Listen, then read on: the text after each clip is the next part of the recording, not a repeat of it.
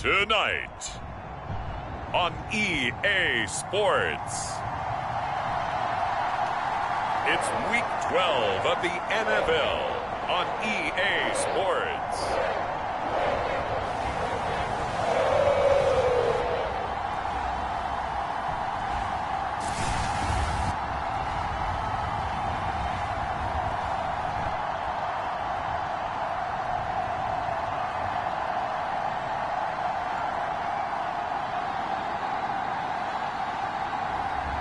It's the Cincinnati Bengals taking on the New York Jets.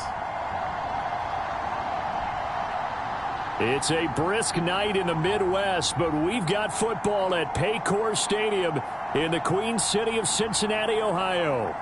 Tonight, we've got a great Sunday night matchup on tap, as it'll be the New York Jets taking on the Cincinnati Bengals.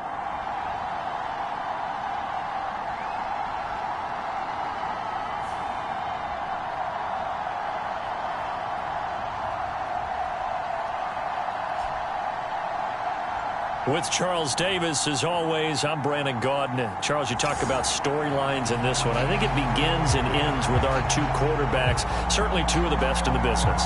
And nowadays, I don't think you can get by for long periods of time without a top-flight quarterback. The way the game is played, with all the responsibility he has and how the game flows through him, if he's not on the top of his game, your team's not going to benefit at all.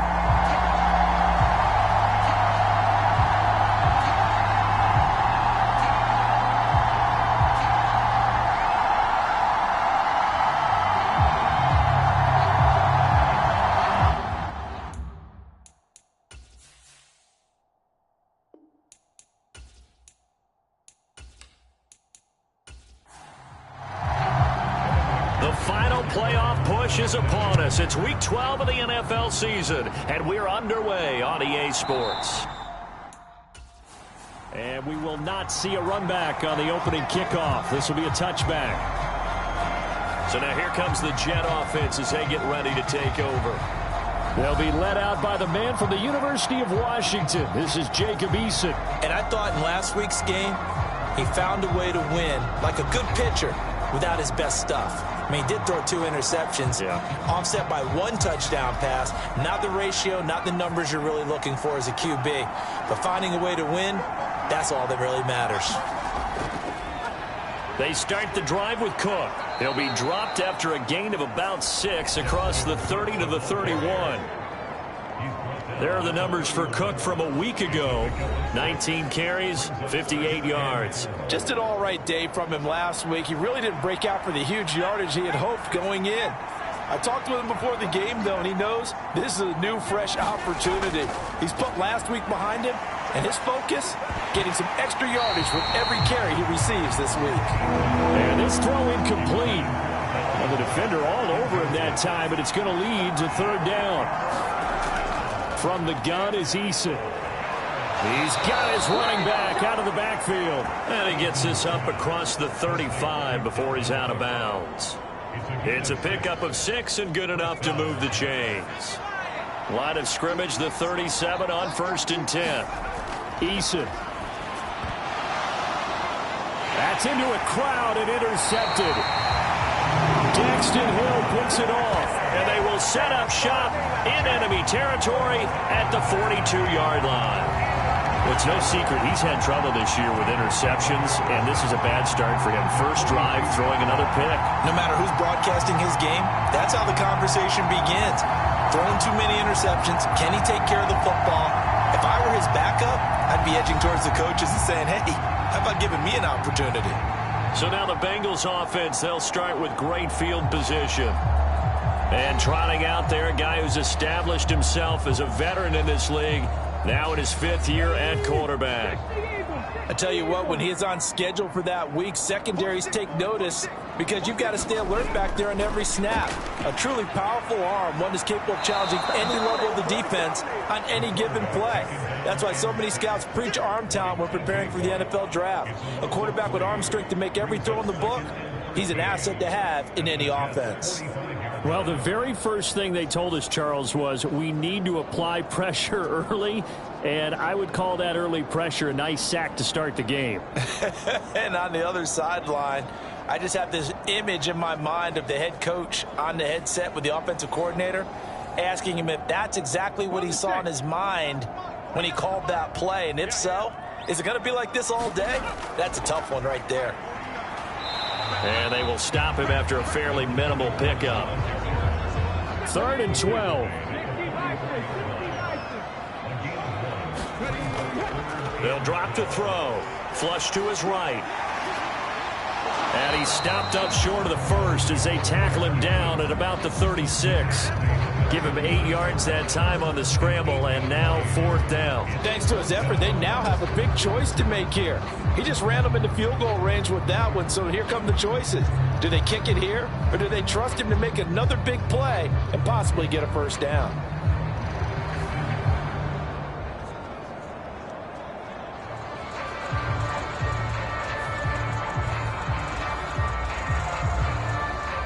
So on 4th down, on is Evan McPherson and the Bengal field goal unit. From the right hash, this from 53. McPherson's kick is good. And the Bengals are on the board first here. It's 3-0.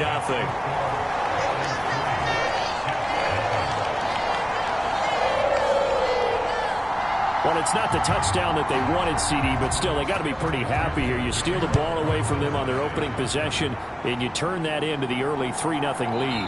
Yeah, you painted the picture perfectly there. All the things that have gone on, and the important thing, other than the lead, of course, is as you described, both sides of the ball now have some momentum. Back onto the field come the New York Jets for their second drive. They threw an interception the first time they had the football, only gave up 3 points off of that, so shouldn't be a difficult hole to overcome. It really shouldn't, as long as you're not listening to the chatter coming from the other side, because when you throw a pick, look, I know defensive backs, they have a tendency to be a little bit loud after they take one away, but they also have a tendency to gamble a little bit more, thinking they'll get a second one. Maybe they can take advantage of that with some double moves. On 2nd down, Cook. And he is going to lose yardage here. It'll be a loss of a yard, and that's going to lead to a 3rd and 4 coming up. Now, this defense for the Bengals, they were very solid last week in the victory over Baltimore. And while you can't actually see confidence rising in a unit, you feel like you can. And when you look at this team, you definitely think that it is, because anytime you can tell your offense, just get us a couple of touchdowns, we got this thing locked down, that's when you know you're playing well. 3rd and 4. Eason sets to throw it. Pass taken in by his big tight end. And he goes out right around the 39. So from the 39 now, they'll come up on a 1st and 10. Now Eason. And he's got the hook up to Moore. Give him a gain of 5 on the completion. And that will bring up 2nd down.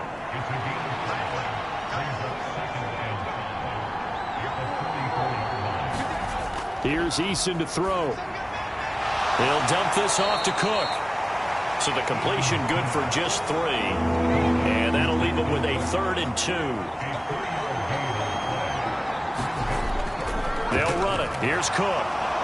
And he will be very close to a 1st down, but I see the closed fist of the referee, and that means 4th down. 4th and short, partner. I mean, this would be a really risky call. Here we are in the 1st quarter. On your own side of the field. Own side of the field. But, boy, what a tone setter that would be to go for it and get it, wouldn't it? You're gritty today. I like it. I'm feeling it.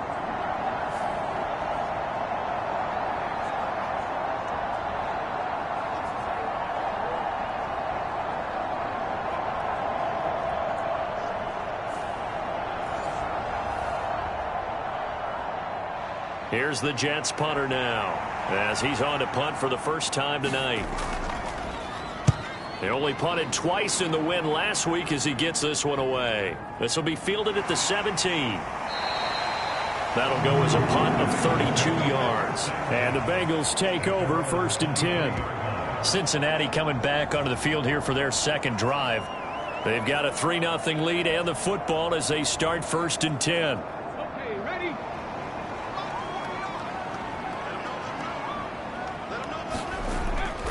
They'll try and start this drive in the air. Going underneath, he's got Hawkinson. Short completion, just 4 yards, and that's going to bring up second down. You talk about this Jets defense. They find themselves just a couple of spots outside of the top 10 defending the pass, number 12 in the league. I think if you talk to their head coach, you'll get a nice answer about how much he likes his team and what they're doing. But at the end of it, he would admit there's definitely room to improve. 2nd and 6. He gets this to Devontae Adams. So give him 5 yards there on the pitch and catch. And it'll leave him with 3rd and a full yard to go. I think defensively you're okay with that. Here in the first quarter, he's going to get some catches, but they rallied to him quickly. And that's what you count on. And I like what you just said. First quarter, can you do it all game long?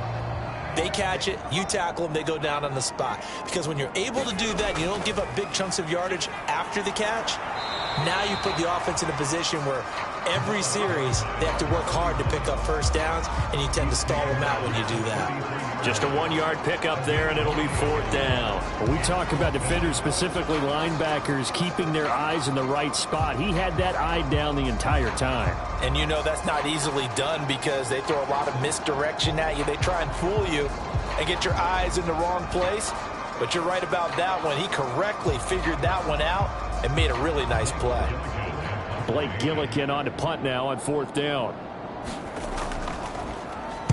He was only asked to punt once in the victory last week as he sends this one away. We'll call that a 43-yard punt, 2 on the return. And the Jets will take over 1st and 10. New York's offense back out there and set to go. And they currently sit 1 game over 500 thanks to their victory a week ago. Now, Charles, they've been really an up-and-down team all year. Do you think that they have enough to get into the playoffs? Well, you did mention they've been up and down all year, so to me, it depends on what week you catch them. When they're at their best, I think they're definitely playoff worthy. But to me, they haven't been able to bring the intensity week in and week out, and that could be their Achilles heel. They go play action with Eason. There's McLaurin. What a catch. And he's going to be wrangled down quickly after the catch up at the 45-yard line. First catch here by McLaurin, and he's got himself a 1st down. Boy, that completion comes with a high degree of difficulty, especially on the catch. Had to look that one in one-handed, able to do so, and ends up picking up a 1st down as well.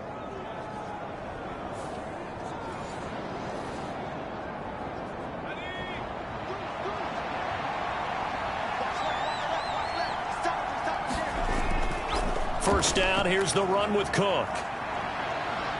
Fights through, and now a crease. And he'll work it across midfield inside the 45. 11 more on that one, and another 1st down. Usually we see runs like this as the defense breaks down later in the game, but this guy is setting the tone early, running through all types of tackles and put the defense back on its heels.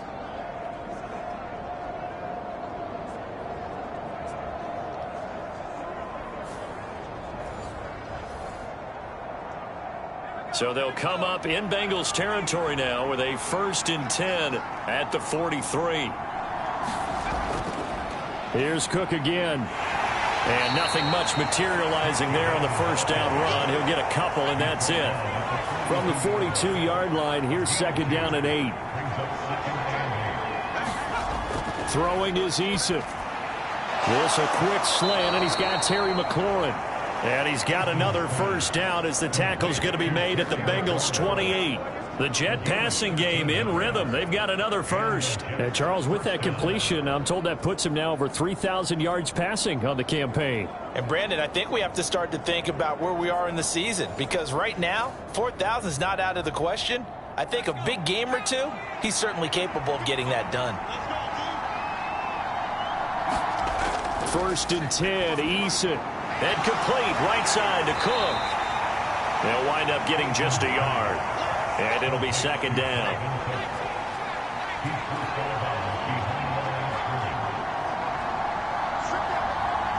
Moore, the man in motion. 2nd down, here's Eason. Got his man complete over the middle. That's Moore. So the completion good for 6 yards. And now it's 3rd and 3.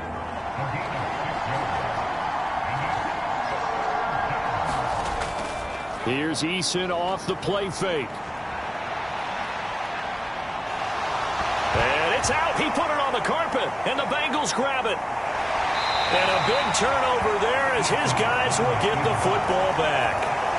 Well, we know he's got the speed to get downfield, Charles, but there's the negative side. A little loose with the football that time. And that's normal, especially when you have his type of talents, because you feel like you're into the open field, and maybe you don't feel the people who are around you or closing in. All quarterbacks have to do extra ball security drills with the way the game's played now, because defenses, they attack the football as much as they attack the runner.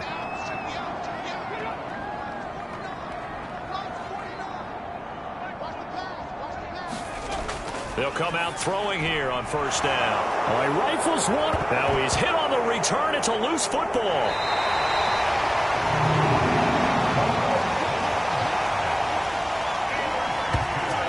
Well, do you want to unpack that one, or do you want me to? You're the boss. We get the interception, then really he's just too loose with the football on the return, and he coughs it right back up the other way. I've seen this happen in an NFL game, and boy, did it cost someone. San Francisco at Atlanta a few seasons ago. Atlanta throws the interception. San Francisco runs it back. Game is salted away. Fumbles on the return. Atlanta gets it back. Drives down, kicks the game-winning field goal. How about that? And a crazy situation we just saw there. The numbers on the ground for Williams a week ago. 21 carries, 82 yards. And he's hoping to have the same type of game, but he's going up against the #1 defense in the league, and they're very good at fitting the run. So now you've got to think offensive strategy, maybe a little more play action, and try and find some people open downfield. And that one's going to be off target and incomplete. So the incomplete pass on the last play, and that leads us to a 3rd and 3. Back to throw here. Able to find the open man. That's complete. And he's going to have a Bengals first down as they're able to get the 3rd down conversion.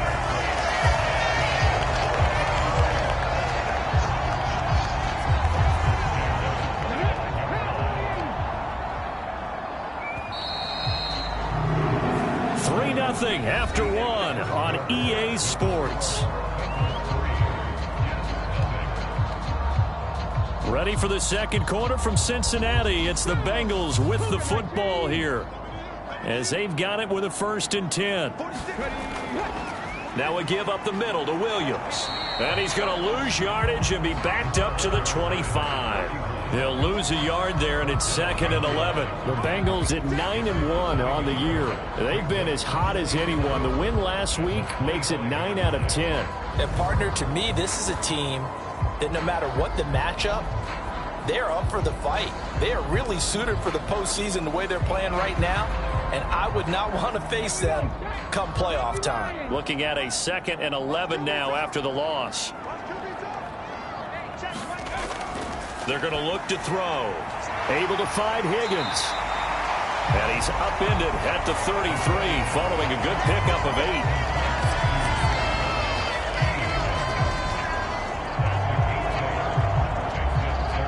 8. Seventh play of the drive now as they come up on a 3rd and 3. He'll look to throw. Oh, a nifty juke there. And now the ball's out. Fumble near midfield. And he's got room. And it's scooped up by the Jets. And the return this time will go out to the 42-yard line.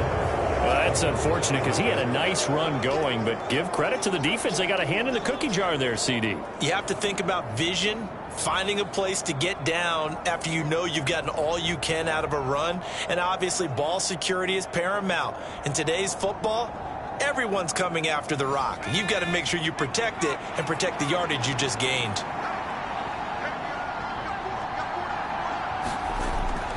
They'll try the middle with Cook. And he's going to take this ahead for right around 3 yards, but no more than that. 2nd down. Not a huge carry there on first down, but not all of them will be. But still, all in all, a positive play for the offense. It's all about picking up at least a few to set up what you're going to do here on 2nd down. Ball on the 39. Here's a 2nd and 7.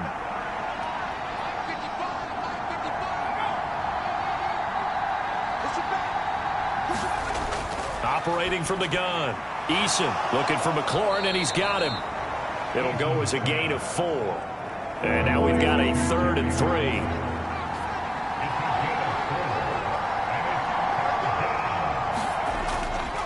Now Cook, he's got it off the draw. Well, he's not going to get there. That won't even be close. It was blown up in the backfield. A loss of a yard, and it brings up 4th. When a draw works, it can be a thing of beauty. But when it doesn't, oh, it can be ugly. And in this case, loss of yardage ugly.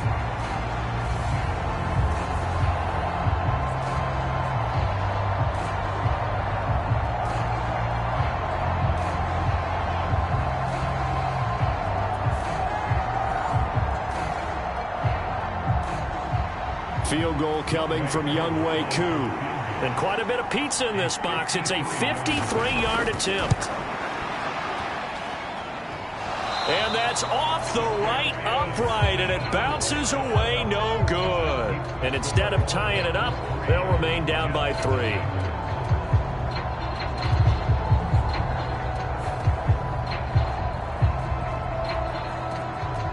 So here are the Bengals set to take over. They are working on that very impressive 9-game win streak, looking to get it to 10 as they've got the lead here, 1st and 10. The Cincy offense about ready to go here on their next drive.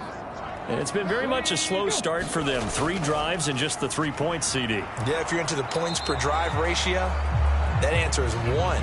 And that's not going to get it done in a ball game. They've got to find a way to finish these drives in end zones, not having balls go through goalposts.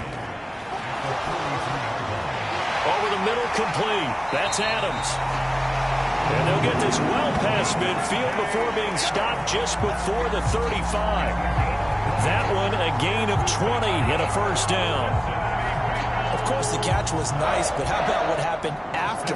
Able to stay on his feet and gain all that additional yardage. So many of these slot guys, I think, have running back in their background.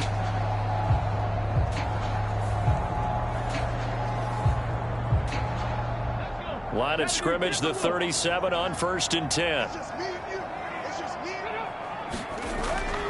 Up the middle, it's Williams. And the running lane's non-existent in this first half as they'll stop him behind the line. Officially, it's a 1-yard loss. That's going to bring up 2nd and 11. Defensively, he has been a presence in their backfield in the first half. Had a sack earlier, and now he comes up with a big tackle for a loss.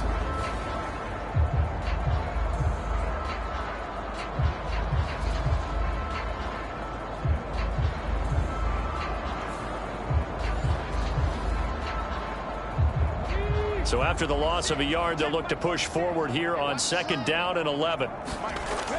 They run it again with Williams. And he's going to get back to the original line of scrimmage, but that's about it. The offense on 3rd down tonight, they've only converted once in 4 tries. This is 3rd and 10. Work in the middle of the field, and he's got a man complete. And that's going to be another 1st down as the tackle made at the Jets' 25-yard line. The Bengals passing game finding a rhythm. They've got another 1st. I don't care how many times we see it. I still get a kick out of watching quarterbacks and receivers do the pass tree in pregame warm-up. But I always remember that when we go to practices, we see that after practices as well. They really tune it up, don't they? They tune it up. They know why they do it for these situations. 1st down. And they build that trust, and that's why they're able to find him in this type of a situation. The defense gets a hand on it, but he still grabs it. This will be stopped about 2 yards shy of the marker. 8-yard gain, 2nd and 2.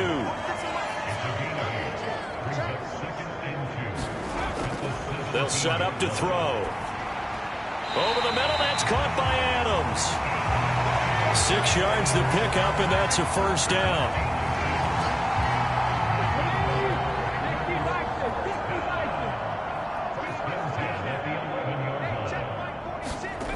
They'll stick with the passing game as he looks to throw. And he'll protect himself at the end here as he winds up getting pretty decent yardage. 2 yards to go, 2nd down. A give to Williams, running right. 2 yards the loss, and now they go from 2nd and 2 to a tough 3rd and 4. This defense is really flown around in the first half. They've gotten to the ball carrier before they can really get started. Offense got to come up with something else in order to try and get this running game going.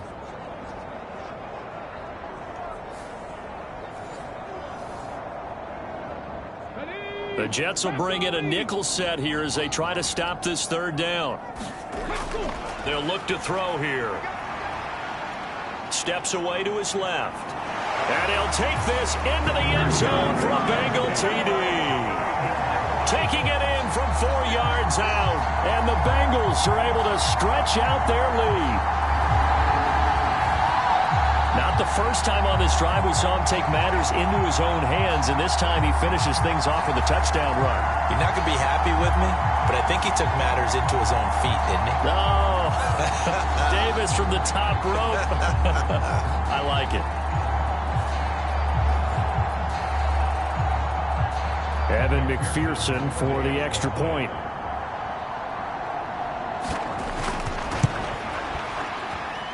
It's up and good, and that'll increase their lead to 10-zip. So that one a pretty time-consuming 10-play drive, and it results in a 4-yard touchdown run. After the touchdown, McPherson on to kick this one away.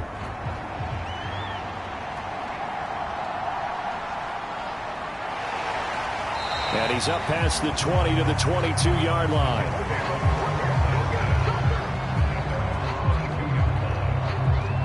New York set to take the field. They've shown precious little here offensively thus far as they try again with a first down now.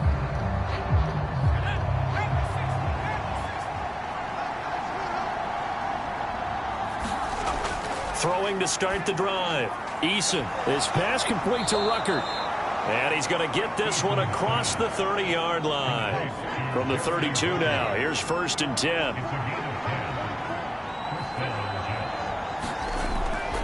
Play action. It's Eason. Swinging this out wide here for Cook. So 5 yards here, 5 on the play. And that'll make it 2nd down. Now that's the type of play that gives you a chance to win. Nothing forced downfield where you don't have a guy open. Swing it out to the back, on maybe even check it down, whatever you want to call it. Gain of 5. You're just trying to get 4 on first down. They're ahead of the chains now. A 5-yard pass on the heels of a 5-yard run. Good enough for the first.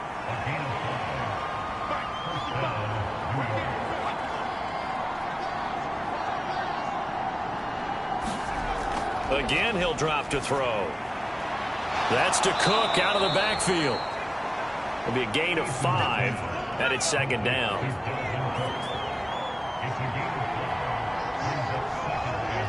Moore, the man in motion. A fake on the jet sweep as they run with Cook up the middle. And this has been a recurring theme tonight for sure. Nowhere to run. Back to the line of scrimmage, that's all. We've hit the 2-minute mark of the first half. 10-0 our score. Here's 3rd and 6. Eason going to throw it out of the shotgun. He's got his target. That's complete. And he's got another first down as the tackle is going to be made at the Bengals 40.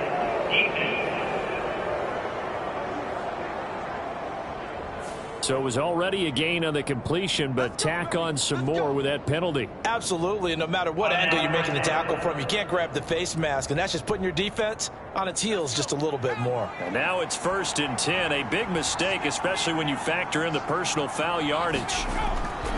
Back to throw. Eason. That'll be complete to Cook. And he'll be brought down at the 21, just shy of the 20 in the red zone. And we see another pitch and catch there to the running back. This position just continues to evolve. They become just as critical to the passing attack as a lot of receivers, tight ends, because their ability to make people miss in the open field can really generate big plays for an offense. Eason on 2nd down. Outright, he's got Ruckert. Call it a gain of 6 on the play, and that will bring up 3rd and 1. Operating from the gun. Eason. That is caught. And the Jets are going to have a 1st and goal coming up as they find a way to convert there on 3rd and 1. Now a timeout called for by the offense as they'll stop it with just over a minute to go before halftime. 1st and goal, and they got to be thinking a chance to get right back into this football game. Back to throw again. Got a man. It's caught. Touchdown, Jets. Jeremy Ruckert, his first touchdown on the year. And the Jets are on the board here in the final minute of the first half. The way this one was going, you just got the sense they needed something before half. They've at least got something on the board now. Still trailing, but a good sign. That takes me back to our preseason tour of NFL camps. You remember we talked with that one coach who said his emphasis this year was scoring in the last 2 minutes of a half, heading into the locker room. This hits it right there. Take that momentum, take that good feeling, and take it to the locker room, regroup, and start over. They got it here. They did indeed. And a lot of football, full half to be played. Following the touchdown, here's Koo to kick off. Taken at the goal line. And he'll take it a yard or so past the 20, call it the 21. The Bengals going to take over late in this first half. And with a little under a minute to go, still time to try to put a drive together to add to their lead should they so choose.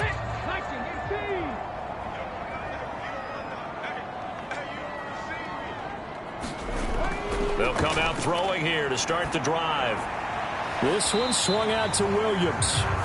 Now the Bengals going to use the first of their timeouts as they get the stoppage with a little over 50 seconds to go in the first half. 2nd and 7.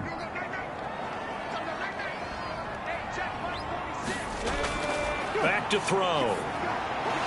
And that falls to the ground, incomplete. A nice job of bodying him up defensively, and now it brings up 3rd down. He'll drop to throw. And this pass broken up. The contact well timed there, and now 4th down. Well, they came up with points in their first 2 possessions, but it looks like they'll come up empty here on their 3rd drive. The defense finally starting to get locked into them a little bit. Might have to go a little bit deeper into their playbook on their next possession.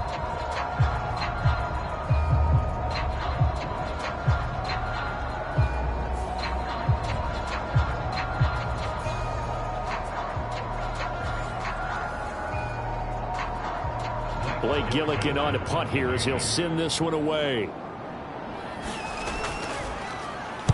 His first punt, 48 yards. This one looks equally as good. Gets past one man. Good coverage there, holds him to just a 2-yard return following a punt of 44. And the Jets will take over. The Jets going to take over now late in this first half. A slim deficit here in a 1-possession game. Not much time left, obviously. We'll see if they can march this down the field, at least get 3, and take some momentum into the locker room. On 1st down, Jacob Eason. Quick slant. Ruckert's got it.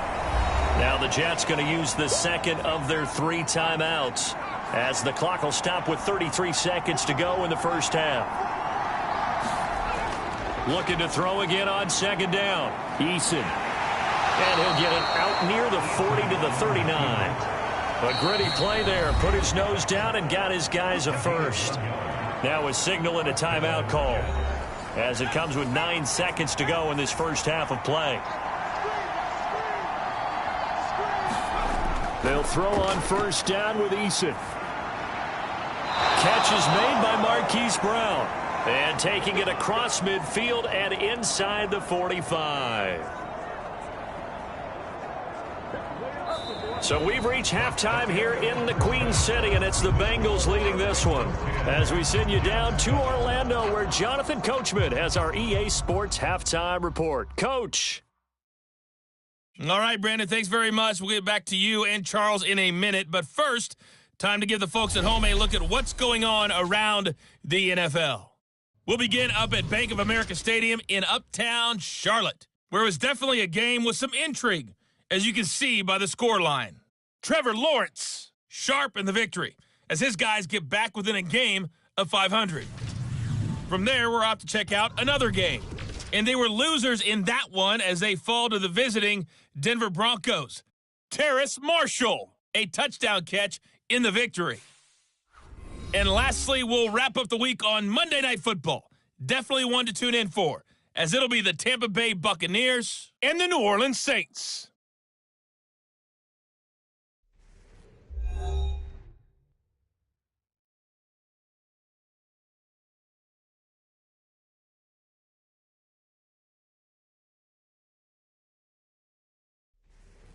All right, Coach, thanks. Yeah, both teams likely to make some changes in what's been a closely fought battle to this point. A good, tight football game thus far. 10-7 the score as we resume action on EA Sports. And he won't quite make it to the 25.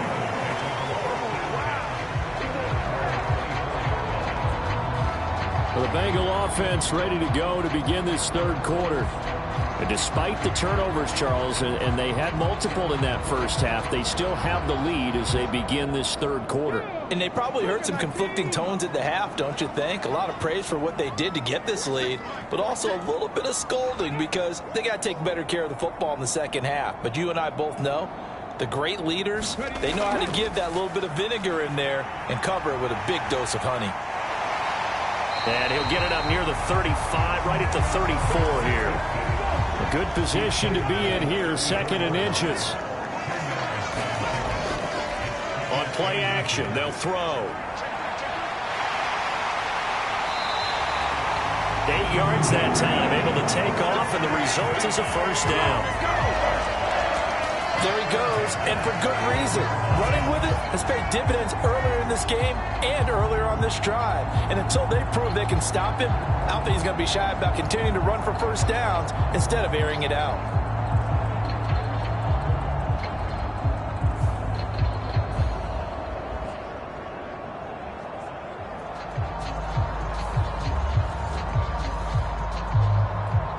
Back-to-back good plays have them on the move on first down. They'll hand it off now. Williams. And not a whole lot of room to operate there on the first down run. He gets maybe 3. In the first half, he was held in check on the ground, but despite that lack of production, they still have the lead. And they've got to feel fortunate about that. If they could actually get production from their lead horse, that would help open up this offense and widen this margin, too. From the 44-yard line, here's second down and 7.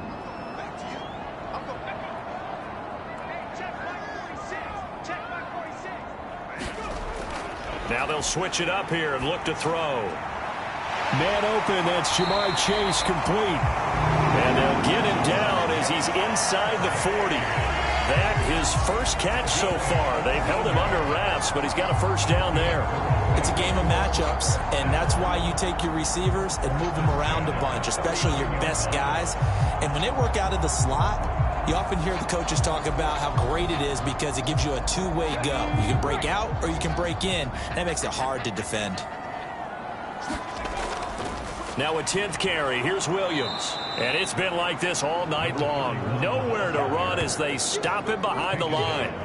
Call it a full 3 yards in the wrong direction there. Brings up second down. I think it's pretty evident. We can say what a difference a week makes. Last week, he ran pretty much wild, didn't he? Did pretty much what he wanted to do. But this one, they've stopped him cold. That, to me, that's good scouting and even better execution. Yeah, and they stopped him behind the line right there. They obviously watched the tape a few times and made some adjustments.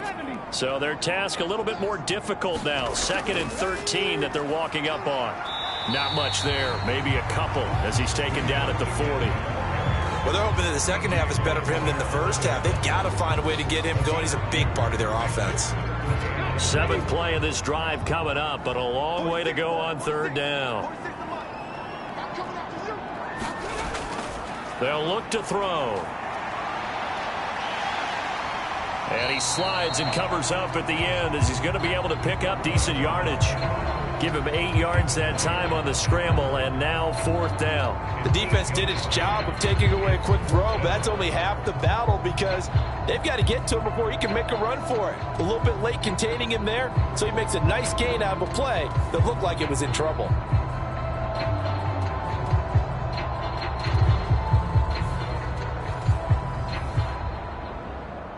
From here, this would have been a 48-yarder, but no, they're going to go for it. Now back to throw. Going underneath, he's got Hawkinson. But he will be stopped behind the line as he will not come close to the marker. The Bengals try it, but it doesn't work out. And the Jets are going to get the football back. Well, you feel the excitement build on those fourth down plays. Defense has to stay out there, but for the offense, when that thing doesn't work out, such disappointment. It can absolutely be a deflator, but how about the defensive guys? If they stop you on fourth down, they are absolutely elevated going to their bench. They're elevated now. Big stop on fourth down. So they'll come up 1st and 10 now from the 33. Eason sets to throw it. And they get him down, but not before he takes it across the 40-yard line. Give him 10 that time, escaping the danger, running with it, and picking up a 1st down.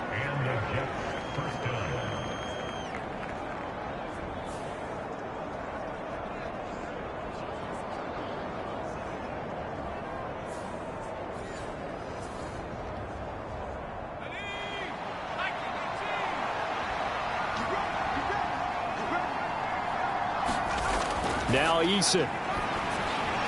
Connection made to Ruckert. And able to break one tackle, but then quickly brought down. But a nice little gain. It'll go down as a gain of 6, and it'll be 2nd down. I know exactly what's going to be said about that play from the defensive perspective. What's that? That's why I tell all you guys we need more than one tackler to the ball. He broke the first tackle. Luckily enough, there were more people there to get him down. Here's Eason to throw. And this throw incomplete. The defender all over him that time, but it's going to lead to 3rd down. Eason. And he will not be able to hang on through the contact. It's incomplete. The coverage strong, and now it's 4th down. He's had trouble finding open receivers all game, CD, and that's because really there hasn't been many. This defense has been all over them. Yeah, they're one of the better defenses in the league, and every time I talk to someone around the NFL, they all say the exact same thing. They're so fundamentally sound, it's hard to execute against them.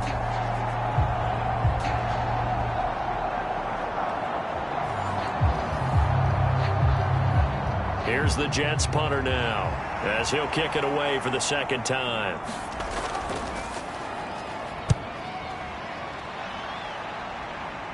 And the fair catch is taken at about the 13-yard line here. They'll call that a 33-yard punt with no return. And the Bengals will have a 1st and 10 from deep in their own territory. Cincinnati's offense coming back here onto the field. We have not seen much on offense here from either side these last few drives. We've hit a wall, so to speak. And have hit it hard, haven't we? Because the defenses right now, they seem to be a step ahead, don't they? Beating them to the point of attack, beating them to the punch. These offensive guys, they're tinkering like crazy. What's it going to take to get back on track? Yeah, both sides searching for adjustments. Off the draw, here's Williams. And he'll go down just shy of the 25 at the 24-yard line.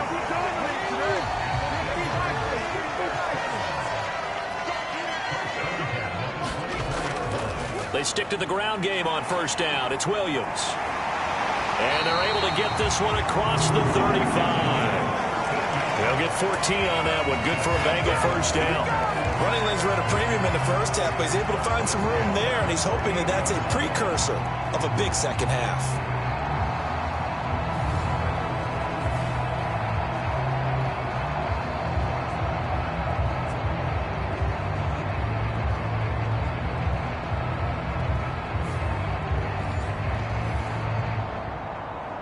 So here's a 1st and 10 at the 38.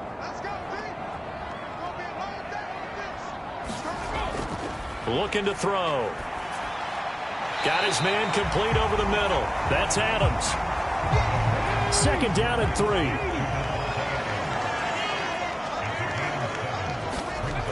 Now they'll toss it out right to Williams.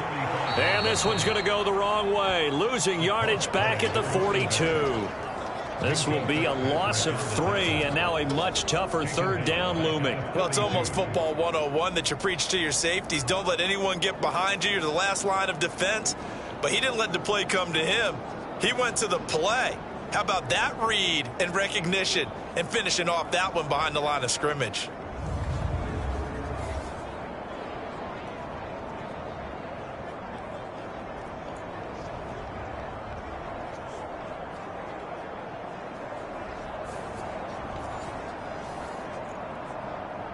The Jets will bring in a nickel set as they try to stop this third down. They'll set up a throw.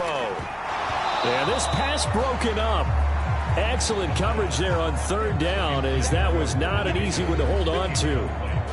And those two just have been in sync thus far. They've done a nice job against him, but still, with his talent, you would expect them to have more completions to him in this game.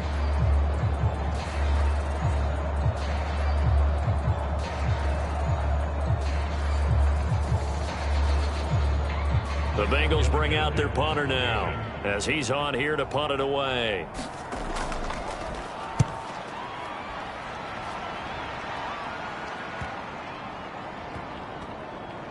Oh, and what a play on special teams here. This is going to be down inside the 5, all the way down at the 2-yard line. And he's got to be fired up about that effort. I don't think he could have walked down and placed it any better than where he ended up putting the football. That was excellent. The New York set to take the field. And our game's hit a little bit of a lull here, a little bit of a snag. Punts on back-to-back drives.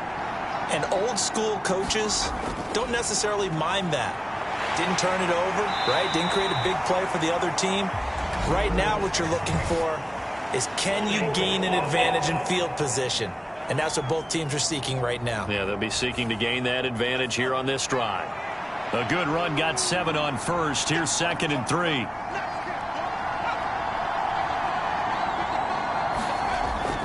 They go play action with Eason. This is caught. It's Brown. And he's taken down, but not before he gets this across the 25-yard line.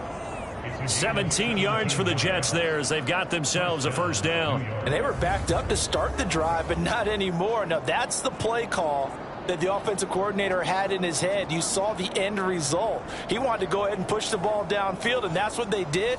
And they wound up with good yardage there to get things rolling.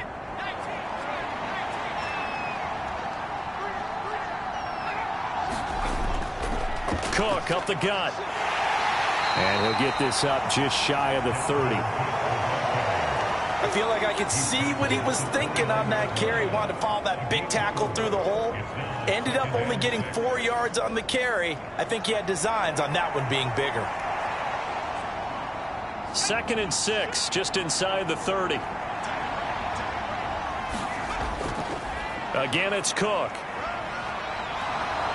And now off to the races down the right side. And they will finally get to him down at the Bengals' 32-yard line. 79 yards for him on the ground now. He has been a tough man to bring down all night. They've done a pretty good job containing him up until this drive, and until that run, there was no containing him at all. Yeah, you're right about that. He finally popped free. But we didn't have to be in their practice sessions. We didn't have to be in their meeting rooms. They planned for a run like that to happen, maybe a couple of them. But what did they tell their guys all week? You know what they said. Move on to the next play. That one just happened. Let it go. So they'll get nothing out of that play. And it's 2nd down. Moore, the man in motion. Throwing is Eason. Over the middle here to Brown. And he's got another first down as the tackle's going to be made at the Bengals' 17-yard line.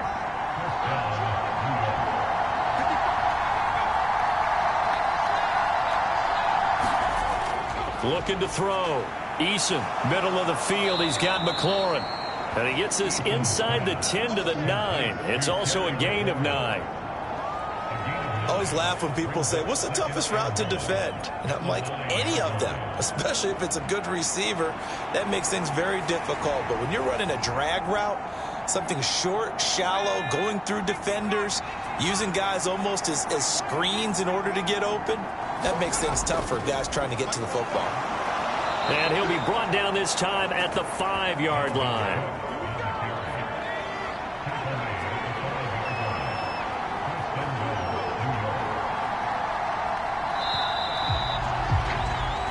One quarter remains here on a Sunday night. You're watching the NFL on EA Sports. Back now in Cincinnati. It's been a very hotly contested game to this point. Just a field goal separating these two teams as we get set for the 4th quarter. Out of the gun, they'll look to throw. Toward the pylon, caught. And he'll be brought down right on the edge of the goal line at about the 1-yard line. 2nd and goal from the 1.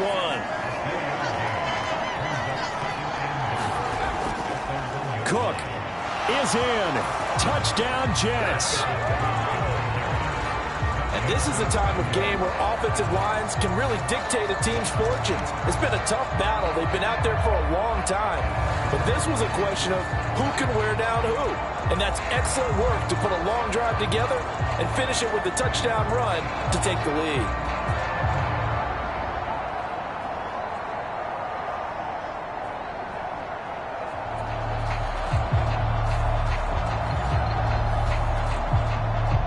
Koo now for the point after.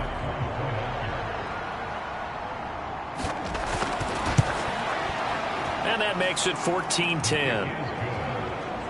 A 10-play drive that time. And it's capped off by the touchdown run coming from Dalvin Cook.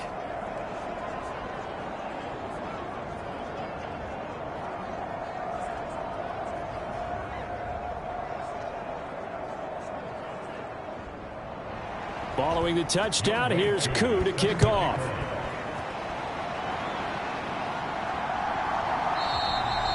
And he'll elect not to return this one, so they'll bring it out to the 25 on the touchback. Now the Cincinnati offense ready to see what they can do here. And now they'll look to answer working from behind. And remember, this offense has sputtered yet to score here in the second half. They'll need to change that here. They'll try and start this drive in the air.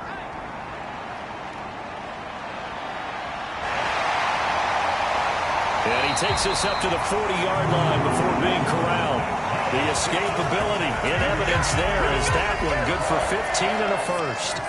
If they get a game-changing score on this drive, it's going to be because of plays like that. That run was pure heart. Took it himself, found a way to reset the downs, and advance the ball.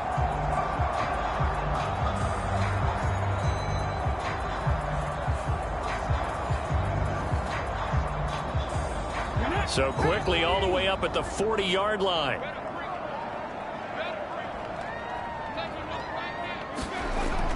They'll drop to throw. This pass complete to Higgins. And they're well past midfield, just a yard or two shy of the 40. Another first down, this time on a gain of 19. And here we are in the fourth quarter, partner, and we watch them drive for what would be a go-ahead touchdown. And you and I both know this is where you need a quarterback who can keep his cool back there. Not just for himself, but to keep the rest of the team relaxed too. So signs of life in what's been a dormant offense in this second half. Here's 1st and 10. From the shotgun, he'll look to throw. And he can't get rid of it. He's taken down. They'll wind up losing 3 there on the sack. Good pressure, and it's 2nd down. That time, finally, a measure of revenge as they get him down behind the line. It almost felt like relief, didn't it? Because with the success he's had throughout this game, you'd almost expect him to get free and pick up 10 to 15 every time he takes off. Not in that case. That has to feel good for the defense. On 2nd down, Williams. And he'll be brought down at about the 42. The Bengals on 3rd down. They've converted a third of their opportunities, 3 for 9. This is 3rd and 11. He'll drop this down to Williams. And he's going to get this down near the 30-yard line. The Bengals passing game finding a rhythm. They've got another first. 3rd and long as a defender, all you want to do is guard the first down line. Make sure that everything stays in front and run up there and make the tackle. They did everything exactly right, except making the tackle the running back, and he ends up finding a way to pick up a first down. Brandon, that play just should not happen. So 1st and 10 now from the 30. Here's Knight on the handoff. Heck of a broken tackle and able to work this down near the 23. From the 23, this is 2nd and 3.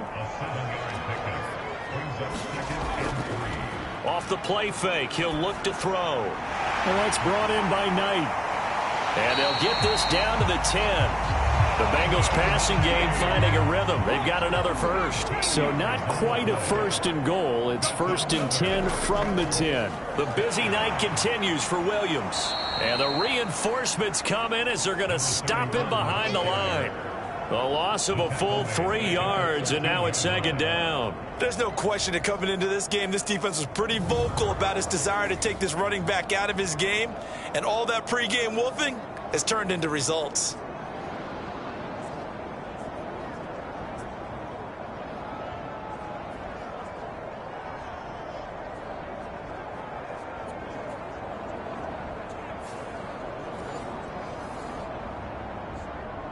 That loss of 3, a rare stumble on a promising drive. Here's 2nd and 13. They're going to look to throw. Over the middle, that's caught by Chase. They'll give him 4 yards there, and that's going to set up a tough 3rd and 9. They'll come to the line here needing 9 yards to pick up the first.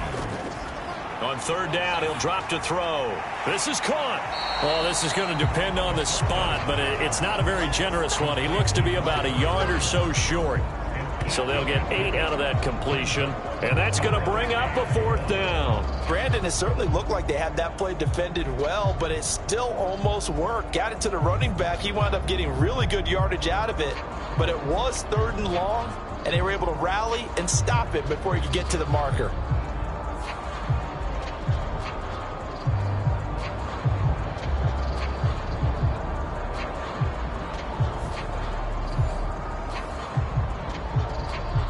One score down. Here we go. They're going to go for it here on 4th down. Got to try it here. He's back to throw. And that is caught. He's got it for a Bengal touchdown. T.J. Hockenson, his 2nd touchdown on the season. And the Bengals answer back with a touchdown of their own to take a 4th quarter lead. But plenty of scoring here of late, and our lead changes hands now in the 4th quarter. Yeah, they just gave up a touchdown the other end, so they knew that with time getting short, they had to put something together here, and they were able to do so and retake the lead right back.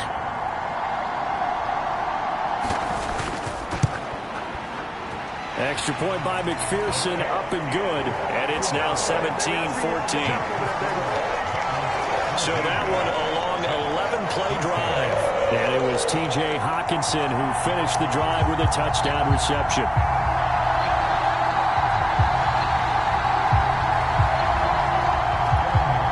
After the touchdown, McPherson on to kick this one away.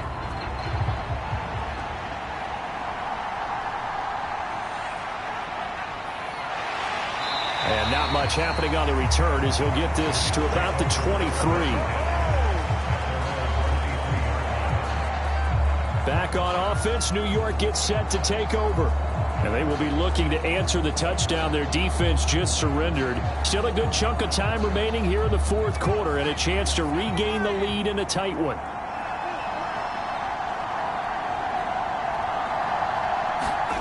First and 10, Eason. And he'll go down just shy of the 25 at the 24-yard line. They work now on 2nd and 9. Now a give running right, it's Cook. And he'll wind up losing yardage here back at the 21-yard line. That's a big loss of 3, and it brings up 3rd down. Well done to sniff that out defensively. He had it diagnosed pretty quickly. I love that description because diagnosed is perfect on that one. Read his keys, made the play, and he couldn't even get going moving the football. They need 12 here. It's 3rd down.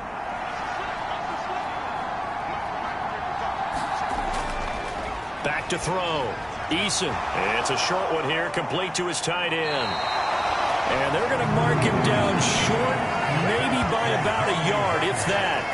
They'll get 11, but still a little short. 4th down. A short gain that doesn't get them the first down brings up a 4th down situation. Really nice job defensively. They knew where the sticks were. They got the stop before it.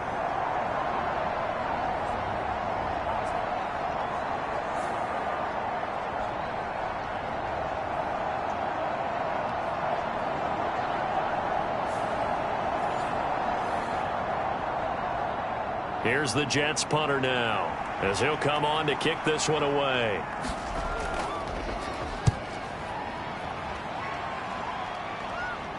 And no return on this one as the fair catch is signaled for and taken. 36 yards on the punt with no return. And the Bengals will take over here 1st and 10. The Bengals offense now, they head back onto the field. They're holding on right now to that slim advantage in a one-score game. And you hear a lot about 2-minute offense and 4-minute offense. Obviously, the 4-minute offense applies here. How do they run that effectively? Yeah, really what the 4-minute offense is you're just trying to grind the clock. So you want consistent gains, steady gains. Doesn't have to be big plays, but it has to be plays that gets first downs and keeps the ball away from your opponent. But certainly throwing the ball is in the mix here. It certainly is. Just make sure that you're careful with it. And again, get those first downs and keep possession of the football. Here's 3rd and 9. He'll look to throw. Oh, now he's stripped. He lost the football. And it's scooped up by the Jets. And he's free going down the left side. It's a foot race. And he takes it to the house. It's a fumble recovery for a Jet touchdown. And a big turning point here in the second half, Charles, after that play. All you're trying to do is change momentum, flip things around for your team. You're just trying to take the ball away.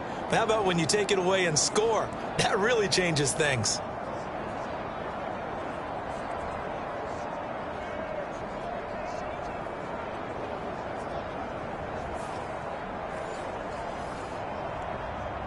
Coup for the extra point.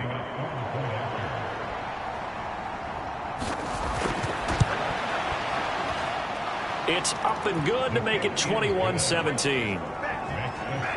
The scoop and score, always an exciting play in football, and we witnessed it there, grabbing it off the ground and then rumbling it into the end zone for 6.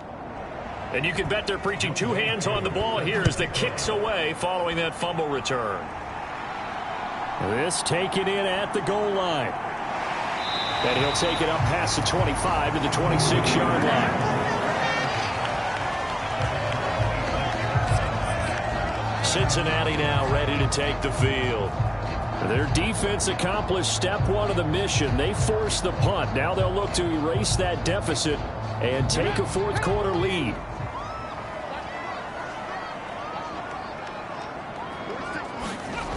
They'll come out throwing here on 1st down. Going underneath, he's got Hockenson. The result, only 4 yards there on the play. And it'll be 2nd down.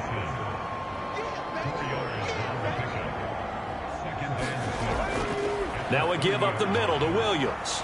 And he'll be upended at the 33 following a gain of 3. And guess what? It brings up 3rd down.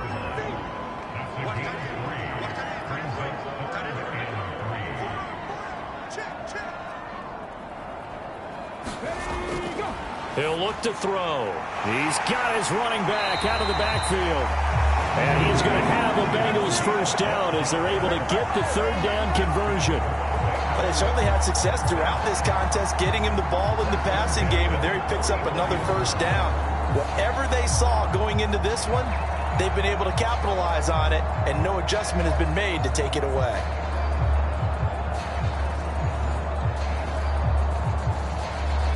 All 3 timeouts plus the 2-minute warning.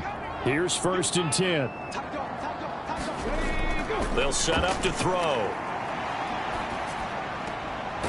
He finds his man, complete. That's Knight. And he's able to take it across midfield before going out of bounds. So the Bengals in possession of the football here as we get you reset. They come up on a 2nd down now in a game that looks like it's going to go down to the wire. He'll look to throw. And that falls to the ground, incomplete. A nice job of bodying him up defensively, and now it brings up 3rd down.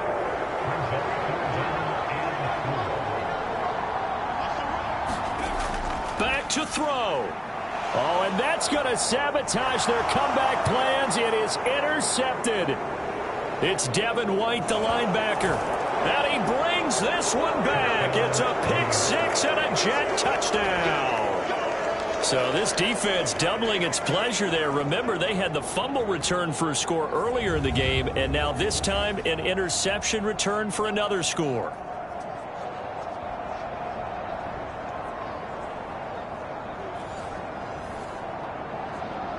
Now Younghoe Koo for the extra point.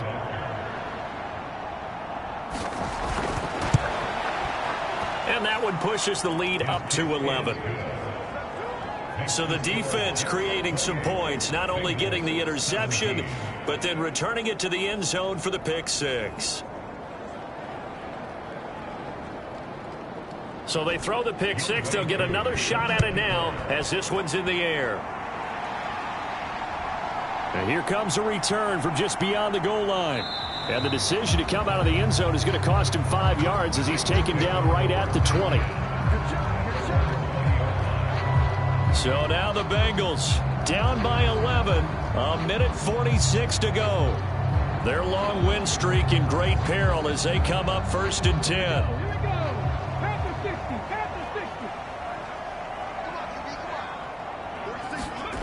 After the pick six, they go right back to the air. And that's caught by Williams. And he'll go down at the 26 following a gain of 6. Now 2nd and 4. Pass complete. It's Hockenson. And he'll be taken down right there at the 38. And a stoppage here. We're going to need to take a moment as a Jet was shaken up on that one. Well, now they're going to come out and take a look at this injury, and we'll be back in a moment.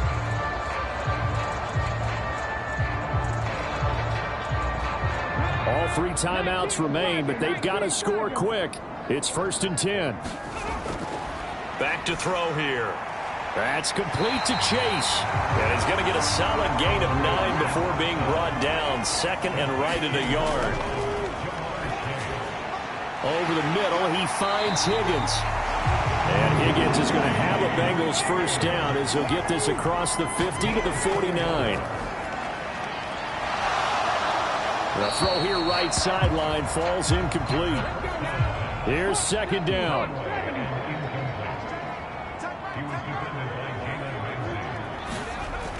Again, he'll drop to throw.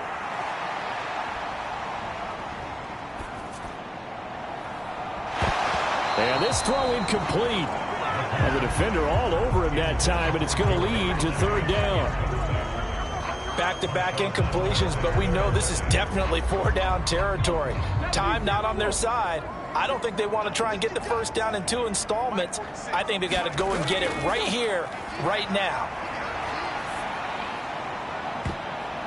And this is intercepted, and that should do it. Picked up by Amani Hooker. And the Jets are going to get the football here as he gets this up past the 20-yard line. But here in the 4th quarter, defensively, you know that you're just going to blanket the field with defensive backs and say, okay, take your best shot. And that time, it's intercepted. And we've often seen teams go into the prevent early, way too early, and sometimes they get too soft in their coverages, but not in this case. They understood the situation and played it with the proper aggression.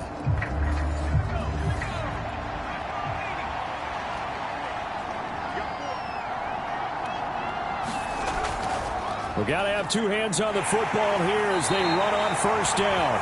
And he fights forward for a modest 2-yard gain, 2nd down. Now the defense going to use the first of their timeouts as they'll stop it with 27 seconds showing on the clock. Another run on 2nd down, trying to cover up. And he's able to plow forward up to about the 29, just shy of the 30. The Bengals going to use the 2nd of their timeouts. That'll leave them with just 1 remaining in this 4th quarter of play. They run with Cook. He's been busy tonight. And he will have a Jets first down, and that should just about do it. Now the Bengals going to signal for their 3rd and final timeout. And as the 2 teams talk it over on their respective sidelines, we take a break.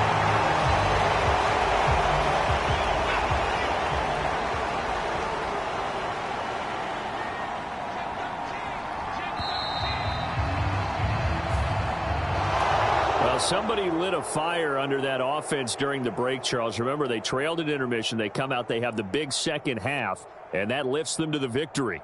And Brandon, trailing at halftime, we always talk about teams making adjustments. You know what the best adjustments usually are? It's just executing better. Because the game plan you put in place at the beginning of the week often still holds. You don't have to make wholesale changes. You just have to do it a little bit better, a little cleaner. And they did that in the second half, and that led them to victory. So for the Jets, the win moves them a couple games over 500 now at 7-5. And they'll get another road test next week as they head to Philly to take on the Eagles. Meanwhile, for the Bengals, they go down to defeat for just the second time in 11 games so far. And they'll be on the road next week as they travel to Pittsburgh to take on the Steelers. So for our entire crew, alongside Charles Davis, I'm Brandon Gaudin. Thanks for watching, everybody. We'll see you next time.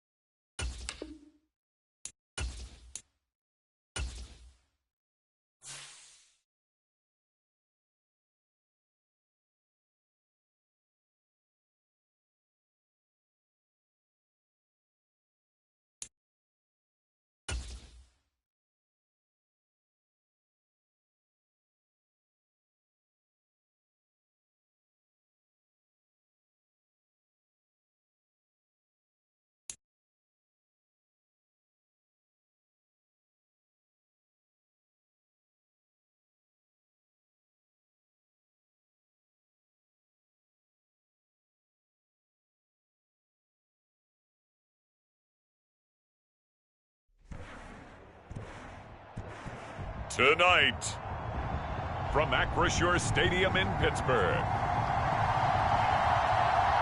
it's a special Thanksgiving night presentation of the NFL on EA Sports.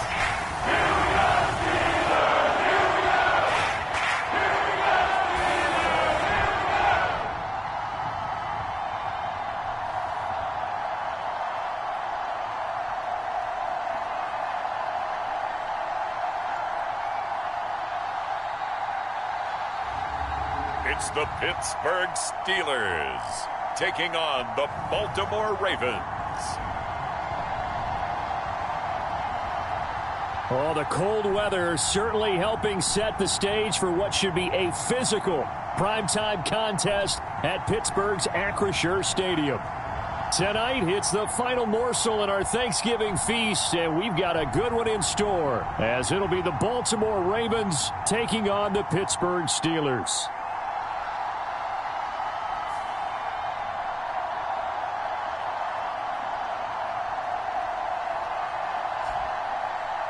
With Charles Davis, I'm Brandon Gaudin. Charles, we look at this Steeler ball club entering play. They come in on a pretty good roll here, winners of 3 straight. Meanwhile, for the visiting Ravens, and this is what every one of these guys waits for each and every week.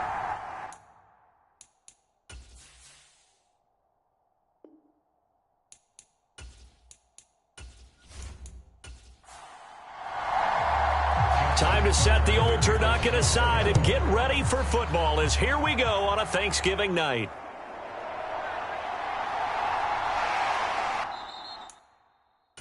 And the tackle going to be made right there at the 25-yard line. So out come the Steelers now for their first drive. And they will be led out by their 6'3" quarterback. And you and I both know that any win is a good win, and that's what they did last week. But there's also plenty for him to work on in his game, wasn't there? Yeah. 2 touchdowns, an interception. Yeah, you know, he wants to increase that a little bit in terms of ratio. But first and foremost, they did win the game. Looking to throw right away, Pickett. A short throw pulled in by Woods. He'll wind up getting a yard on the game's first play at 2nd down.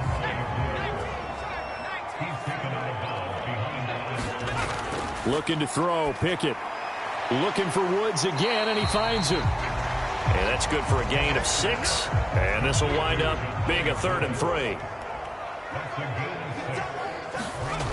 Pickett back to throw. And this pass broken up. The contact well timed there, and now 4th down. Well, anytime he reads man coverage, I don't think it's going to be the only time he'll try and hit that route to the outside in this game. He'll test the perimeter, but that time, they were up to the challenge.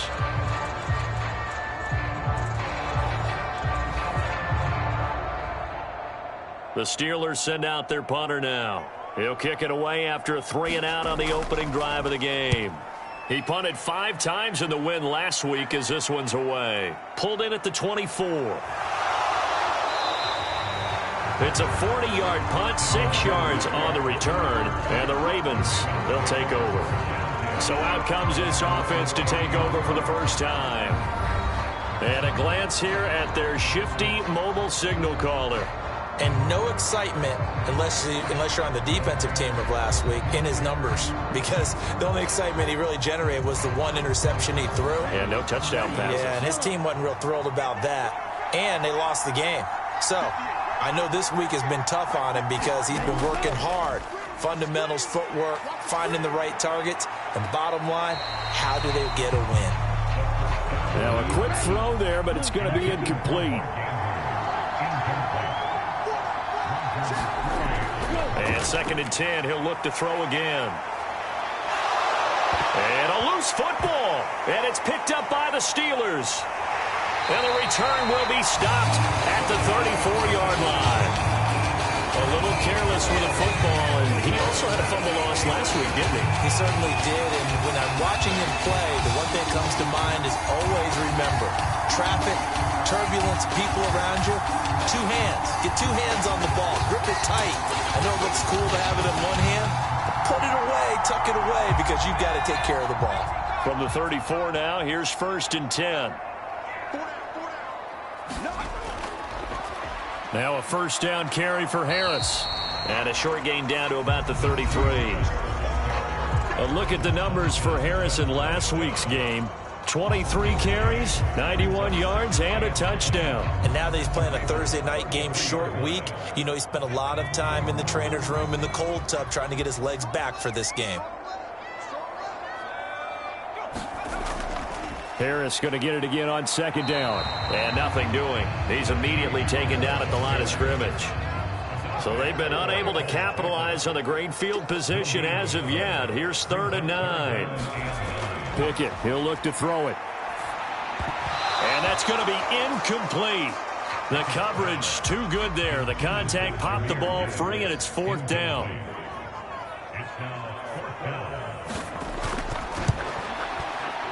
And this won't get there. Won't be online either. It's no good. Off to the right, and this will remain a scoreless game.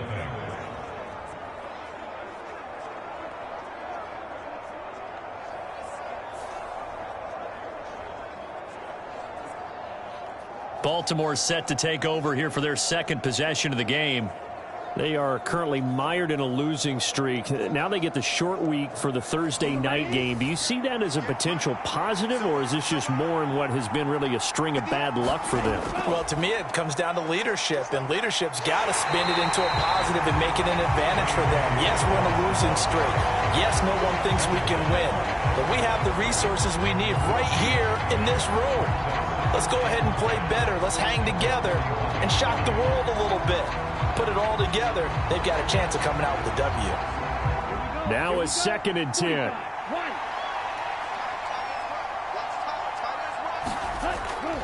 Another run here with Dobbins. And he'll do a nice job here just to fight his way back to the line of scrimmage. 3rd and 9 here. He'll drop to throw. Oh, that's into a double team, and it's intercepted. And the Steelers will have solid field position here as they take over at their 45-yard line. Well, it's a cold night, and whether you're a quarterback that wears a glove on his throwing hand or not, that ball is a rock, Brandon. You've got to really drive it through the cold and the wind, or it can take off on you. And that may have been what happened there. The Steelers offense now, they head back onto the field. They'll start following the interception in great field position at the 45. Pickett leads the Steelers up here with a fresh set of downs. At the 45. Harris will start the drive out. Oh, now Harris lost it. It's a fumble. And it's picked up by the Ravens. And they'll set up shop in enemy territory at the 45-yard line.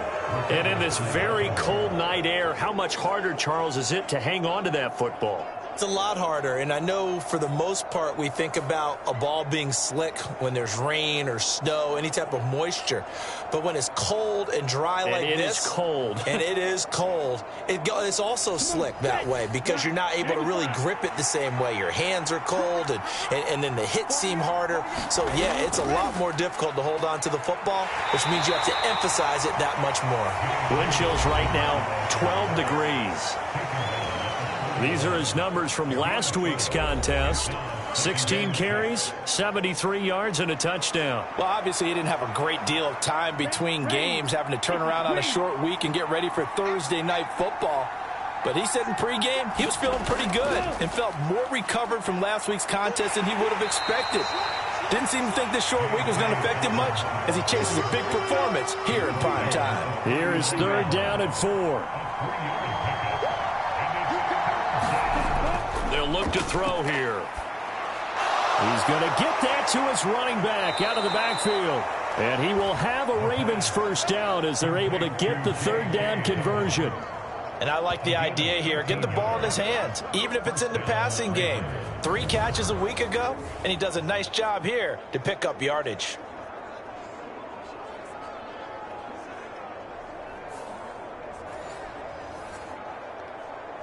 Here we go, set.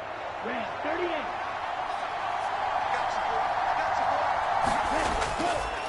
On 1st and 10, it's Dobbins. It's a 6-yard pickup, and it gets him to 2nd and 4. Clock rolling as we hit the midway point of this first quarter. 2nd and 4. And he will not make it back to the line of scrimmage as he's going to be taken down. Now it appears we have a Steeler here slow to get up. Well, hopefully, obviously nothing serious here. Medical staff, though, going to take a peek, and we'll take a break.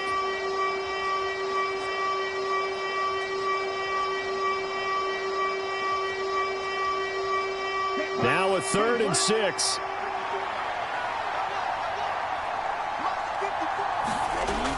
Back to throw. Work in the middle of the field, and he's got a man complete. And he will have a Ravens first down as they're able to get the 3rd down conversion. Charles, Thursday night game, I think a lot of teams probably say shrink the playbook somewhat. Is that correct? I think you're right about that because you just don't have the amount of time that you have in a normal week to put in a full playbook. So as you said, you shrink the playbook, pick out the plays that work best for you. And you know what else you're looking for? What's that? Who are the freshest guys coming off of the last game to play on a Thursday night? Guys have a little extra pep in their step. You go to them early and often. On first down, he'll drop to throw. That's for Bateman, and it's intercepted. There he goes left side. And he brings this one back. It's a pick 6 for a Steeler touchdown. Well, really a fantastic play, not only to pick that off, but he had to run a long way, Charles, in the direction to hit pay dirt. He did it, and they've got the first lead. And that certainly changes the early tone of this game, doesn't it, partner?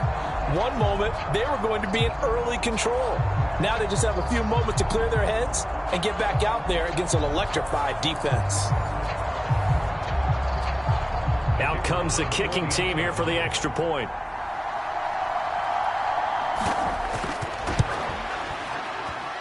He hasn't missed an extra point all season, and he won't miss this one either, and it's 7-0. A heck of a play there defensively, getting the interception, navigating his way into the end zone for the touchdown. So they'll get another shot on offense following that pick 6, and now the kick is away.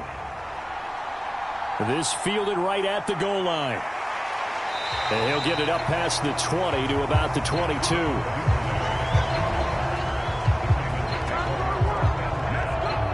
The road ahead a little bit more difficult now after that pick 6. So dealing with this deficit here, we'll see if he can try to make amends on this drive. 1st and 10.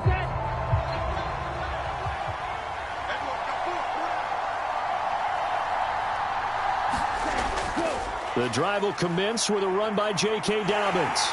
And he'll be taken down right around the 27. 2nd and 5. They'll go again with Dobbins. And he'll get a couple up to the 29. This defense for the Steelers, they were very strong last week in that win over Cleveland. And no matter what's done throughout a ball game, it always comes back to blocking and tackling. That's the essence of football. But I think it's hard for people to understand just how difficult it is to tackle, especially open field. Very few missed tackles on tape that I saw last game. This team does a nice job of getting their opponents on the ground. 8 yards, first down as they're able to convert. For the Ravens, it's 7-3 now on the year. They've lost 3 straight here. It kind of goes without saying, I guess, but they could certainly use a win. Yeah, no doubt about that. There's a difference between a losing stretch and a losing streak, and right now, they're not playing their best football, but if they were to fall here, and now you're looking at going 4 games without a win, things can start compounding themselves pretty quickly from this point forward. And this winds up a gain of 4 to the 41. From the 41, here's a 2nd down and 6. A give up the middle to Dobbins. And he's dropped just before the line to gain. 4-yard pickup leaves him with 3rd and 1. Nice job there on the tackle. Keep him to the short gain. And, of course, he got some good news this week. He was named AFC Defensive Player of the Week from last week's effort. And part of the reason he got that award, because of plays like that. Not every play is spectacular. Not every play is for a loss. Make the plays that are in front of you, keep it to short gains, and you pile up statistics. They get 14 on that one. That's good for a Baltimore first down. Not too shabby for his first carry of the game. That's exactly what most teams are looking for, a really good change of pace back.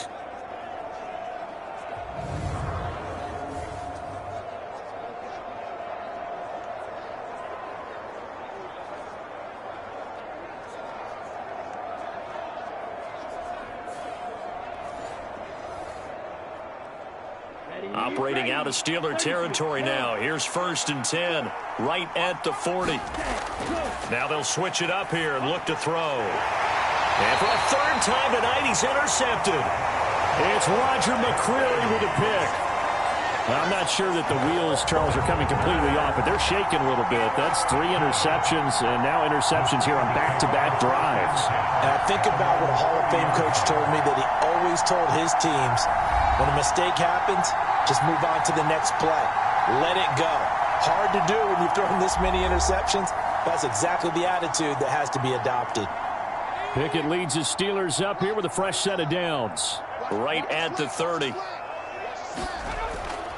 They'll start the drive with Harris. And he'll scratch out a yard up to the 30, and that's all. 2nd and 9.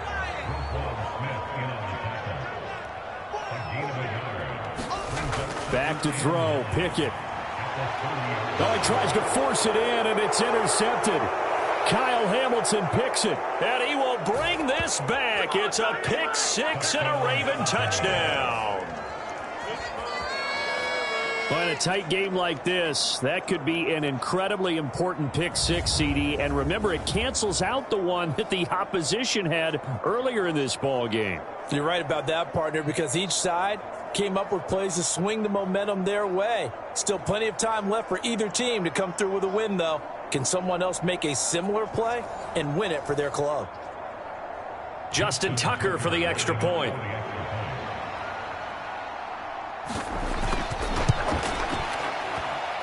It's up and good. So these teams match touchdowns here in the first quarter, and we're tied 7-7. So the defense creating some points, not only getting the interception, but then returning it to the end zone for the pick 6. So all even at 7 now as they kick it away.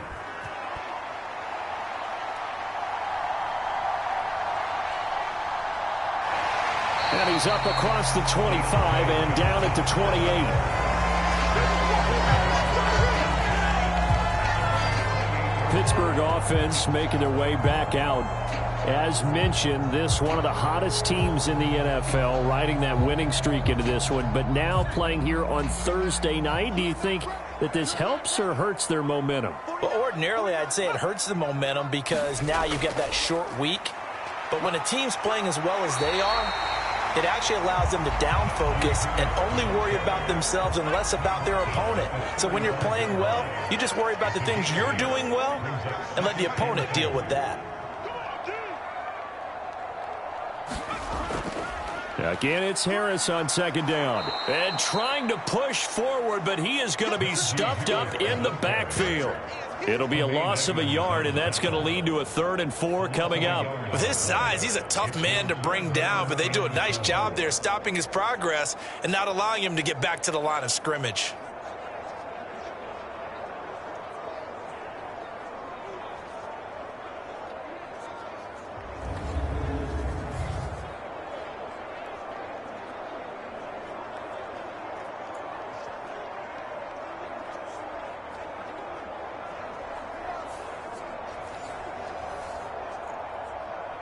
This now a 3rd and 4. From the gun, here's Pickett. And this pass broken up.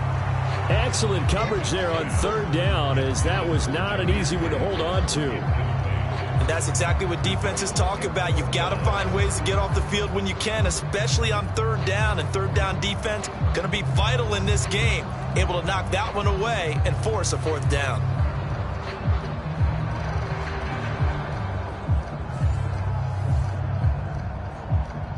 The Steelers send out their punter now, as he'll punt it away for the 2nd time.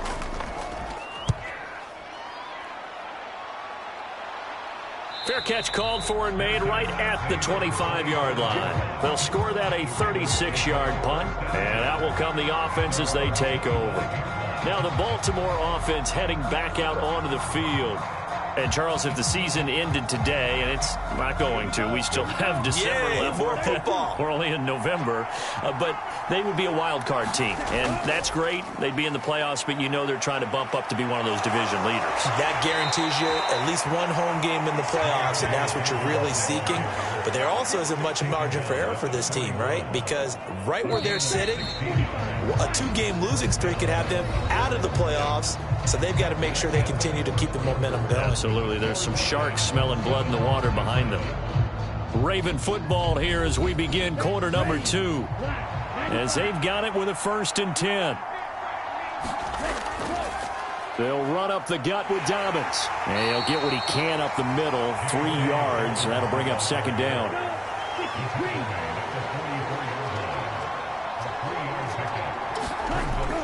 They'll look to throw. He gets this underneath to Dobbins. And he takes this one down almost all the way to the 30.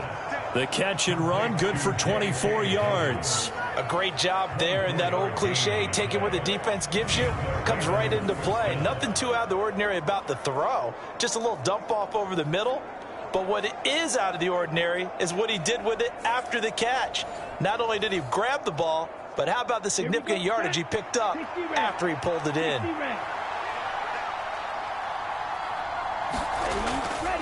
Here's a give to Dobbins. Knifes his way forward here, but just 3 yards on the play. 2nd down. Yeah, I don't know if it's exactly a win-win, but if you're on offense, you'll take that kind of a run, all right? It was kind of stacked up, found a little bit of yardage, and frankly, they're pretty close to staying on schedule on offense. The playbook is still open for the coordinator. A 2nd and 7 with our score tied at 7, but they're planning to change that soon. Only question, will they get 3 or 6 out of it? Throwing quickly there, but it's incomplete. The offense on 3rd down tonight, they've been near perfect. 4 for 5 to this point. This is 3rd and 7. Looking to throw. And that'll be complete to Dobbins. Oh, this is going to depend on the spot, but it's not a very generous one. He looks to be about a yard or so short.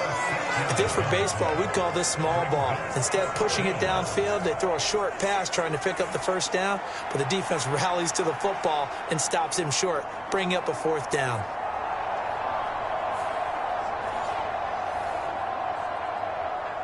John Harbaugh going to roll the dice. They're going for it on 4th down. They're going for it with Dobbins. And he will have a 1st down at about the 21-yard line.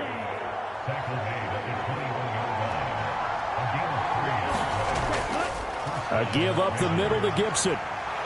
And this will be a gain of 6 when it's all said and done. Down to the 15 from the 21. What a luxury to have a guy like this who can not only spell your starter, but can come in and keep drives going. 2nd down and 4.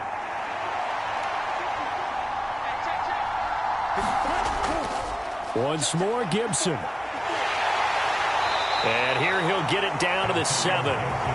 That leads us to a 1st and goal. It's a pickup of 8. Exactly what they needed right there, because they needed to use the ground game to take some pressure off, because the quarterback's been struggling a little bit.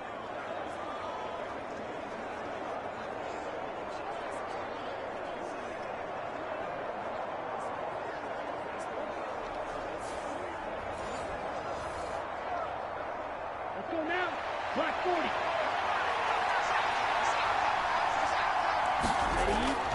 They'll run with Dobbins. And he'll take it into the end zone for a Ravens touchdown. J.K. Dobbins with his 13th rushing touchdown on the year. And the Ravens have taken the lead.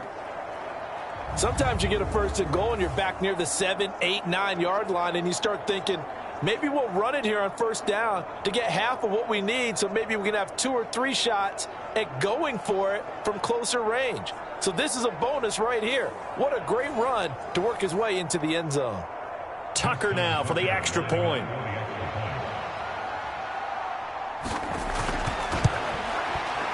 And And he's got it. It's now a 14-7 ball game. So that one a pretty time-consuming 10-play drive.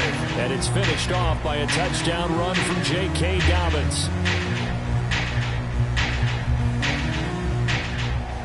Tucker now to kick it away following the touchdown.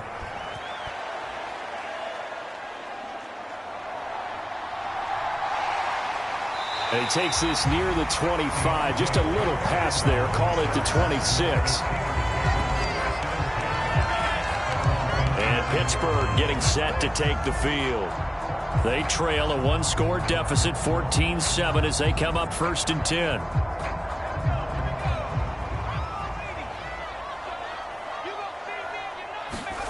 Pickett will look to throw it here.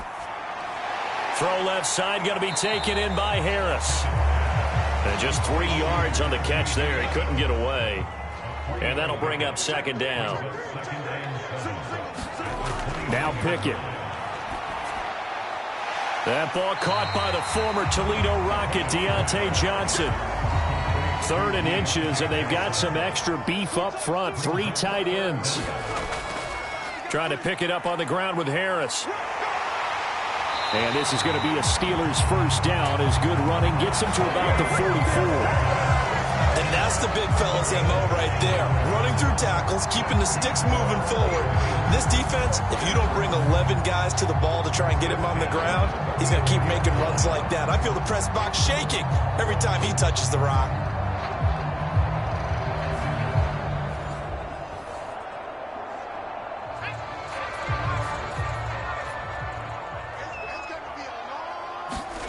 To the air on 1st down with Pickett. The quick throw knocked away. It's incomplete.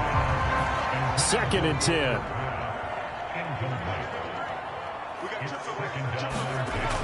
Pickett now from the gun here. And that one off the mark behind him. Incomplete. Now they face a 3rd and 10 after back-to-back incompletions. Pickett. His early struggles continue. Here's another one intercepted. Picked off by Tyson Campbell. And I think this is a situation where quarterback coach on the sideline is going to talk to a signal caller and say, listen, it's 3rd and long and it's still early in the game. Let's not force things here. If we don't feel good about it, let's just check something down and pump the football.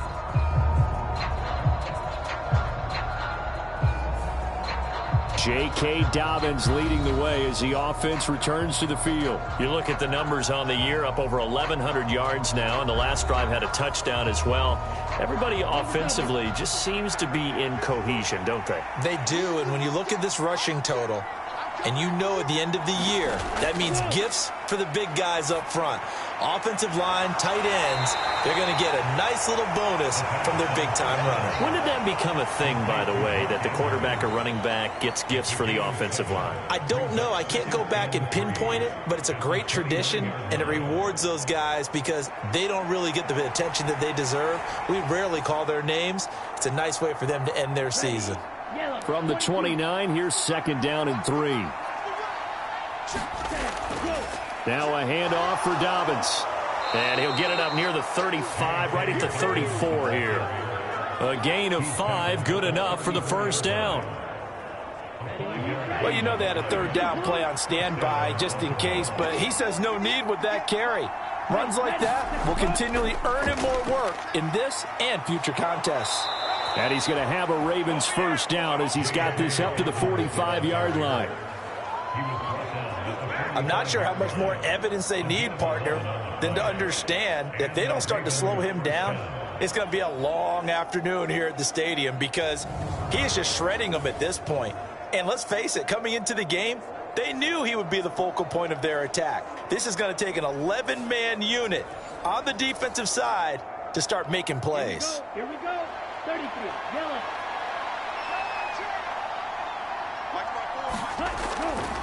Dobbins running out of the gun. And he edges forward, but only gets a pair of yards out of it. And it's 2nd down. You've got to be impressed by that defensive front on reps like those. They were not being moved off the line, kept their shoulders square, and gave their teammates time to fight to the ball and limit that gain. Come on. Ball on the 47-yard line. Here's a 2nd and 8. Now back to throw. Pressure comes, and the Steelers take him down. Keanu Benton in there yet again. What else is new? He continues to rewrite the record book in single-season sacks. He's the NFL sack leader coming into the game, and now that's 2 more that he's added to his total. He wants some separation from spot 1 and 2 in that sack category. A tough spot here. 3rd and 15.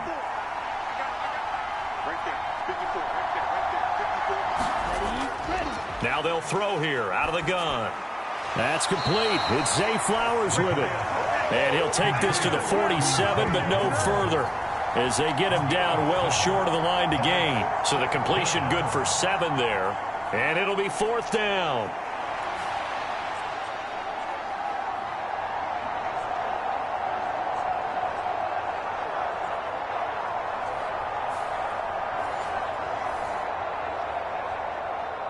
Out now is a punter, Jordan Stout.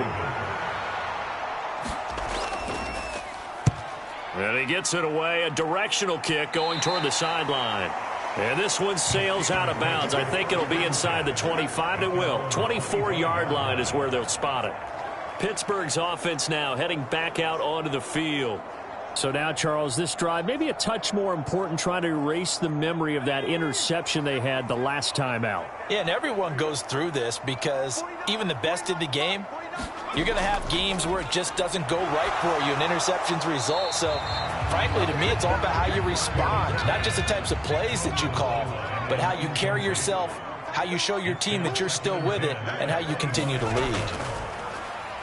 They run the play fake. Here's Pickett. Nowhere to go here. He lost the football. Come on now.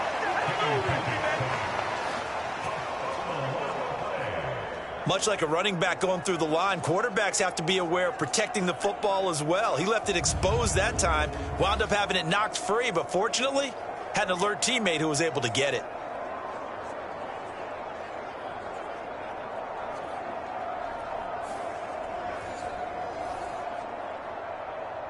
So danger averted for the moment, but now here's a 3rd and long. Here's Pickett. Going underneath, Gibbs has it. And this effort will not get it done. He stopped well short of the 1st down at the 29. That'll bring up 4th down. They wind up getting 8 yards, but they needed more than that. And just in general, Charles, on a play like that, how tough is it for the defense to account for a running back essentially being a receiver downfield? It's very difficult, especially if the running back has skills like a receiver, and you're aware of that before the game even begins. So throughout your practice sessions, you're going to want to be aware of him. Where is he lining up? What can he do? What kind of damage can he do to us downfield? And who can match up with him without weakening our overall defense? You're exactly right. It's a tough task to match up to him. They call it 38 yards on the punt, no return. And it will be 1st and 10 as they take over. The football back over to Baltimore and J.K. Dobbins. And it may just be the 2nd quarter, but he's in his zone, well on his way to eclipsing that 100-yard mark. And when a back has a game, as we're witnessing right now, his name's going to be in the books, but it's really a collective deal, isn't it? Because that means he's getting plenty of blocking, a lot of help from his teammates, but he's making the most of it. Yeah, he's made the most of it to this point. He'll try again with the arm here on 2nd down. And he's going to have to eat this one as down he goes. They get to him for a loss of 4, and it brings up 3rd down on the sack.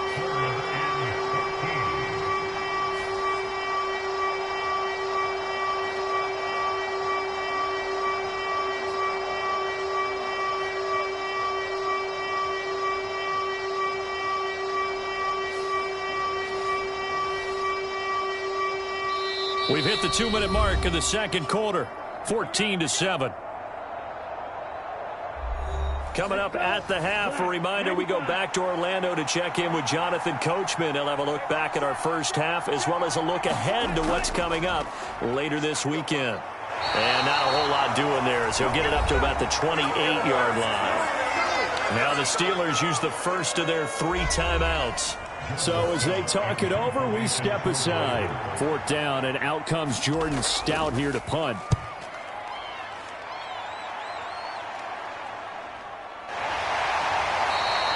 It's a 45-yard punt, just a 1-yard return.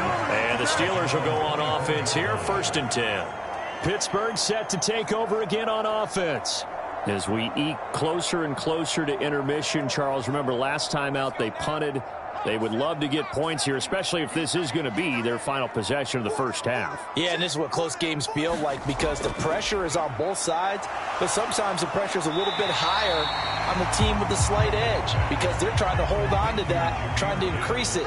Let's see how this one continues. Finding Johnson on the out route. That's complete. And he gets this up across the 35 before he's out of bounds. Pickett to throw on 1st down. Incomplete, but a penalty flag is down in the backfield. Let's get the call.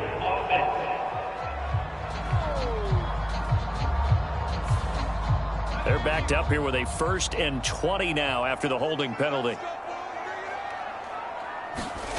Working out of the gun, it's Pickett. Pass out left, caught by Woods. Pickett trying to get his guys up quickly to the line of scrimmage. Pickett looking to throw on 2nd down. Now throw right side here, going to be incomplete. Well, this is a half where not just the coverage, but the entire defense is setting the tone in this game. An incomplete pass on that last play, and that means they'll need to come up with something here on 3rd down. They'll look to throw again. That's going to be caught. It's Jacoby Myers. And he will have a Steelers 1st down as they're able to get the 3rd down conversion. The Steelers signal for the 2nd of their timeouts as they get the stoppage with a little over 50 seconds to go in the first half. Pickett's throw there complete to Myers. And he's able to take it across midfield before going out of bounds. Give him a gain of 5 on the completion, and that will bring up 2nd down.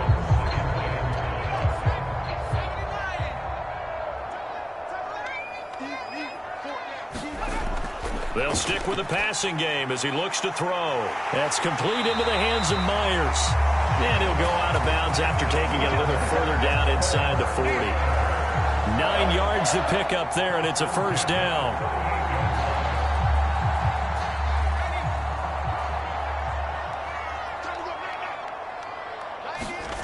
They'll throw again with Pickett. Over the middle, he's got Myers. That'll go for a gain of 7. And that's going to bring up 2nd down.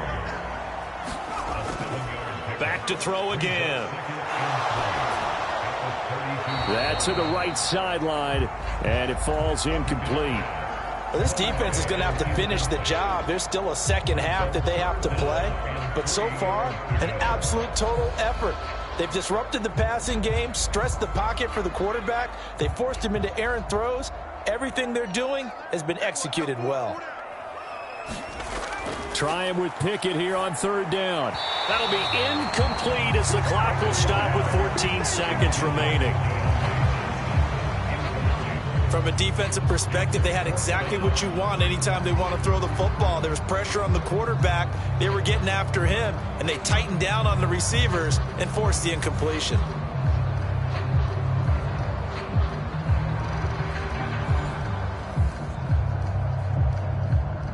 Now a field goal forthcoming for the Steelers. This is a 49-yard attempt, right hash. And his kick is right there. It's good. And they'll cut the lead back down to 4 now at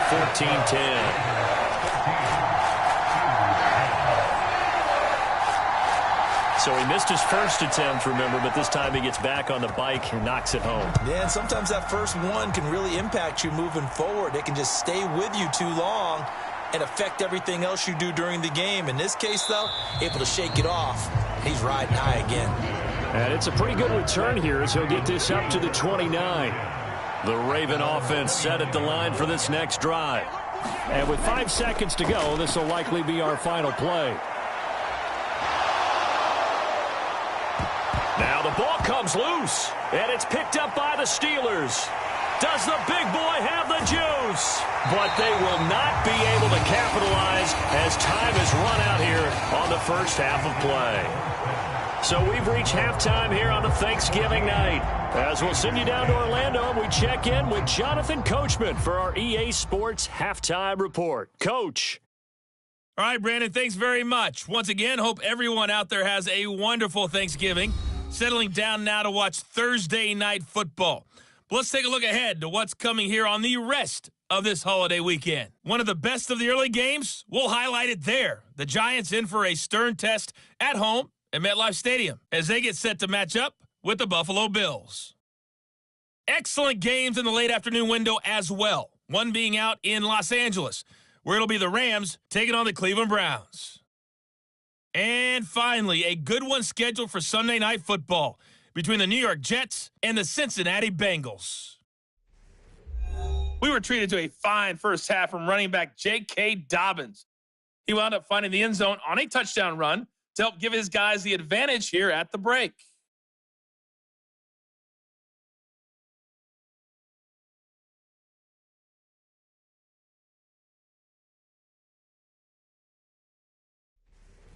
Okay, Coach, thanks as always. This one's still anyone's game as we welcome you back for quarter number 3. The Ravens ready to receive it, and they've got the lead as well as we resume play in the second half. On the return, Devin Duvernay. And a decent return out to the 27-yard line. Here again comes the captain of this offense leading his crew back out there now. And it was somewhat of a strange first half. He threw 3 interceptions, yet you look at the scoreboard, they've got the lead. So you know what I think he did at the half? He stood up in front of the team, especially in front of the defense, and said, thank you. Appreciate what you've done. You guys have picked me up in a big way. And guess what? I'm going to get back to being who I am, which is pretty darn good. Let's go play the second half. He was held without a catch in the first half, but he's got one here, and he also picks up a first down. Here's a play fake as they set up to throw. A short throw caught by Andrews. 2 yards on the pickup there, and it'll be second down.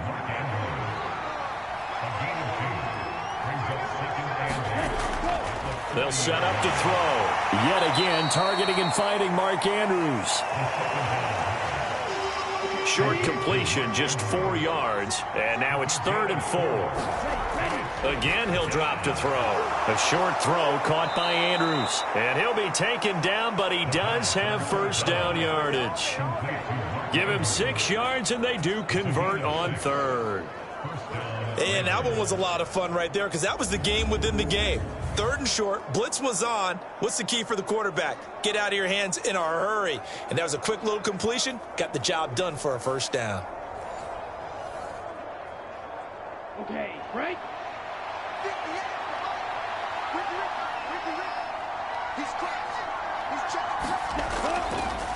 They'll run. It's Dobbins. Some extra space following the display of power. Down just inside the 45. From the 44 now. Here's 2nd and 4. Now Dobbins. And they'll be inside the 35 now at the 34-yard line. 91 yards on the ground here for Dobbins, and a first down coming up. Yeah, once more, strong running, excellent blocking at the point of attack. They've got a nice little drive brewing right here.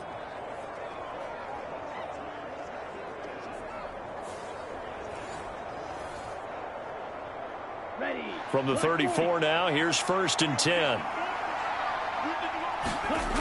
They'll set up a throw. And that is incomplete. He couldn't hold on through the contact. Brings up 2nd down. He'll look to throw. Over the middle and complete to Wilson. They get 7 out of that, so they're left with a 3rd and 3.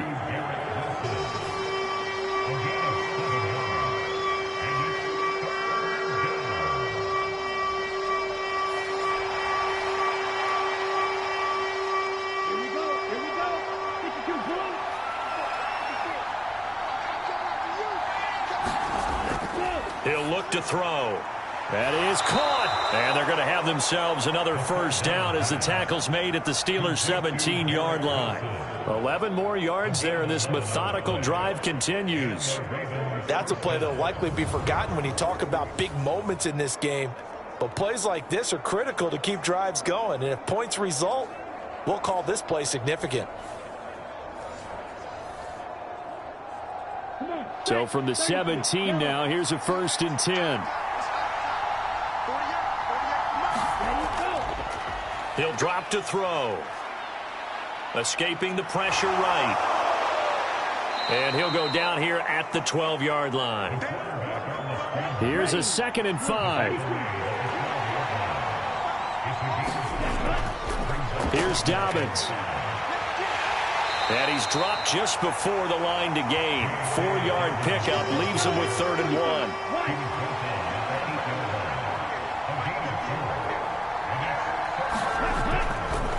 They'll run with Gibson. And he has the first down before he's tackled at the 5. A 3rd down gain of 3 yards, and that'll be enough. That's a tremendous group effort there, because when you talk about offensive lines, the best ones, talk about guys that play in harmony, in sync, and getting things done, and they did that on that play. Yeah, especially on 3rd and 1. Got to be in sync, and they were.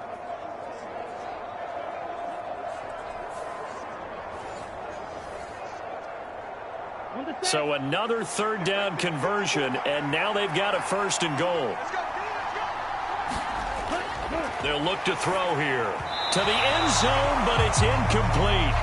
The line of scrimmage, once again, the 5 as they get ready for 2nd and goal. They're going to look to throw. Buying time to his left. And he's going to be swallowed up and taken down. Sacked back at the 5-yard line.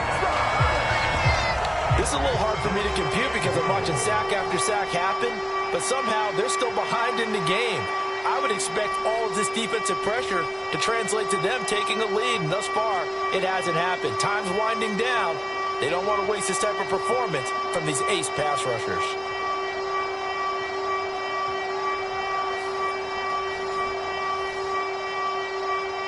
Big play coming here. It's 3rd and goal.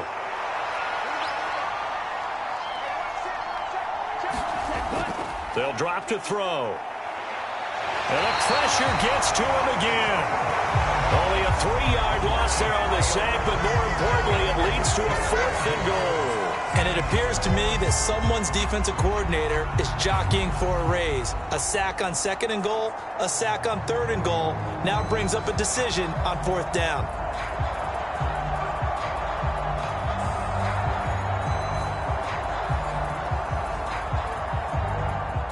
So on 4th down, here's the Ravens Pro Bowl kicker, Justin Tucker, out onto the field. From the right hash, and this one just a chippy. Tucker's kick is good. And that moves him up by a touchdown now at 17-10.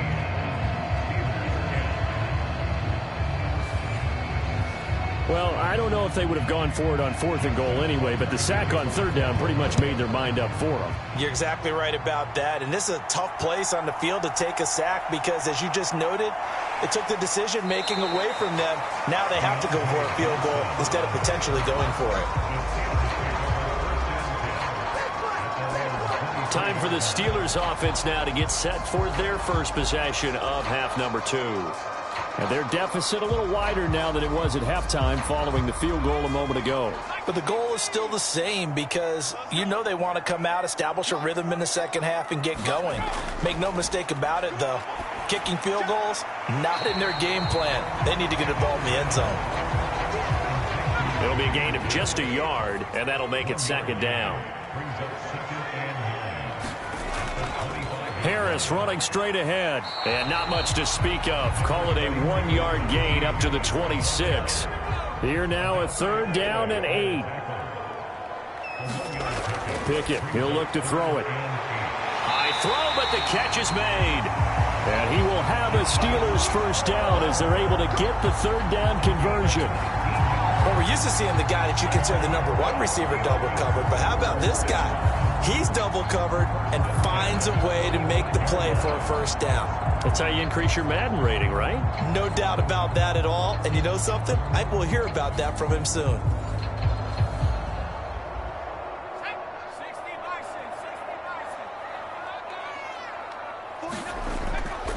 Now a first down carry for Harris. And no room that time, getting it to about the 46. From the 46, here's the 2nd and 9. Pickett back to throw. This ball tipped, and it's going to be incomplete. Fortunate maybe to get that back. It's 3rd down. Looking to throw, Pickett. He gets this out wide to Gibbs. And they'll get this across the midfield stripe, but still winding up short of the first down. So they decline the holding penalty and will take the down instead, as that leads us to 4th. So they're forced to punt on 4th as this one's away. And this will carry out of bounds. Where are they going to spot it now? At about the 18-yard line, it looks like. And now Baltimore gets set to take the field. And last time they were able to churn some clock. They got the field goal, added onto their lead, but that was a drive that was so long, it should have ended in a touchdown. You know that's how they felt. And we'll both be headed to the airport after the game, but we probably should go to the post-game press conference because someone's going to ask the head coach about this drive, and he's going to profess that he was happy to get points, and we know that's not true. Okay, after this type of a drive, not getting a touchdown, a huge disappointment. This may be one of the best stretches of defensive football that I've seen. I don't know about you. 5 sacks last week, now 3 here in this affair. I would agree with that, and I've enjoyed watching the skill that's gone into it. You can see the intelligence behind it as well. He's watched tape, and he's setting people up. But relentless, that's the one word that keeps coming to mind. He does not want to be denied at getting to the quarterback. And they're not denying it. And space opens a bit as he gets it across the 15 to the 17-yard line. Now the terrible towels in full force now as the Steelers get set to defend this 3rd and long. He'll buy some time right. And he can't find a receiver, and he's brought down. Keanu Britton make that now 4 sacks for him in tonight's ball game. This offensive line flat out cannot handle this pass rush. We've seen it demonstrated time and time again to the tune of 7 sacks in this game thus far.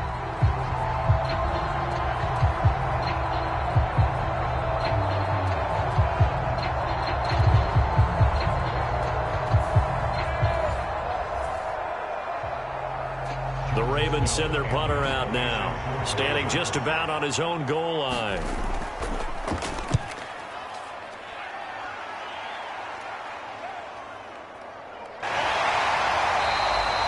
It's a 40-yard punt, 4 yards on the return.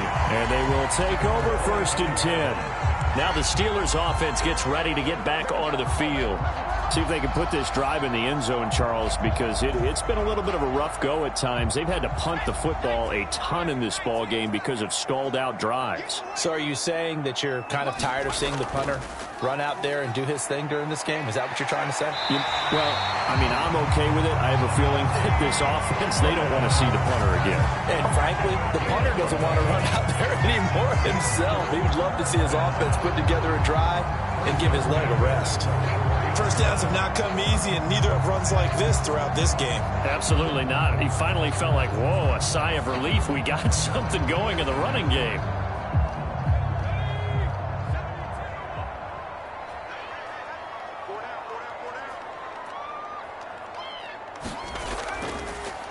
On 1st and 10, here's Gibbs. And he's going to get stopped up quickly. Give him a yard down to the 43.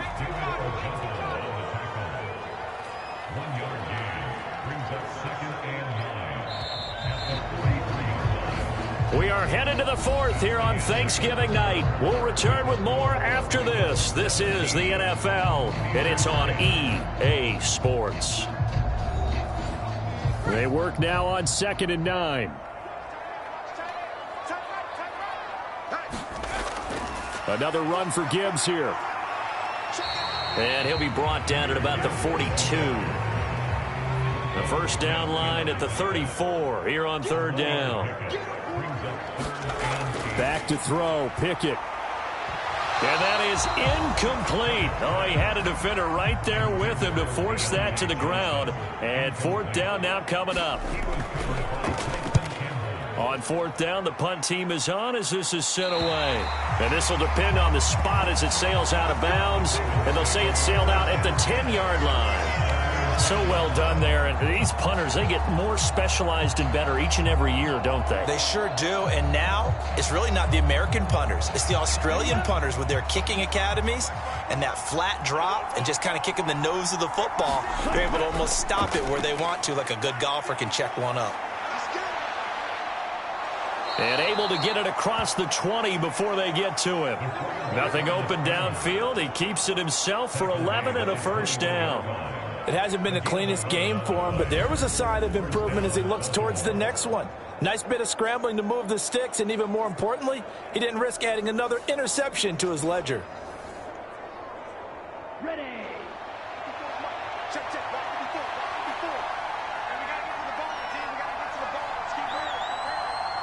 Right there. 54.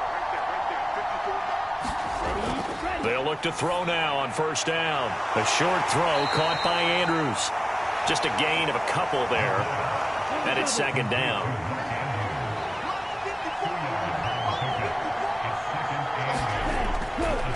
Off the play fake, he'll look to throw. That's caught. It's Flowers. And past the 40 before he's out of bounds. 19 yards to pick up there. Move the chains. And these guys certainly are not hiding what their intention is. They're absolutely showing it. They're definitely not going to sit on this lead here in the fourth quarter.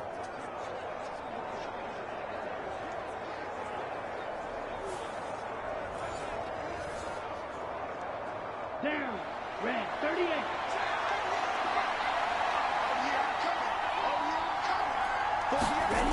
On first down, he'll drop to throw. A short throw caught by Andrews. Now this will leave him a yard short. Nice pickup of 9 yards on first down. Second down and a little more than a yard here. A shotgun snap and a give to Dobbins. And he'll only get a yard to bring up 3rd and 1. They know that old expression, it's not my night. It hasn't been his so far. I don't know if the legs are a little bit heavy. Sometimes having to hang out all day and play doesn't exactly play to your advantage, but it's been a tough go for him. Every time he looks up, somebody's there defensively. That was the same case on that play.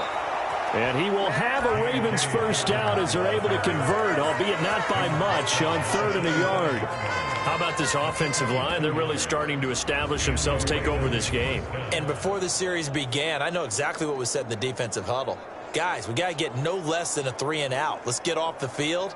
Instead, they can't find any traction towards doing that. Right now, they're just getting muscled all over the field and getting pushed down it. Ready. Yellow 43. Now on first down, he'll drop to throw it. And that is incomplete. Now the coverage a little too good there, and it's second down. Looking to throw. Able to fight through one tackle.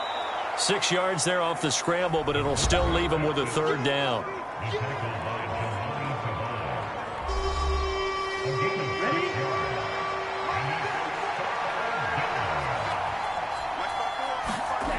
Back to throw here. And he'll be taken down, but he does have first down yardage. Give him 6 yards, and they do convert on 3rd. That is an absolute backbreaker. That was a design passing play, wasn't a draw. You think you got him stopped, good coverage downfield, and he's able to pick up the first with his legs. Defensively, that kicks into your psyche and hurts a little bit, doesn't it? It certainly does, and here's the thing. Anytime you give up a first down, it hurts you psychologically, but it hurts more when they get it this way because you've covered everything. He didn't have any place to throw the football. He takes off running and picks it up anyway, and now you have to stay on the field for an extra set of downs. And really could have used that stop trailing here in the 4th. They'll look to throw here on first down. He's got his man. It's Andrews. And inside the 20 before he's brought down. The Raven passing game getting in sync. Another first down. These guys are running offense like you drive. The pedal is down. Stomp down. How about that? Back-to-back completions. They are rolling. So much for being conservative and running that football.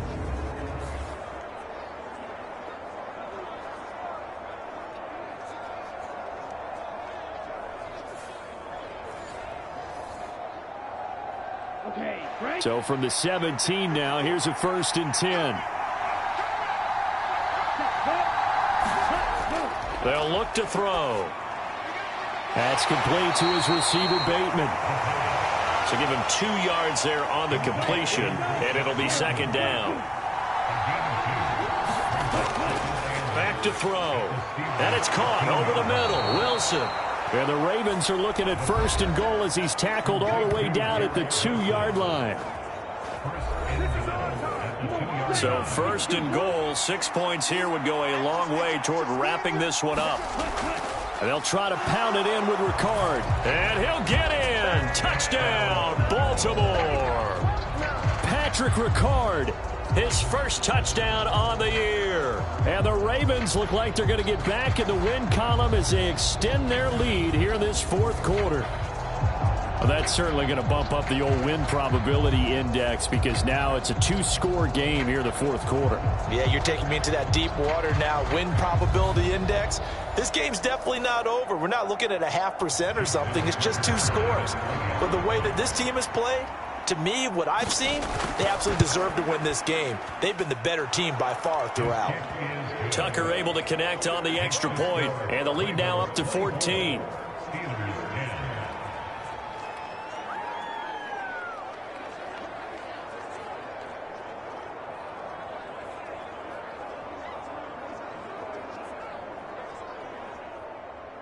Tucker now to kick it away following the touchdown.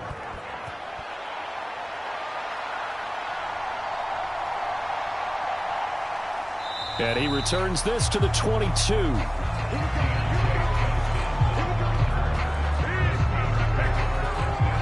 The Steelers ready for their next possession. The last series for them, a little disappointing, forced a punt. And now they'll try to do better here and come away with some points as they begin this drive, 1st and 10. Off play action, Pickett. That's caught by Myers. And they'll get it all the way up about 5 yards shy of midfield. 23 yards on the play.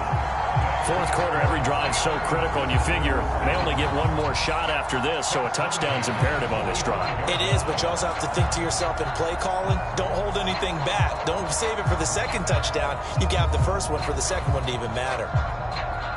The big play to start him out has him at the 45 already.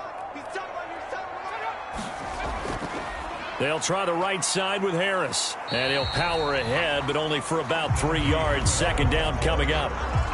Not a lot of running room there. Not a place to make a cut and kind of exit out because they had everything bottled up. Looked to me like the linemen were taking on their blocks really well and giving up no creases. Now Pickett. A short throw pulled in by Woods. That one a 1st down pickup of 8. But correct me if I'm wrong, you're down 2 scores. I don't think you need to rush just yet, but you can't take your time either. Yeah, even if you don't want to commit to full 2-minute offense, you have to up the tempo, up the urgency. Maybe you're starting to call 2 plays in a huddle each time you snap the ball. And here he'll be brought down a little shy of the 35 at the 36. 7 yards there on the 1st down screen play. You got the big lead defensively. Willing to give him that underneath stuff, right? And this is why you work on your tackling. Tackle them after the catch, inbounds, keep the clock running. Just go ahead and bleed the game out that way. Here's 2nd and 3. Pickett. Looking left side, and he's got a man. That's Gibbs. So signs of life in what's been a dormant offense in this 2nd half. Here's 1st and 10. A run with Harris out of the shotgun. And he's tackled a yard short of the marker. Good gain of 9 on 1st down. Second down and a yard. Here's Pickett. Open man is Myers. 70th catch for him on the year, and like so many others, this goes for a first down. A little football 101 there. You just see the receiver trying to run down the defender, meaning he goes right at him and really trying to move him a little bit towards the center of the field so he can put his foot in the ground and break to the out, to the sideline, and make a catch. Trying to turn the corner, but they string him out and stop him at the line of scrimmage. Again from the 15, 2nd and 10. They'll run again with Harris. And he's brought down just outside of the 10 at the 11. 2 minutes left to play in this football game here on EA Sports. So the Steelers with the football as we get you reset. They face a third down now as they try to find a late score. Pickett will look to throw it here. To the goal line, but it's incomplete. Where will the pressure come from? 4th and 6 now. Pickett, 4th down, desperation time. And this is caught now for a late touchdown. So hold everything here. This one's not over yet. I'm not sure win-win is the proper term here, but it certainly felt like it. They got the touchdown they needed, but if I'm on the defensive side of the ball, okay, you got the touchdown, but it sure took you a long time. Yeah, because offensively, though, you're probably hoping for a 1 to 5 play drive. That one ate up a little more time than they were hoping. You're exactly right, and if you have that 1 to 5 play drive, you actually build up momentum and even more hope. When they had to slog their way downfield, they got the touchdown, but it's almost like, yeah, you know, doesn't feel right. Exactly. Still an important piece of business to take care of, the extra point. He's got it, and it's 24-17. A pretty long drive that time, 11 plays all told. And it was all capped off by Jacoby Myers on the touchdown reception.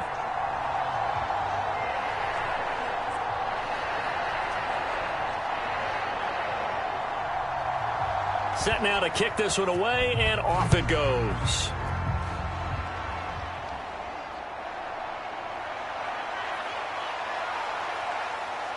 And all in all, a pretty solid return. Nearly got it to the 35. They'll mark him down officially at the 34.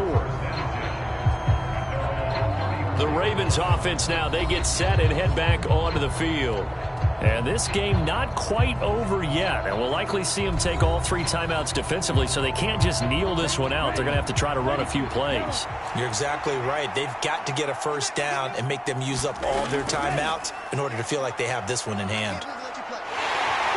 And I think this defense knew what was coming as he is smothered behind the line. Now the Steelers use the first of their 3 timeouts as they'll talk things over prior to this upcoming second down play. He's going to get it again. Just looking to get forward and protect the ball. Now the Steelers use the second of their 3 timeouts as they'll head to the sideline and talk over what to do next. Now a 3rd and 6. Now they'll throw here out of the gun. A short throw caught by Andrews. Now the Steelers going to use their 3rd and final timeout. And they'll be disappointed to have to burn one there after giving up the first down.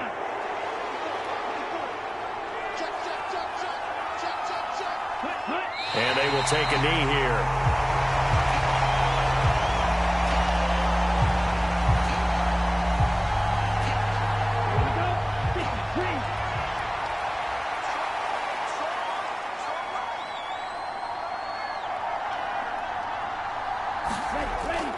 On second down, a run with Dobbins.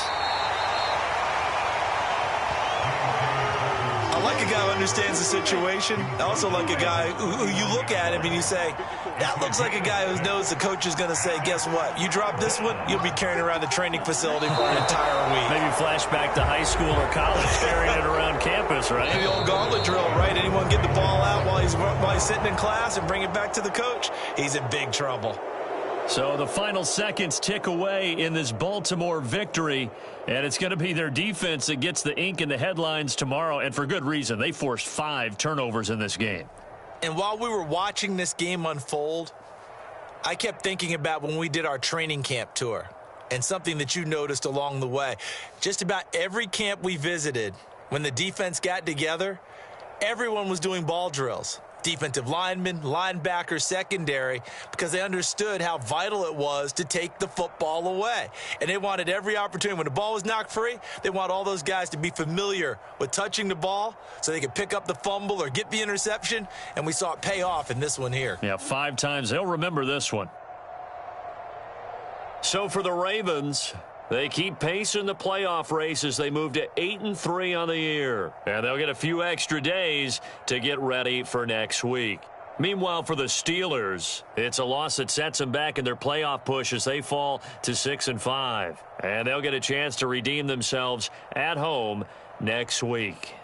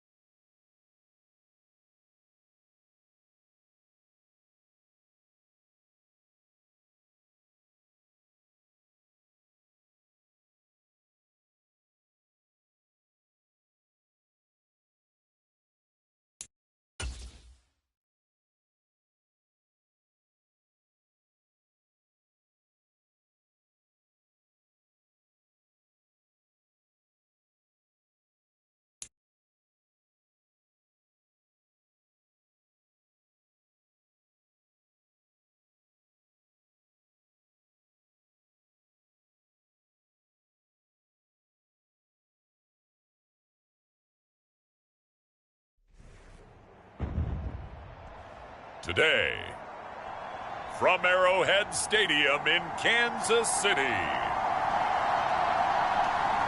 it's Week 12 of the NFL on EA Sports.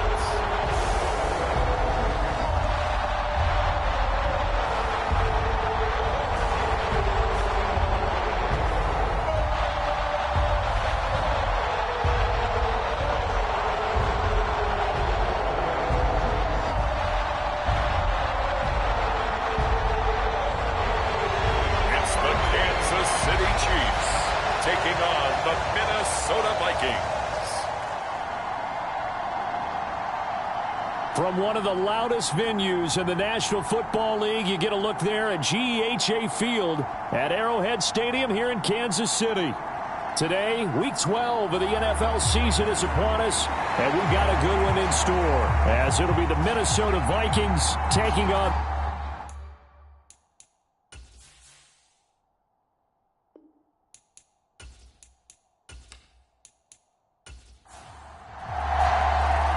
The final playoff push is upon us. It's Week 12 of the NFL season, and we're underway on EA Sports.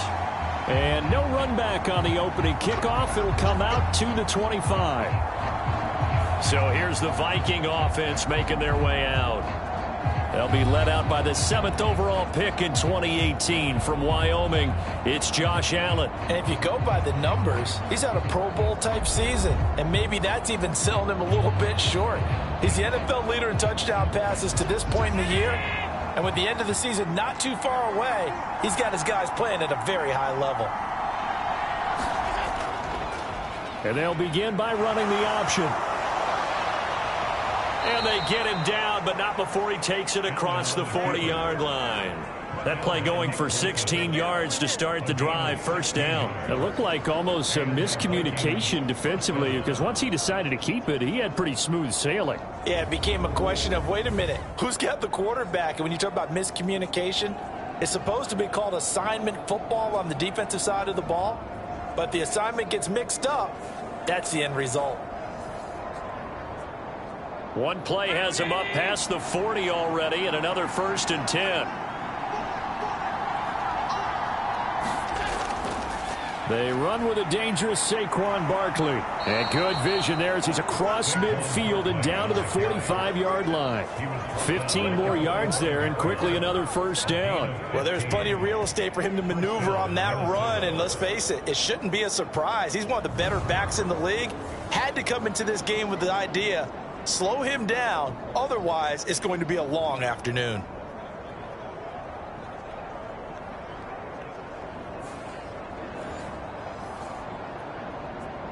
Back-to-back good plays have him on the move on first down. Allen going to throw. And that one too wide and incomplete. You talk about this Chiefs defense. In that win last week over the Giants, they were very good. And I'm eager to see the game plan and trying to attack them this week, because when you take it away 4 times through interceptions, do you now decide that I can't throw the ball against this team and try and run it like crazy? Or do you challenge them? This is going to be fun. And some good tackling there as he stopped up at about the 41. He'll get only 3 there, so it leaves him with a 3rd and 7 ahead. This defense for the Chiefs, they were very strong in the win last week over the Giants. And I'm eager to see the game plan and trying to attack them this week, because when you take it away 4 times through interceptions, what do you do now when you go into a game? Do you decide you can't throw the ball? Do you try and run it more? Or do you tell your quarterback, make sure you see your guys open before you deliver? He'll get this to his tight end, Gesicki.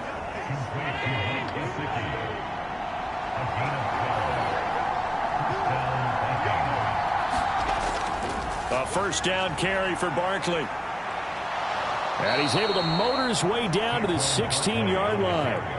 Another nice gain, 13 yards that time, and another first down. Quite the opening drive march they're on right now. It looks a lot like what we saw in practice prior to the game, doesn't it? You know, because on that last big practice beforehand, you go through your offensive script, you go through your play calling, you go through all the stuff and establish things, and it looks like it's going like clockwork right now for them.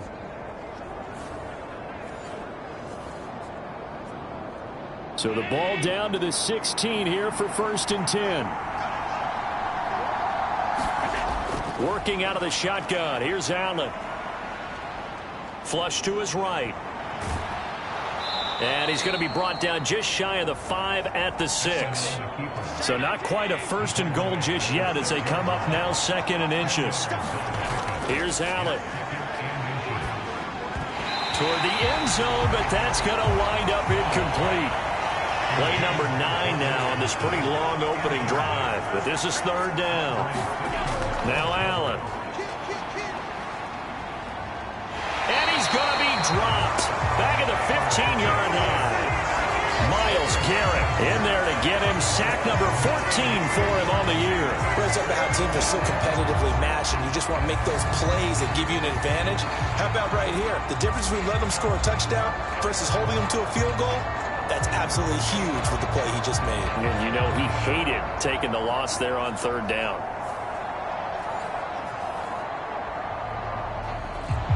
Now the Vikings will send out the special teams crew here for a field goal try. That's just 32 yards officially from the right hash. And his kick is good. And the Vikings have a 3-0 lead.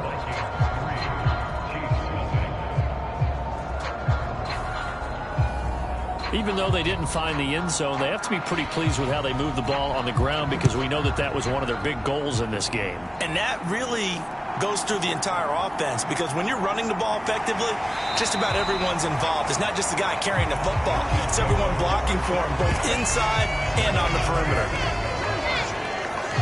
So here are the Chiefs now coming out for their opening drive.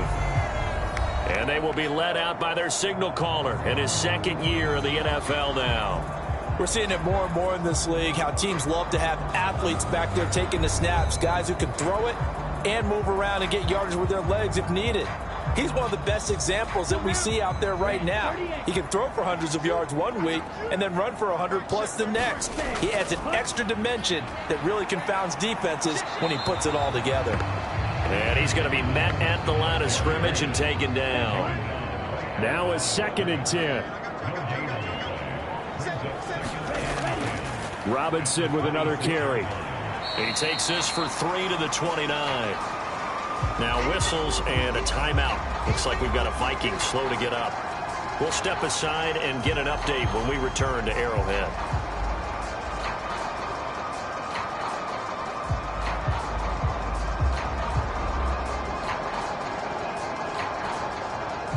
Here's 3rd and 7.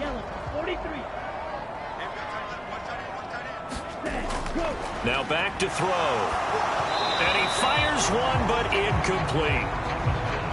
On 4th down, A.J. Cole comes on to punt. And he was called on 3 times in the win last week as his first one here's away. That'll be a 48-yard punt, 1 yard on the return.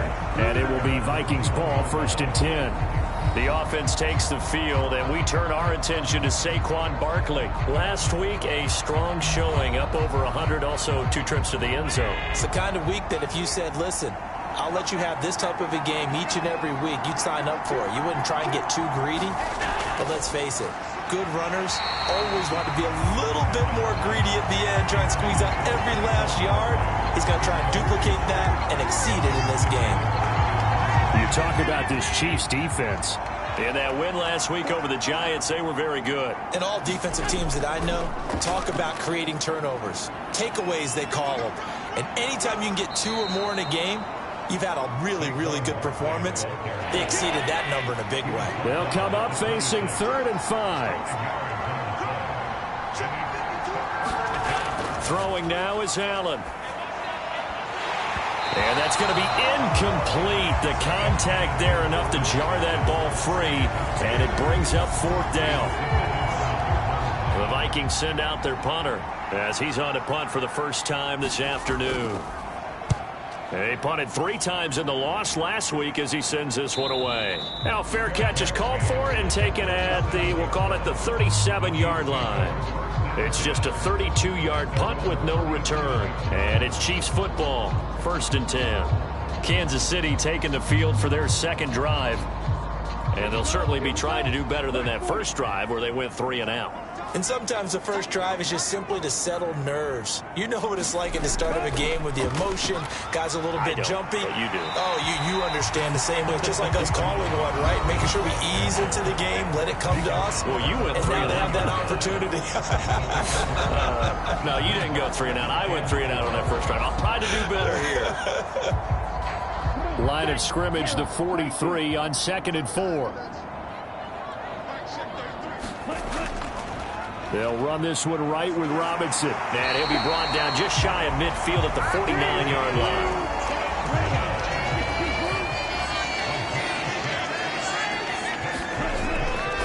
On 1st and 10, it's Robinson. And he's got it across the midfield stripe and into Viking territory. From just across the midfield stripe, here's 2nd down and 8. They'll run again here with Robinson. And he'll be brought down, it looks like right at the 40. 9 yards to pick up there, and it's a first down. The Chiefs at 6 and 4 now on the year. And they were winners their last time out, so they'll be looking to make it 2 in a row. And so much about football, partner, comes down to mindset. Being in the right frame of mind, and the best way to get in that good frame of mind, winning. So they come in feeling good. They've got the home crowd behind them. And I think they're going to be tough to beat in this one. Now they'll switch it up here and look to throw. He finds his man, complete. That's Walsh. And that's good for a pickup of 10 yards. And they'll be left with a 2nd and about a foot. Robinson up the middle. And he'll go down here right around the 23-yard line.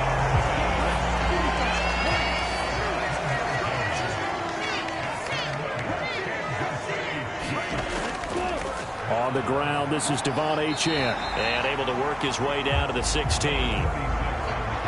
Now 2nd and 3. A give left side. Here's Achane. And they're going to lose some on this play. Being knocked back to the 18. It'll go down as a 2-yard loss, and it brings up a 3rd down. That was a good illustration of setting the edge as a defensive end, being able to make sure that you stay on your feet no matter what type of block, and you're not going to get pushed inside. Stayed home, skated to the outside, and made the play. They'll break the huddle and come up on the 9th play of this drive, needing 5 yards on 3rd down.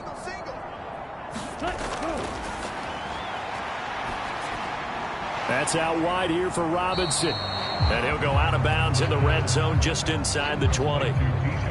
Cade York on now for the field goal. A 33-yarder from the left hash. York able to send this one through. And that will tie us at 3-3.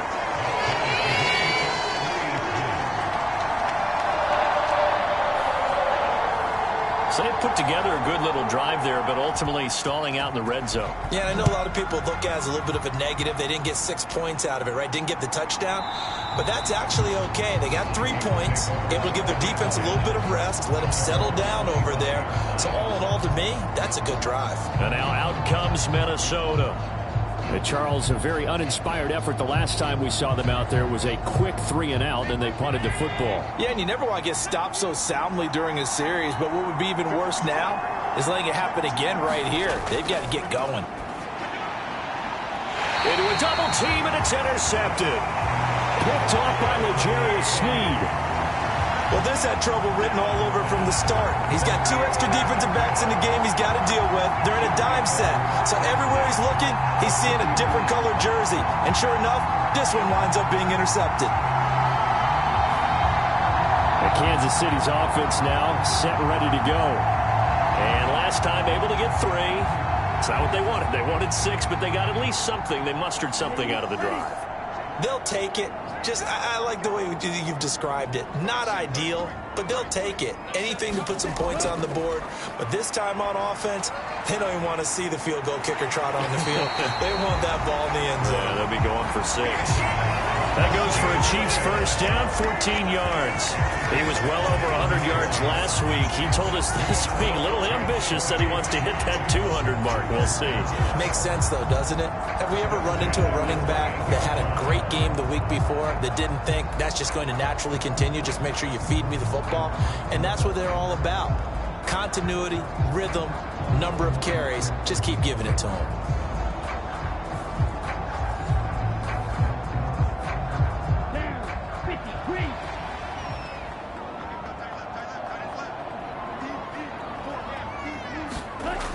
Back to throw now on first down. He finds Robinson. Yeah, he'll work free from one tackle, but that's about all as he's taken down. Ball at the 26, 2nd and 7. The play action fake. They'll look to throw. A good decision in the end to pull it and run. Gets him 9 yards at a first.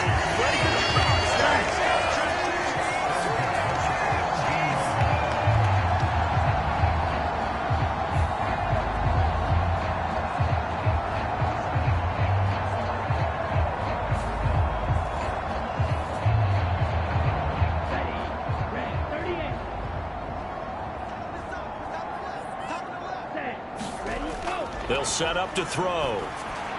He finds his man, complete. That's Walsh. And he'll get 7 yards from the 17 to the 10 before he's taken down. It's a gain of 7. Brings up 2nd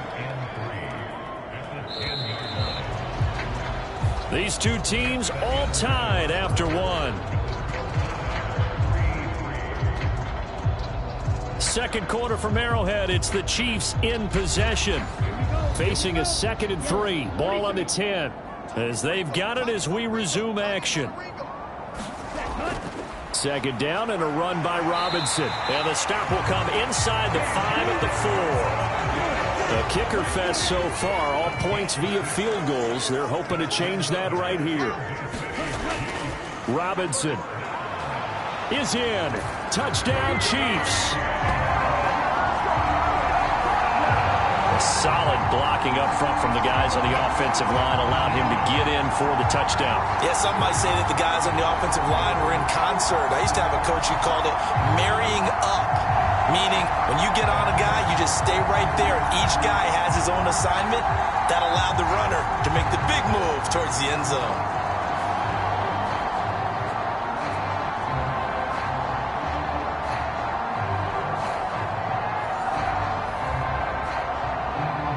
Cade York for the extra point.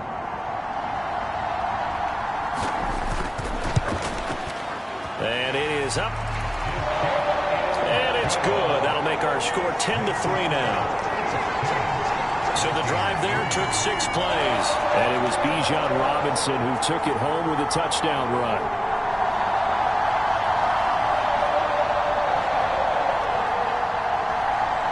Is the kickoff unit as they run up and send this one away.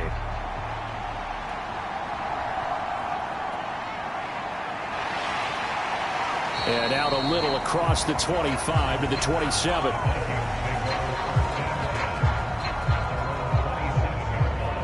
Minnesota's offense takes over possession.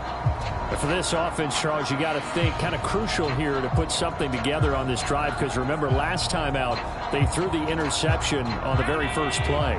And you can't afford to let this defense keep building any more momentum. They're playing awfully well, and they're awfully confident right now. To me, it's time to attack and take some of that momentum back. But make sure you're selective in doing so. Understand where you want to throw the football and make sure it's open before the ball leaves your hands. Ezra Cleveland, the guard, called for the penalty there. Up the middle with Barkley. And able to break one tackle, but then quickly brought down. But a nice little gain. Here's 2nd and 10.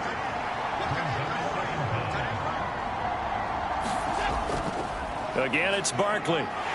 And he'll take this up to the 30, a gain of 4. The Vikings on 3rd down. Just 1 for 3 thus far. This will be 3rd and 6.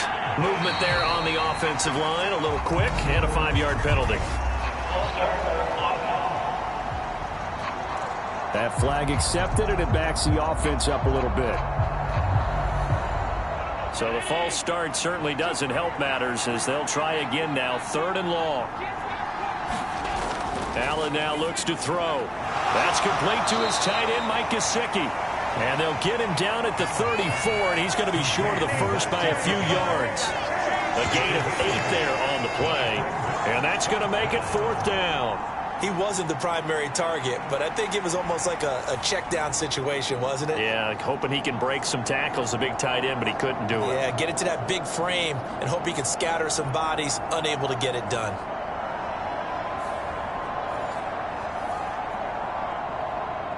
The Vikings send out their punter as he'll kick it away for the 2nd time. He'll send this one into the Midwestern air, and it's a good one. A punt of 46, a return of 5. And out will come the offense as they take over. Bijan Robinson leading the offense out for another drive. And he's well on his way to a 100-yard game. He's already more than halfway there. We're only in the 2nd quarter. And what I've always loved about running backs is they'll tell you, I had no idea how many yards I had. Right. Those guys have an innate sense of where they are in a ball game and how many yards they've accumulated because you know they're always working towards 100. He's been working well towards 100 here. 2 yards the loss, 2nd and 12. The job of any linebacker involves having enough strength to fight off a blocker and get to ball carriers. But in this case, I think we can safely say he beat him right off the snap to get into the backfield and make that play.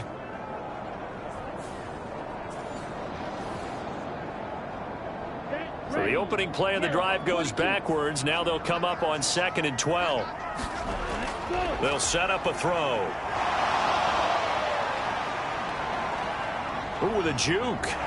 And able to break one tackle, but then quickly brought down. But a nice little gain.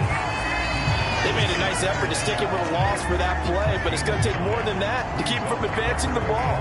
Should be an entertaining battle anytime he tucks and runs over the 2nd half of this contest. 3rd and 3.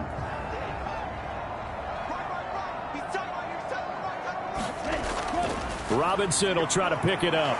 And he's going to have the 1st down, yardage to the 35. 61 yards rushing for him as he has been tough to stop here this 1st half. On 3rd down, that's a good job of situational football and understanding where the 1st down marker was and getting there.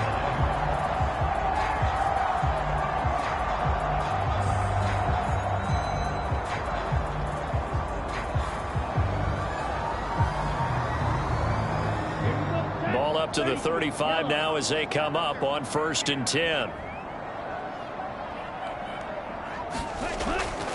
Back to Robinson now on 1st down. It's a 6-yard gain on the ground, and that'll make it 2nd and 4. Consecutive positive runs for him on the last 2 snaps. He certainly appears to be trying to put the offense on his back and just move them down the field when his number is called. The way he's running it, I'd keep going back to him.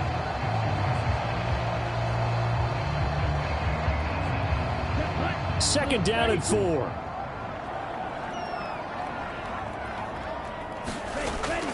Again, it's Robinson. And he'll get about 3 here up to the 44-yard line. Pretty good job defensively. Thought he was going to get it, but they knew where that marker was, and they stopped him just short of it. What it does is emphasize that strategic football and situational football is not just played on the offensive side, is it? Defense understanding, as you noted, where the 1st down marker was and making sure they didn't get there. They'll get 9 out of that one, and as a result, the drive continues. We use the word relentless a lot with guys who are aggressive on the field. In this case, it really fits, doesn't it? How about his ability to break tackles and his feet never stop moving?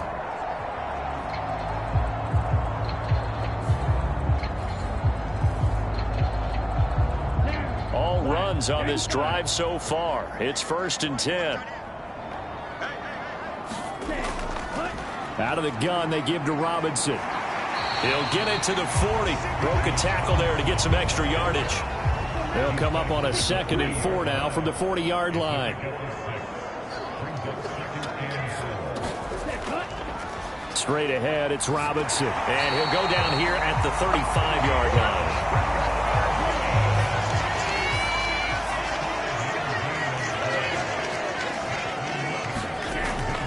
Hand off to Robinson out of the shotgun. And he'll be taken down at the 34. From the 34-yard line, here's 2nd and 9. He'll look to throw. He finds his man, complete. That's Walsh. And this is going to turn into another first down as the tackle is made at the Vikings 21. A run straight ahead with Achane. And he'll take this ahead for about 4. 2nd down coming up.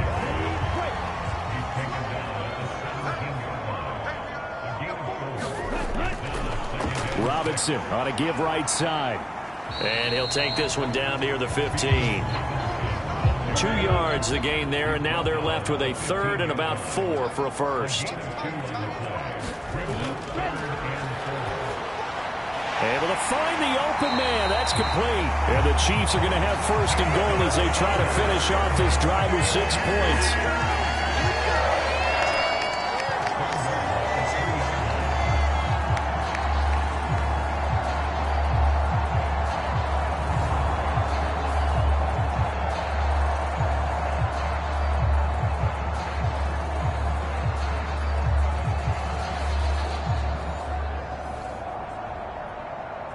So another 3rd down conversion, and now they've got a 1st and goal. Robinson will take this one in. It's a Chiefs touchdown. So his strong first half continues as he finds the end zone here for the 2nd time. And definitely good blocking at the point of attack, and you just have to love watching the way he can create space down near the goal line, and he's able to take it into the end zone.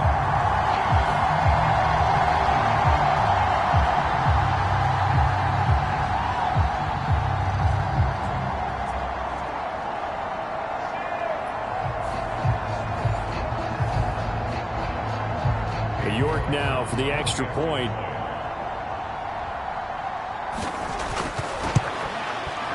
It's up and good, and that makes it 17-3. That one was an extended drive, 14 plays all told. And it was Bijan Robinson who took it home with a touchdown run.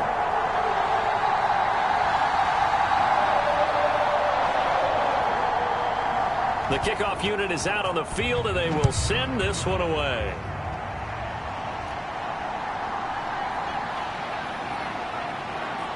And up to about the 26-yard line, just across the 25. Minnesota now ready for their next possession.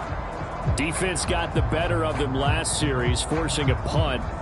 See if they make a few changes in the game plan here and try to get points out of this drive. 1st and 10.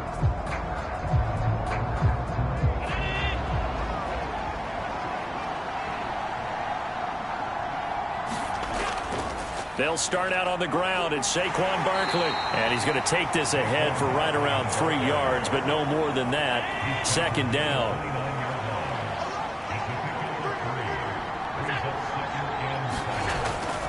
They'll run it again with Barkley. And he'll be brought down shy of the 40 at the 38-yard line. 9 yards to pick up there, and it's a 1st down.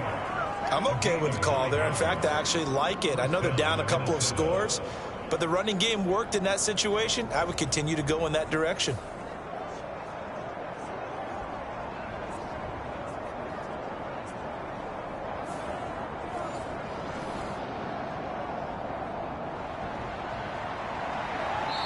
And we've hit the 2-minute mark in this first half of action. So here's a 1st and 10 at the 38.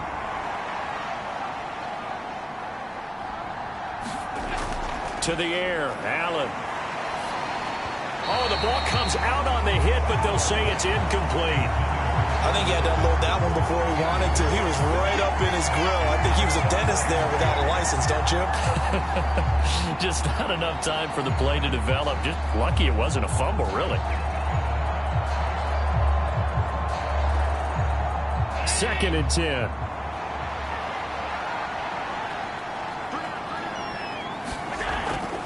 On the draw, this is Barkley. And he's swallowed up right near the line of scrimmage. They'll get to the line here, but remember, it's also 3rd down. Now Allen.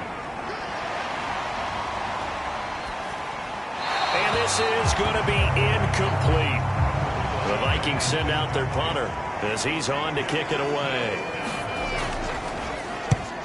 He's been a busy man here in this first half as he gets it away. Taking it about the 16. It's a 42-yard punt, but 8 on the return. And it will be 1st and 10 as they take over. Bijan Robinson leading the offense out for another drive. And he's sure looking like a lock for a 1,000-yard season. Don't know if he's going to get it in this game, but he'd probably like to just to get past that point. Yeah, and if he doesn't, as you noted, there's still time, still opportunity. There's still more games to be played. So, yeah, it's not a lock. But barring injury, it certainly looks like he's going to get there. And what an accomplishment that is. Anytime you get over 1,000 yards, you're celebrated in the NFL. It's been quite a season. Still a couple chapters left in that book, though. When you lose that kind of yardage on a pass play, you often expect it to be a sack. But that wasn't the case there. They completed the pass. Probably would have been better off just dropping the football and making an incompletion as opposed to catching it and losing that kind of yardage. Creeping up on a minute to play in this first half. Now this throw caught left side. The Chiefs will use the first of their timeouts as the stoppage will come with a little under a minute to go in this first half. 3rd and 5.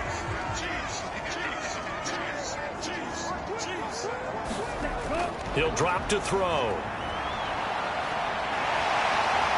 And he'll be taken down, but he does have first down yardage. Now another timeout called for by the offense as they get the stoppage with a little over 50 seconds to go in the first half. They're going to look to throw. And that'll be caught by St. Brown. And he slips up past the 45 before being tackled. Couple of first downs to kick off the drive. Here's 1st and 10 up at the 46. And this turns into a nice gain with a slide at the end. Opted to run for it. The decision a good one. Picking up the first, getting 14 yards on the scramble. They'll look to throw here. This is Fant on the short completion. Now whistles and a timeout with 3 seconds left in the first half. So 3 seconds here remain in the half. On is the field goal unit to see about getting 3 points. This officially a 55-yard attempt. He had the distance, but it's no good. Wide to the right. So we've come upon halftime here in Arrowhead with the Chiefs on top. As we'll head down to Orlando, that's where we find our man Jonathan Coachman at our EA Sports Halftime Report. Coach. Okay, Brandon, bye weeks, they're over. We've once again got a full slate of games to get to as we take you around the NFL here in Week 12. We'll begin our trip around the NFL with an interesting one right off the bat, and it's the home team who are out in front. Brian Robinson accounting for the lone scoring thus far as he's cashed in with a touchdown run. From there, we'll head down to Charlotte to check on the Panthers at home at Bank of America Stadium, and you can see they have the lead over the visiting Tennessee Titans. Miles Sanders, 2 touchdown runs on the afternoon.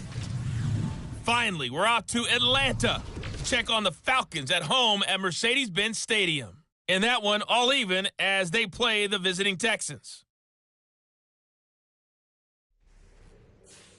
It was a former Longhorn, Bijan Robinson, who was tough to stop in that first half.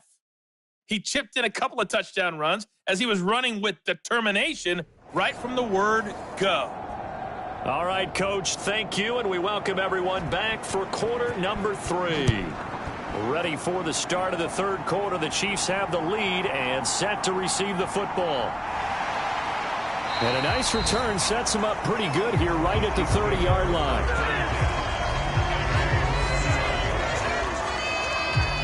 The Chiefs ready to go on offense to begin quarter number 3.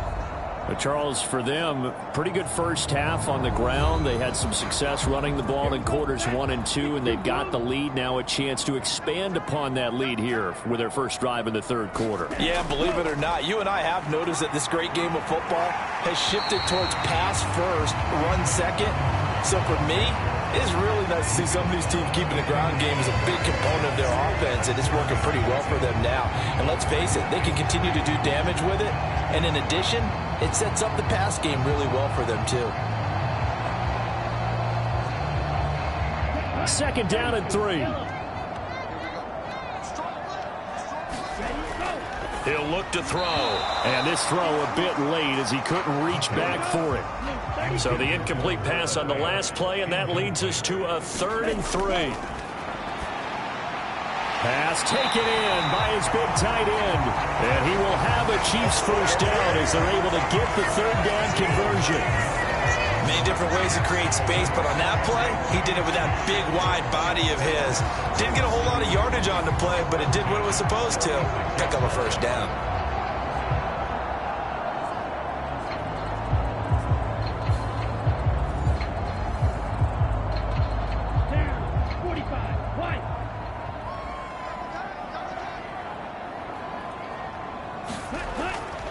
On 1st and 10, it's Robinson.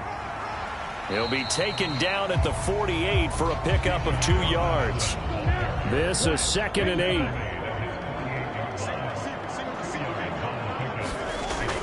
They'll drop to throw. He finds his man, complete. It's Walsh. And this is going to turn into another first down as the tackle is made at the Vikings' 38-yard line. Now a toss left side into the hands of his tight end. And he works it past the 30, almost to the 25. They'll look to throw now on 1st down. And he'll protect himself at the end here as he winds up getting pretty decent yardage. From the 20, here's 2nd and 3.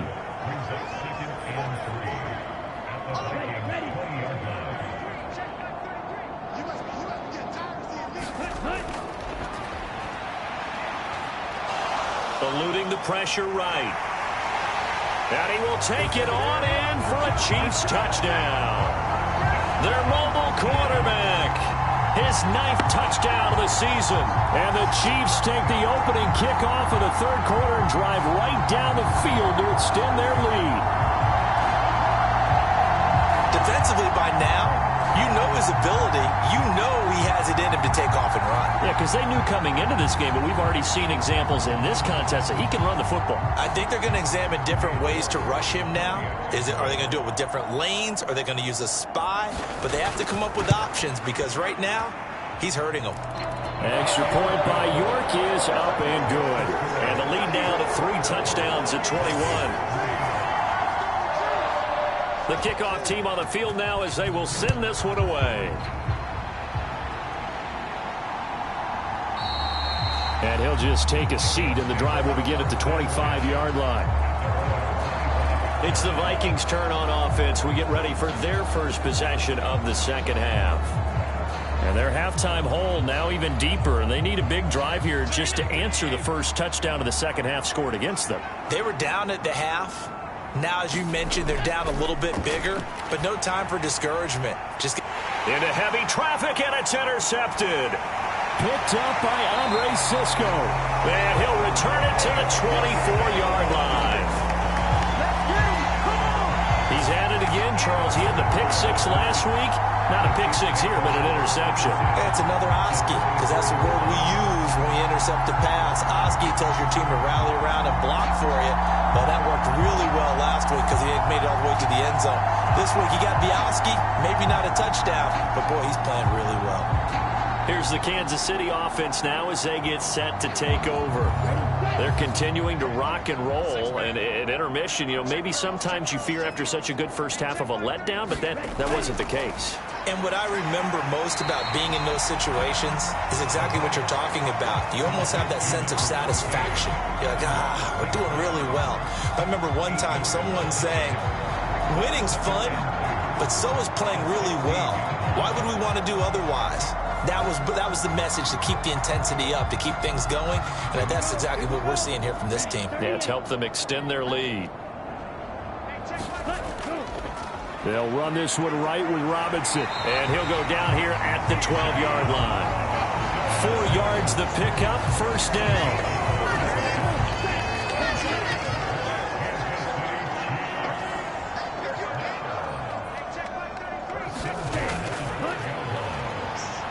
Flushed out right. And they corral him just a couple yards shy of the end zone. Give him 10 that time, escaping the danger, running with it, and picking up a first down.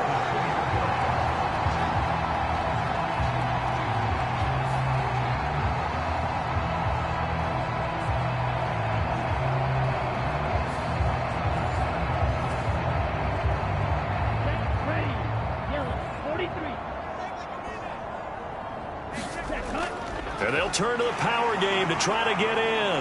And he's going to take it into the end zone for a Chiefs touchdown. It's the fullback. His second rushing touchdown on the year. And the Chiefs take advantage of the field position on the turnover to cash in for 6. So they're able to capitalize there on the short field, and that might prove to be the score that turns out the lights. The party's over. Oh, sorry about that. That's an old reference there, folks. But, yeah, they've been the better of the two teams by far, and that's great complimentary football right there. Defense gets the turnover, sets up the short field, and the offense goes right out and scores to open up a pretty sizable lead. The York on now for the extra point.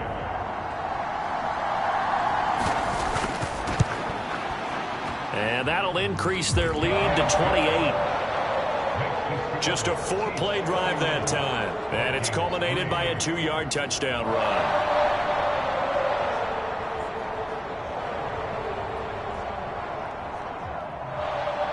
Here's the Chiefs kickoff unit now as they'll send this one away.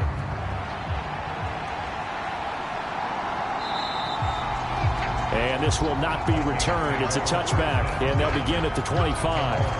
Things, unfortunately, continuing to implode here. The interception he threw on the previous drive, of course, led to the touchdown. And that deficit widening a little bit further. 1st and 10.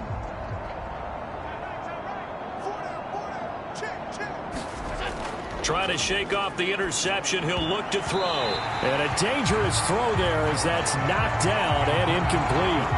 And there's another stop. One of the league's best defenses is certainly bringing it again this week. Following the incomplete pass, here they go again. 2nd and 10 from the 25. Here's Allen to throw it. Now a short one to Gesicki. And he'll be upended at the 28-yard line. Just a 3-yard gain there. Here comes 3rd down at 7. From the gun, it's Allen. Work in the middle of the field, and he's got a man complete. And he will have a Vikings first down as they're able to get the 3rd down conversion. And that's well executed there on 3rd down. And I love the confidence that they had to let their tight end try and find some space in the middle of the field, right in their quarterback's line of vision.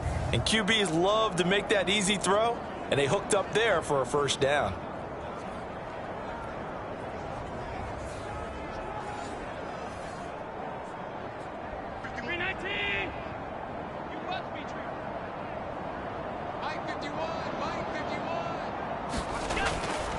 A first down carry for Barkley. And he'll manage to pick up about 4. It's 2nd down.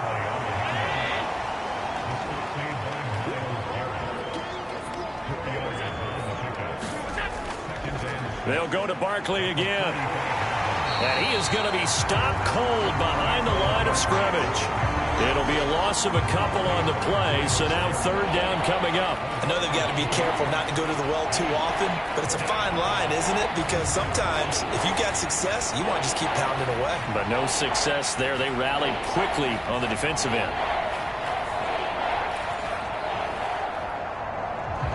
3rd and 9 here.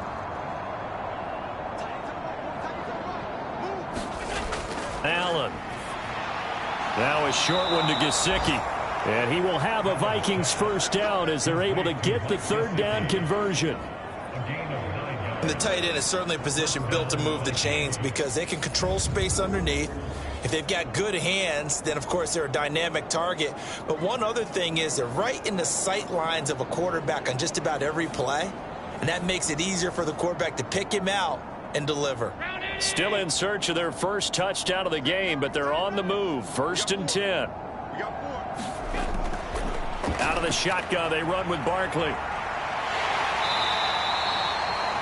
Credit him with a 1-yard gain there to make it 2nd and 9. No doubt about it. A really nice job there by the defense, not allowing him to get to the perimeter.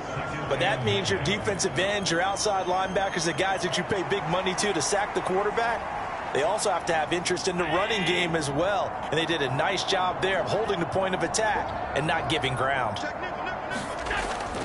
Running again with Barkley on 2nd down. And he'll take this close to a 1st down at the Chiefs' 40-yard line. The 71 yards rushing for him now to this point. 9th play coming up here on this drive. This is 3rd and a yard. They'll try to run for it with Barkley. And he's got the first before he's brought down at the 39-yard line. Brandon, what were they thinking on defense there? They looked like they were playing for the pass. That was 3rd and short. Yeah, it was an easy pickup because they handed it to him. That was way too easy. Just looked like absolute confusion defensively. Not sure why they were in that set. Yeah, I'd say you ought to have a few men in the box there.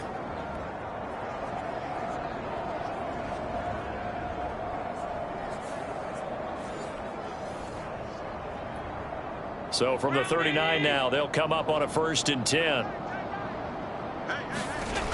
To throw, it's Allen. A quick throw there going to be batted away and incomplete. A 3rd quarter action from Kansas City. 2nd down and 10.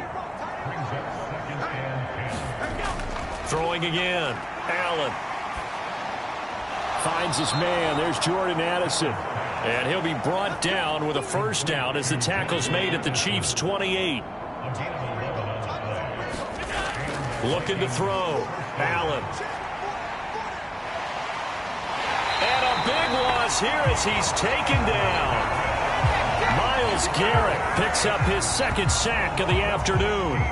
And you get the feeling, Charles, yeah, he's got the 2 sacks now, but he may give more here. We still got a quarter and then some to go. And the way that he is playing this game, it reminds me of one of the best golfers in the world who can use every club in the bag and make a great shot. That's what he's doing with his pass rush moves right now, showing a little bit of everything. They have no way of stopping him. After the sack, they're staring at a challenge basically from the other side of town. It's 2nd and a country mile. Barkley, inside handoff. And he's going to take it down to about the 35 here. Well, a tough situation to overcome here. 3rd and 17. So the shotgun snap to Allen. Had his hands on it, couldn't bring it in. Pretty symptomatic of how this game's been going.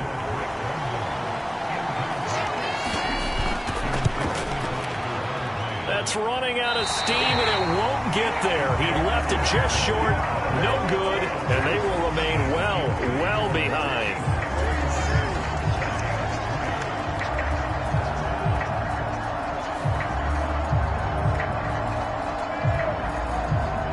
And now here comes Kansas City.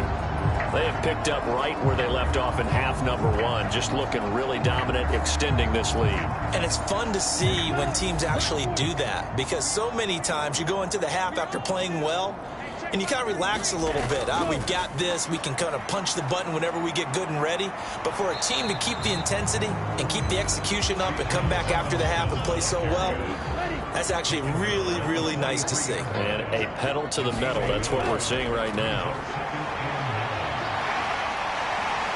Gets past one man. And they'll get this well past midfield before being stopped just before the 35. Able to find a lot of empty space there, picking up the 1st down and a 21-yard gain. This guy's proven himself to be one of the best in the NFL. He brings an added dimension to their offense with his ability to read defenses and know when he's able to pull it down and take off and go. So 1st and 10, and if they score on this drive, might have to start digging in our second half blowout material. Looking to throw. As it complete to Jackson Smith-Njigba. And he'll be brought down on what's going to turn out to be the final play of this 3rd quarter. We have played 3 quarters. You're watching the NFL on EA Sports. We're back now in KC. And the ball on the 30 here, 2nd and 4. A lot of happy faces in the crowd at this point as their guys have a big lead here to start quarter number 4. And tackled down after a gain of 3. Leaves him with 1 yard to go on 3rd down.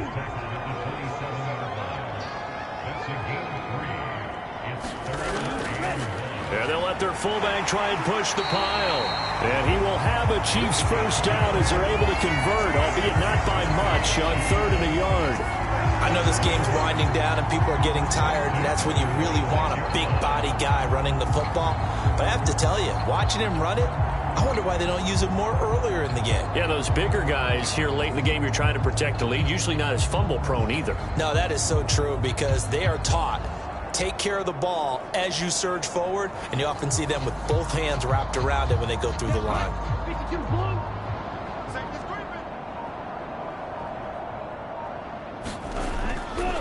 Robinson up the middle, and he maneuvers up the middle for 3, and it's 2nd down.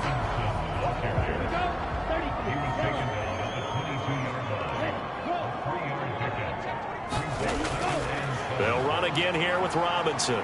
And he's taken down after a gain of 3 as they move it from the 22 to the 19. And this offense on 3rd down today, they've hit on 6 of their 8 tries. Very good. This is 3rd and 4. That is caught. And he'll be taken down, but he does have first down yardage. It'll go as a gain of 6 that time, and it moves the chains as well.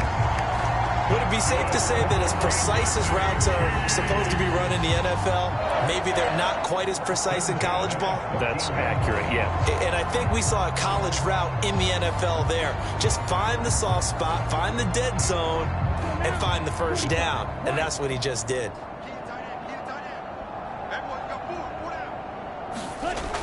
They'll look to throw here on first down. And he's got it. Touchdown, Chiefs. Amon-Ra St. Brown, a 14-yard touchdown. And the Chiefs start to open this lead even wider here in the 4th.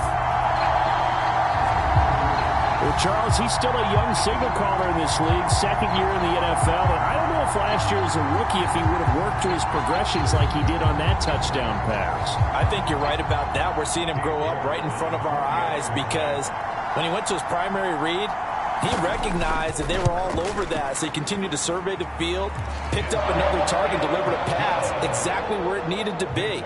A very mature play for the second-year quarterback.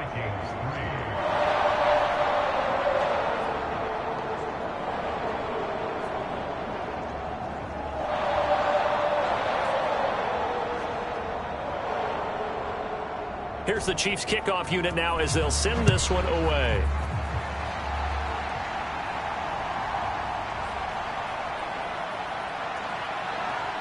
And he nearly broke that for more, but as it is, still a good return. They'll start the drive right around the 37. And now out comes Minnesota. And the way their last drive ended, boy, it was frustrating. They had a pretty good drive going. It was sustained, and then it stalled out, Charles, and they missed the field goal and got nothing out of it. Is that insult to injury? Because they had such a sustained drive, as you noted. So you know for the head coach, it almost felt like a little bit of failure to send out the field goal unit and then to not even see the ball go through the post. What a bummer on that last drive for them. Got to pick themselves up from that one. Well, it's an old chestnut, but let's face it, offensively, they've got to have some pride here because this has been a worst-case scenario all game for them. Keep putting in the effort. Keep trying to keep your quarterback upright and get through the end of this one as quickly as possible. And he drops it incomplete, and their struggles continue here. An incomplete pass on that last play, and that means they'll need to come up with something here on 3rd down. Back to throw. Allen over the middle. He's got Gesicki, the big 6'5" tight end. Call it a gain of 6 on the play, and that'll bring up 4th down. One thing I think that's safe to say defensively, the tackling's been really good.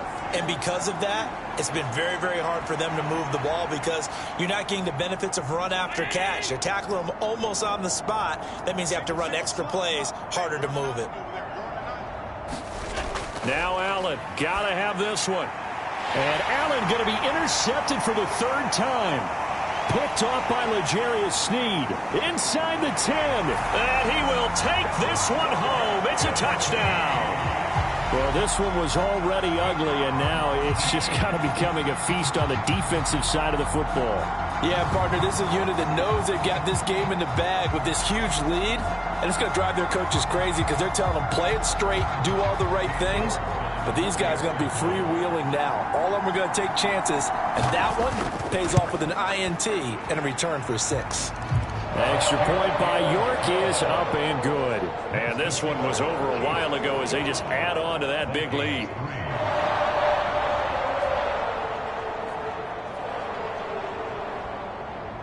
So they throw the pick 6. They'll get another shot at it now as this one's in the air.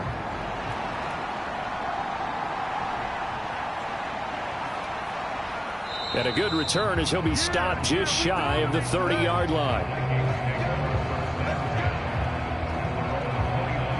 The Vikings offense now heading out to take over. Where we stand right now in the fourth quarter, this one pretty much out of reach. And, Charles, I know they're going to be disappointed about several things with this ball game, but the self-inflicted wounds, they've had several turnovers. You would have to think that's going to be something they're going to discuss heavily in the film session in the coming days. You're absolutely right about that, partner, because they're going to have to sit in that film room and watch every error that they made and figure out how to not do it in the future. And mentally, I think a lot of the guys are already starting to think about, okay, how do we put this behind us and get better for the next time out? This, they'll use as motivation for the rest of the time that they play to hopefully never be in this type of situation again. Well, a touchdown here on this drive, it wouldn't really put much of a dent in the score, the deficit right now. But as you mentioned in the past, CD, their coach is probably just hoping to see something executed correctly on this drive before we close out the ball game. Yeah, and I think that every guy who's on the field has to feel exactly the same way, because if not, they might be looking for replacements. Treat every drive as if it's your last and make it a successful one in some small way. On second down, here's Allen. He gets it to Addison. 7 yards there and a first down.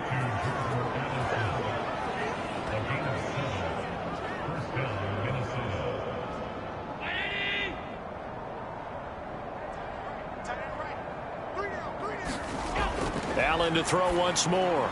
Looking for Addison again, and he's got him again. He'll be stopped at the 35, but not before he picks up 7 yards. Now Allen throwing on second down. Gets this out to Saquon Barkley. And he'll work it inside the 30 to the 29-yard line. Throwing on first down is Allen. Nowhere to turn here, and he's going to go down. Back at about the 37-yard line. Multiple players getting home there for an 8-yard loss. We all know he's one of the better quarterbacks in the league, but definitely not today. His team trailed by multiple touchdowns, and a late sack, just a parting gift from the defense for him to take back to the locker room with him. Allen going to throw. And that'll be incomplete. Took a pretty good shot as he tried to pull that one in. Couldn't hang on third down. Looking to throw. Allen. And that is incomplete. They lead big, and a major part of that has been how they've taken their play to a whole new level this second half. No points allowed since the break, and you can add another incompletion to the total number that they forced in this runaway contest.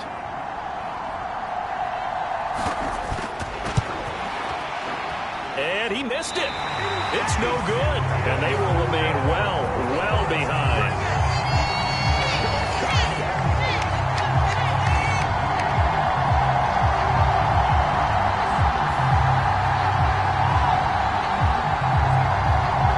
The Chiefs ready to rock again on offense. And, Charles, we are in the midst of a very one-sided affair. I think this is where you and I have to fill a little bit. You want to regale us with old stories of your childhood in New Paltz, New York? I don't think anyone wants to hear that, but this is a perfect time for us to start listing MVP candidates, right? The best teams we've seen so far this year, the best games that we've called thus far, how we anticipate the season unfolding.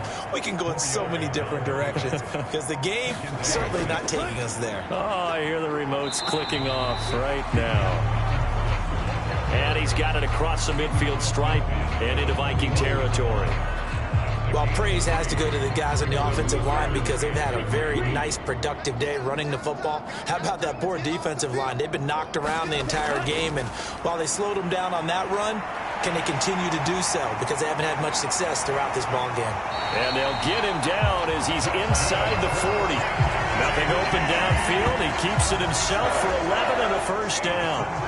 This is a rarity in the NFL, a 100-yard game on the ground for a quarterback. Even as those passers get more athletic and mobile, we only see about 5 of these a season. It takes a special set of circumstances for it to happen, and, of course, a special player. So from the 39 now, they'll come up on a 1st and 10.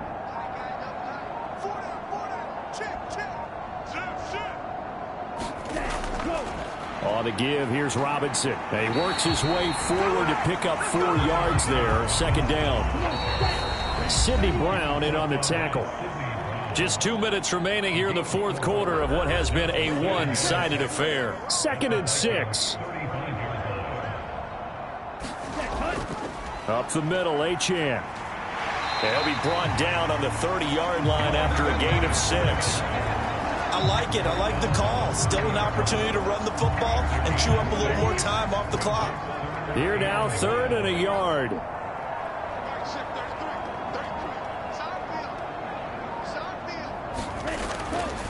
Back to throw. He's got his target. That's complete. And down inside the 15, shy of the 10.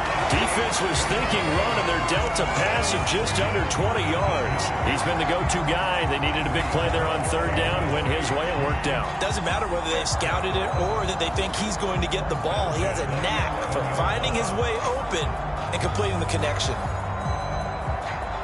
Now a 1st and 10 at the 11.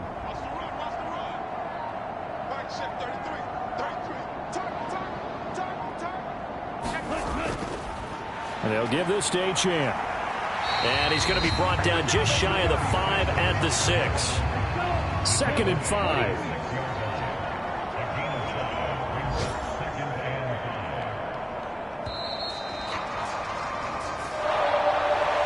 Well, fans usually love to see scoring, and there was no shortage of it today. What a dominant showing from an offense that was truly playing at an elite level in this contest. Partner, this game was over a long time ago, and you noticed they did not want to slow down anything. Absolutely a dream scenario for everyone on that offense, and they took advantage of every second. Guaranteed popcorn for everyone in their film session. So for Kansas City, their playoff chances take an uptick as they move to 7-4, and they'll get to stay home again next week. Meanwhile, for Minnesota, their luck may have run out as they fall to 4-7 now on the year. And they'll try to get back to their winning ways next week as they head to Lambeau to take on the Packers. So that'll do it for us. For Charles Davis and all our crew, I'm Brandon Gaudin. You've been watching the NFL on EA Sports. The Chiefs victorious here as we say so long from Arrowhead.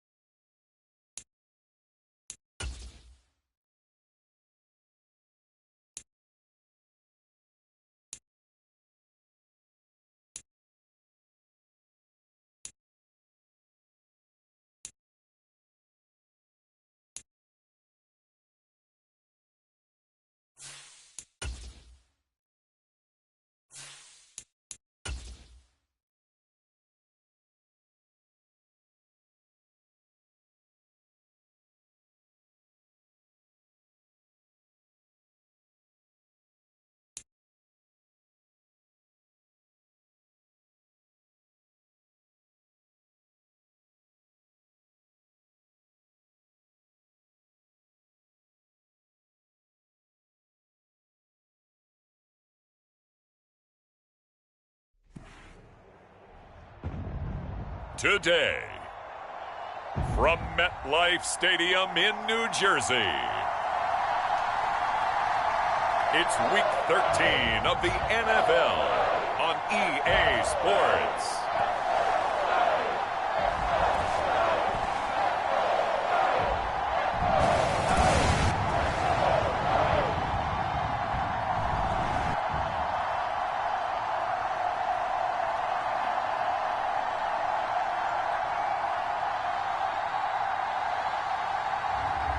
It's the New York Giants taking on the Dallas Cowboys. We're situated about 8 miles west of New York City at MetLife Stadium in East Rutherford. Today, boy, what a matchup.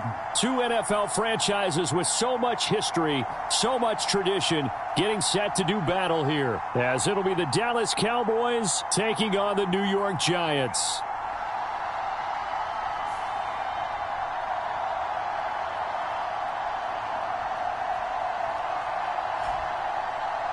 Alongside my partner, Charles Davis, I'm Brandon Gaudin. And, Charles, you take a look at this Giants ball club. They come in losers of 2 straight, so they're trying to right the ship here a little bit. They're teetering a little bit, aren't they? And now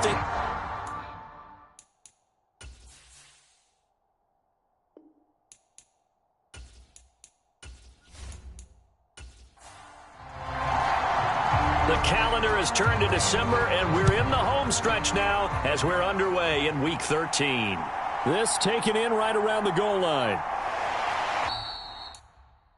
And able to get this across the 20, but not much further as he's dropped at the 23-yard line. So here are the Giants ready to start their initial drive of the game. And they will be led out by their second-year quarterback. he had the numbers of a game last week that if you win, you talk about him being a gritty guy, managing the game, getting it done. But they lost. So obviously 2 interceptions, 1 touchdown pass, that's not going to be good enough. Got to get that changed around. They go play action here on first down. Little pitch and catch to the tight end, Knox. And this one goes nowhere. Losing yardage back at the 22. It'll go as a loss of a yard on the game's first play. Second down. Heck of a play there to get to him quickly and get him down for a loss. I think they did a really nice job getting ready for this game, scouting, watching film, and understanding defensively what the play design was.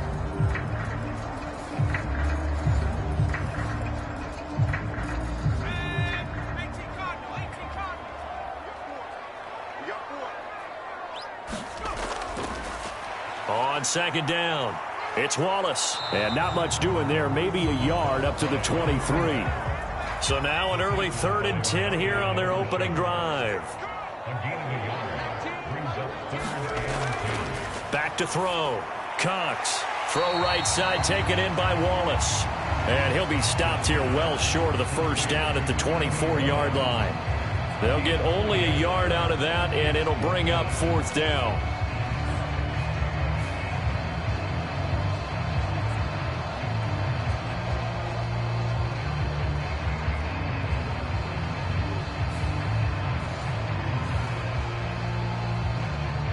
Here's Jake Camarda now.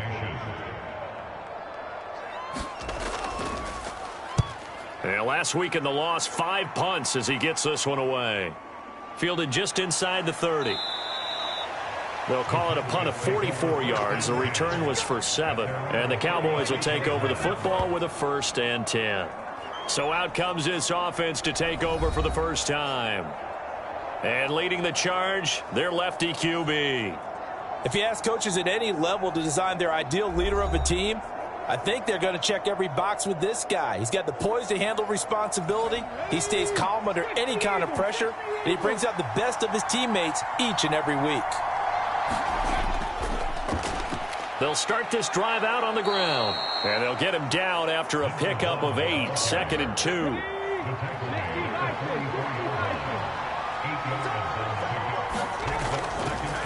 And they'll give him another shot here on the ground. Shreds him with a stiff arm. Still going. Touchdown, Cowboys. A great play there. with now 15 rushing touchdowns on the year. And the Cowboys will jump on top with the game's first score here this afternoon. Well, you've got to like that start on both sides of the football. You force the 3 and out, and then you score on your first drive. Well, I know someone who doesn't like that start. Well, yeah, the other side. Yeah, they don't like that at all, right? This is not the way it's supposed to be.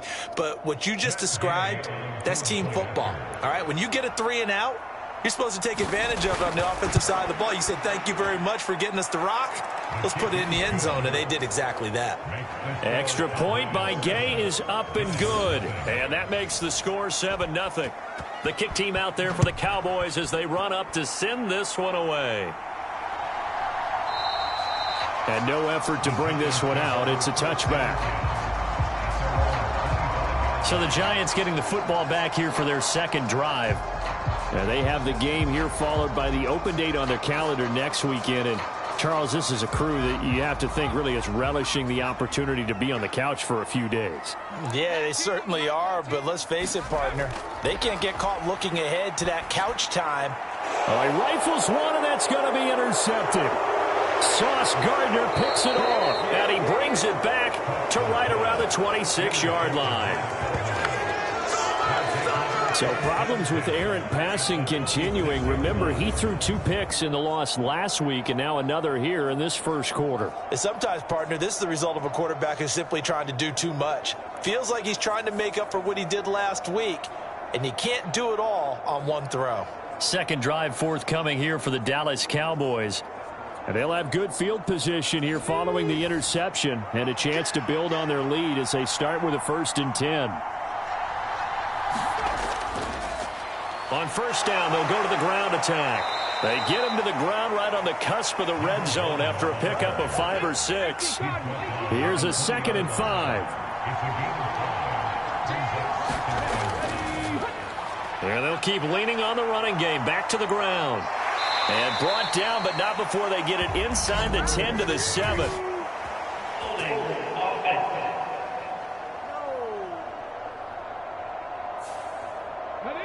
So that flag obviously takes away the good yardage that they had on the play. And talk about a momentum shift, because we can visibly see this celebration shifting from one side of the field to the other as soon as everyone saw the flag.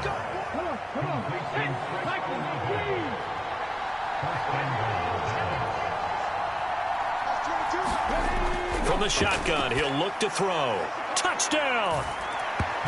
CeeDee Lamb. His 4th touchdown on the year. And the Cowboys lead this now 13-0 here in the opening quarter of the ball game. The full team is involved in this game early, aren't they? Go down the field, score on offense, take the ball away on defense, and go right back and score again. You got to like the way that's working for them. That's exactly right. Touchdown, turnover, touchdown, 2-score lead. A little bit like you at breakfast this morning. I got to get this in. You had a perfect omelet, dropped it, so a little bit of a turnover. You went right back, though, and got that omelet and crushed it. You got to do what you got to do. Yeah. You got to do what you got to do. A little worried about your hands, though. Yeah. Extra point by Gay is up and good. And that'll make the score 14-0.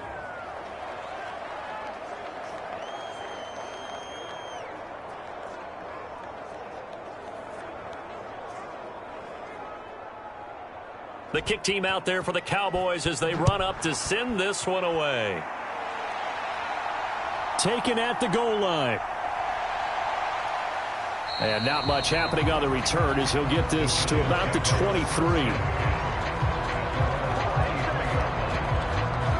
And New York set to take the field. Well, partner, fast forward with me for a second. Remember, next week they have the open week, so they're going to get some extended rest. Does that change how they manage the rest of this one? I think it does a little bit, but not by too much, because you're right. You get the extra rest. You get a chance to heal up and kind of, do a little bit of a reset for this team. But it's also 7 extra days to think back to the last time you were on the field. So now, a little more importance on what they're getting done, because they carry it with them for essentially 2 weeks. They just gave up a sack there, and if I'm not mistaken, they gave up 4 last week, didn't they? Yes, and just looking really porous, aren't they? They really are, and I'm wondering if they're going to have to start thinking about keeping the tight end in, maybe a back, someone to help assist, because right now, their quarterback's been getting hit a lot in the last couple of games.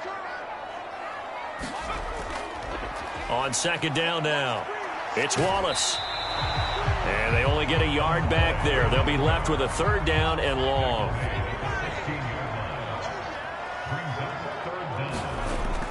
Out of the gun, they'll look to throw. And that is incomplete. I know this offense was expecting to do big things, but it certainly hasn't turned out that way, at least not through the first 3 drives. They're definitely going to have to put their heads together and start concocting some offense that'll move the ball downfield. First kick, 47. This one looks good as well. It's a 45-yard punt, just a 1-yard return. And they will take over 1st and 10. The Dallas offense back out onto the field. It has been about as perfect of a start to this game as these guys could have asked for, Charles. They've scored on their first 2 drives. They still haven't given anything up on the other side of the ball, so they can already make this a 3-score game here if they can come away with points on this drive. Yeah, they're almost pushing them to the brink, aren't they, partner? Almost to the point now where it's a loss of words for me, which I know would excite all of our viewers, but you're just not supposed to see that type of dominance so quickly in a game like this. Everything they've done has been working so far. Offense, defense, you name it, it's going well for them. Now an option play on second down. And the second wave of tacklers is going to get him as they stop him behind the line. It'll go down as a 2-yard loss, and it brings up a 3rd down. Well, that play never really got off the launching pad. He had a linebacker in his face before he had a chance to do much of anything. Yeah, I think his big boys up front, that offensive line, they've got to do a little bit better job of protecting him if they're going to continue to run the option like this. And 5 in the secondary now for the Giants on 3rd down.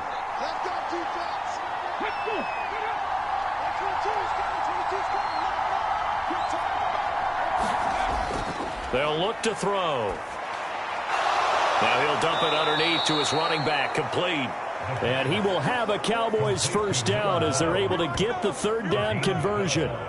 Well, he was a busy man out of the backfield a week ago. They got him the ball early and often. I have no doubt in my mind that he'll be a big part of the game plan here as well.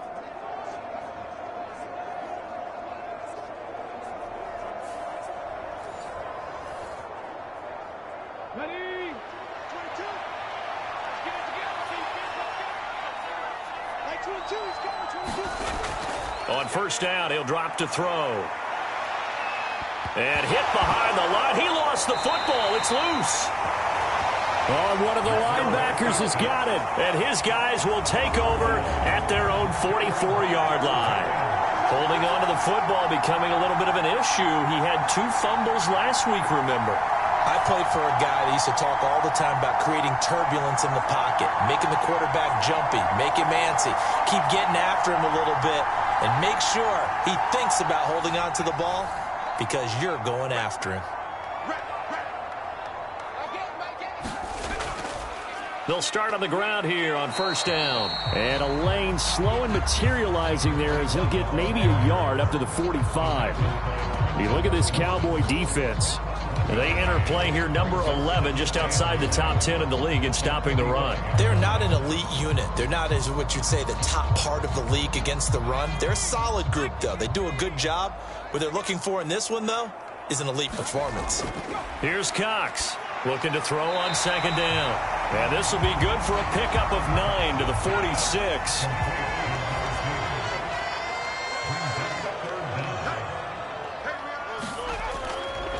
On 3rd down, Wallace. And he's brought down, but not before picking up the first with a very effective stiff arm. We haven't seen much from him running the football here in this first quarter. No, you're right about that. We haven't seen much of him at all so far. They've stacked him up pretty well, but when you're trying to run the football, sometimes you got to play the long game. Keep handing it to him, and some of those runs that aren't working now, they turn into 6, 7, 8, and maybe more later on.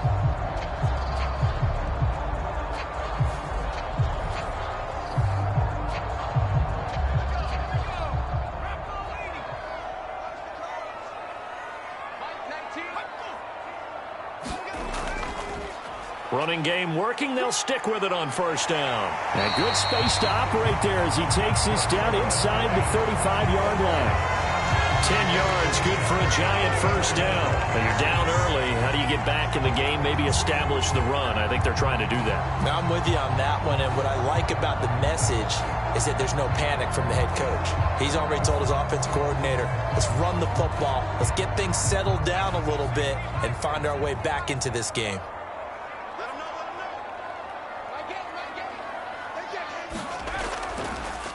On first down, it's Wallace. Give him 5 on the carry there, and it'll be second down.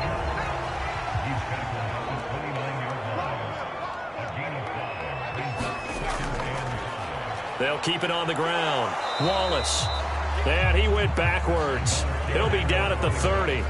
A loss on that play, and now third down gets tougher. 3rd and 6. Plays like we just saw there. That's why they're up right now. And the defense, they're doing their job. Yeah, it starts with the guys up front. So when you talk with GMs who are putting together a team, a lot of them say we're going to build from the inside out, because if you control the line of scrimmage, you control the rest of the ball game, and that's what we're seeing here.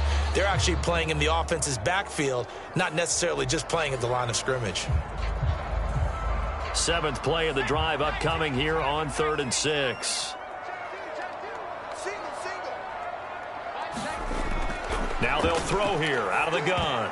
Oh, and his early struggles continue. Here's another one intercepted. Sauce Gardner picks it off, and the Cowboys are going to take over here at their own 22-yard line.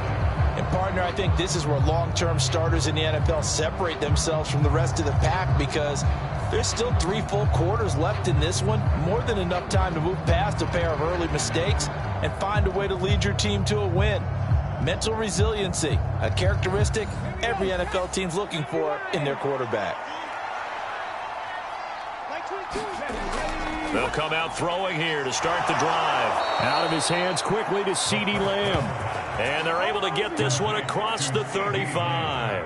15 yards is the pickup there, and the drive starting very nicely. First down. I don't care who you put on him. He's going to be a handful in one-on-one throws. Yeah, right now, you're right. They're in man-to-man. Maybe need some safety help. I would say that'd be a good idea. Double team him somehow. I'm going to have to make someone else beat me rather than let him shred my defense. One play has him to the 37 here for 1st and 10.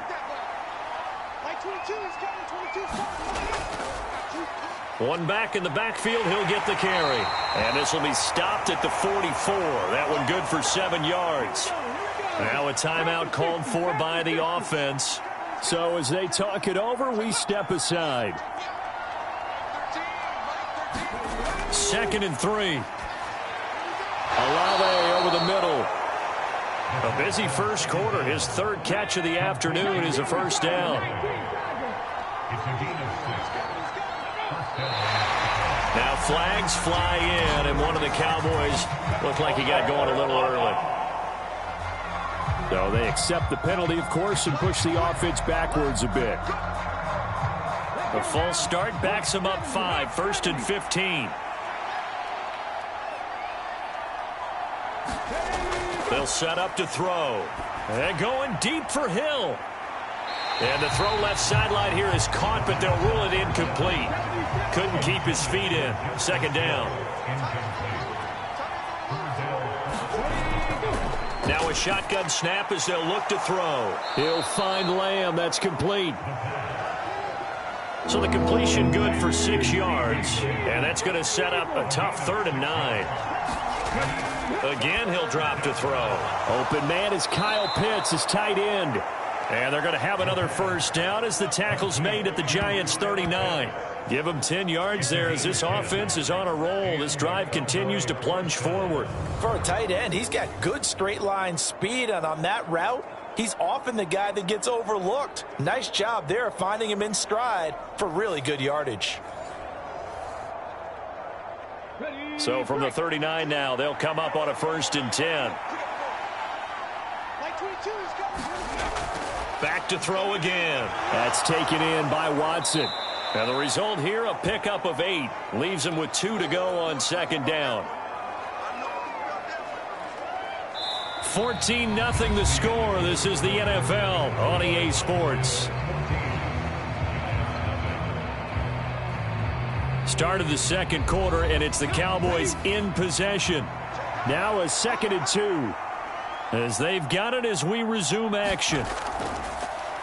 Hands it off out of the gun. And he'll work it inside the 30 to the 29-yard line. 2 yards, good enough for a first. Not too many more ideal situations in 2nd and 2 in order to try and pick up a first down. They ran it and picked it up. Right back to him on first down. And give him 4 yards there. It'll be 2nd and 6.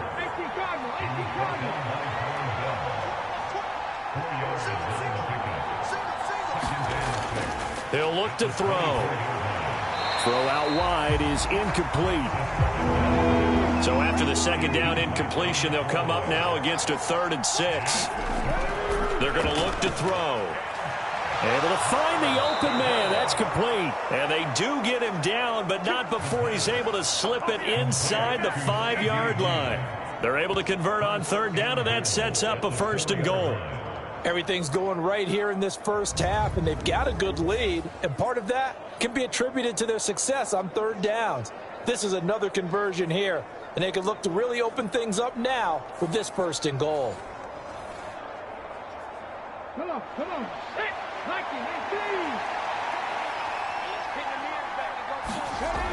They'll look to throw here. And this is caught for a Cowboy touchdown. Christian Watson from 4 yards out. And the Cowboys take a 3-touchdown lead. Well, I don't think that we're ready yet to say the route is on, but they have certainly looked near flawless here in this first half, and now an extra point away from making it 21-0.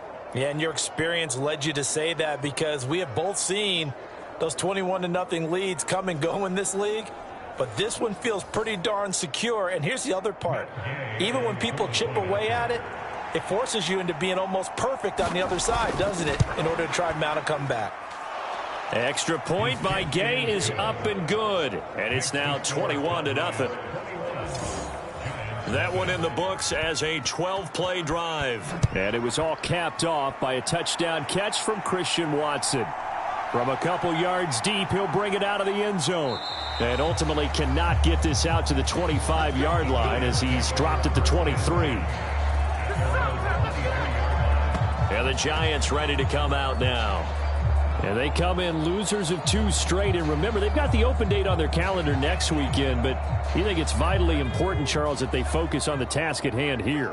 Absolutely, because these players, they know what's coming up. And the difference between taking time off following a win versus doing so on a 3-game losing streak, that's absolutely huge because they may come back if they lose this game to a facility and there may be new faces in there and some teammates lost. It's a short one here, complete to the tight end. The offense on 3rd down, they've only converted once in 4 tries. This will be 3rd and 6. Operating from the gun, Cox. He's able to find Wallace. And oh, he's just going to be short here, barely. Maybe by a half a foot. It'll be 4th and inches.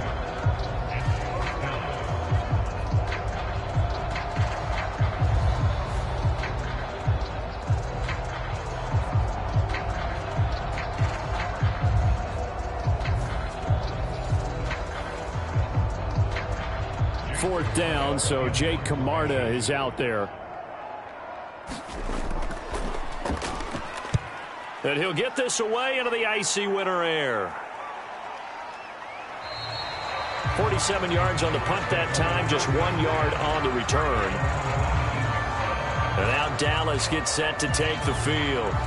A long drive last time out for this offense, Charles. If you remember, they started basically in the shadows of their own end zone, marched it down the field, and a lot of that was through the passing game. And, partner, as a former defensive back, I'm having almost a physical reaction watching what's happening right now. But let's give credit where it's due because they've done an excellent job moving the ball through the air. Secondary getting picked apart pass by pass. Obviously, they need to make some adjustments there on the back end. And because offensively, we know that they're not going to be shy about throwing that football.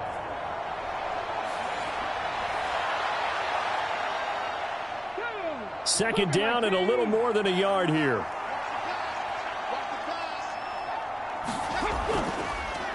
from the gun. He'll hand this off. And they'll take him down at the 31-yard line.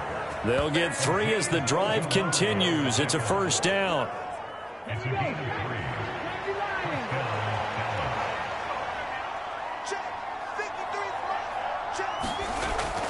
They'll set up a throw. Short throw caught by Pitts. And he'll be tackled right on the chalk of the 45. 14 yards, good for a Cowboy first down. A lot of tight ends just use their size and their strength, try to occupy some space and kind of body people away and catch the football. But not this guy. He's a refined route runner. Makes me wonder if he took some dance classes in his background with his footwork. And that's good for a pickup of 10 yards. And that'll leave him with a second and just a few inches left. From the gun, they'll try to run it. They juked him. And a good job of finding the open space to run as he's down close to the 30 here.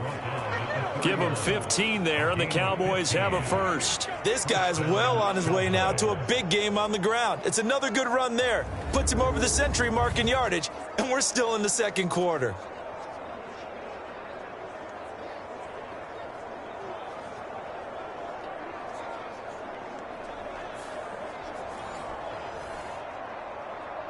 Let's go now. Line of scrimmage, the 31 now on 1st and 10.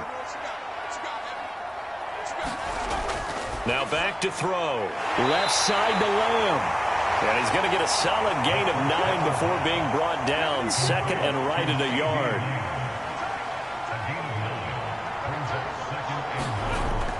Back to throw here. And this one incomplete. Too much contact to hold on to that one, and it's 3rd down.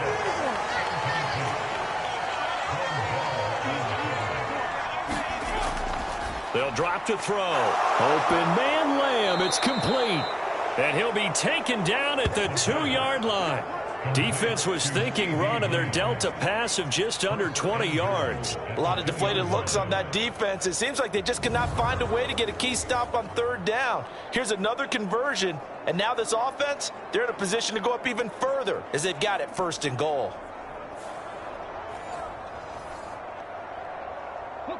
They come out with 1 back and 3 tight ends. They'll try and run for it on 1st and goal. And he'll get in. Touchdown, Cowboys. A great effort there. His 2nd TD of the game and 18th of the year. And the Cowboys are able to add on to their first half lead. Well, you talk about a team coming into an opposing stadium and just taking the life right out of a crowd. That's what we're witnessing here. 27-0, Charles. And this defense, they've just looked completely unprepared for what's been thrown at them. And you know they're supposed to adjust series to series. That has not happened for them. So I don't think halftime adjustments are going to help a heck of a lot. They are in major trouble unless they figure out something really fast. Extra point by Gay is up and good. And the route is on here in this first half.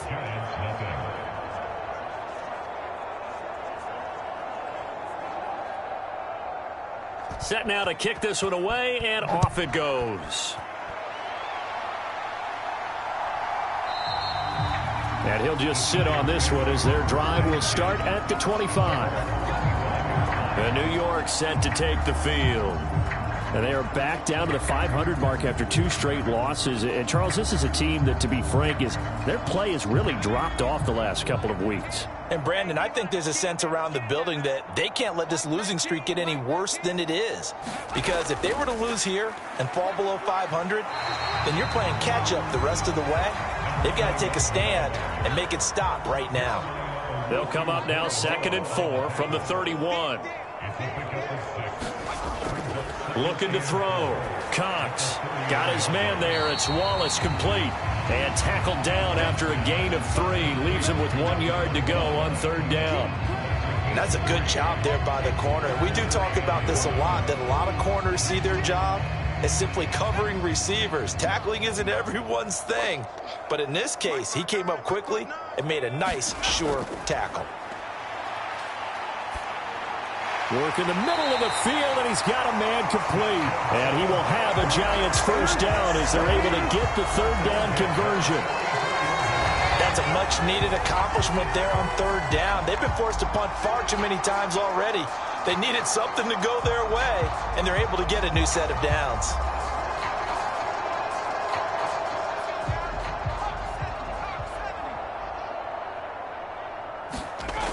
To throw is Cox on first down. It's a short one here, complete to his tight end. This will be stopped about 2 yards shy of the marker. 8-yard gain, 2nd and 2. Off play action. Cox. He has Hyatt over the middle. Second catch for him today, and it'll wind up a first down. Off the play fake. Cox.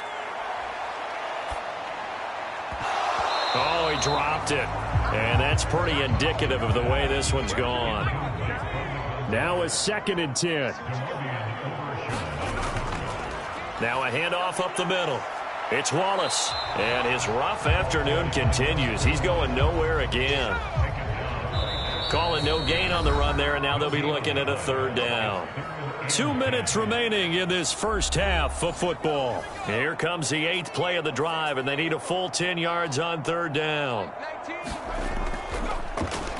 They'll keep it on the ground. Wallace. And he'll go down to the ground at the 39, and obviously that's well short of the first.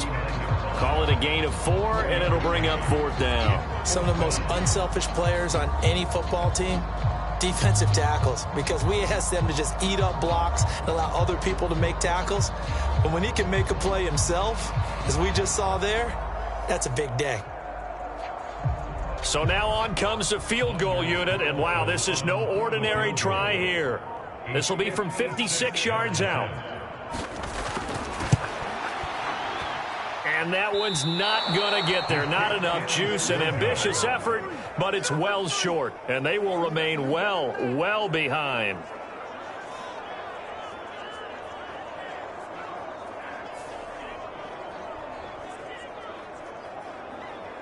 There again is the running back as he trots onto the field. He's already cruised past the 100-yard mark. We haven't even gone away for halftime yet. He might not want halftime. All right, why cool off? Keep everybody here. Let's stay out on the field and keep going. But all that being said, everything is really working well for them. The play calling's been excellent. The blocking's been terrific. And obviously his vision and legs have hurdled him to this big number so far. We could be seeing something really special here. And we'll see how much they give him the ball here. Short throw caught by Pitts. They do get a couple, but they'll be left staring at a 3rd and 8 coming up. They'll be in search of 8 yards here as they hope to convert the first down. On 3rd down, he'll drop to throw. Got an open man. It's Olave. Now the Cowboys going to burn the first of their timeouts, as the stoppage will come with a little under a minute to go in this first half. Now a chance to make that big play really hurt. It's 1st and goal just outside the 5. They'll look to throw again. And he is into the end zone for a Cowboy touchdown. A 6-yard touchdown run. And the Cowboys will extend their lead in the final minute of the half. If you're going to play quarterback in the NFL, you've got to have great vision, and you've got to remain calm when things break down in the pocket. Both of those traits are on display there. He surveys the situation, sees the middle of the field open, so he's just going to step up and take it himself. Very well done there. Here's Gay now to add the extra point.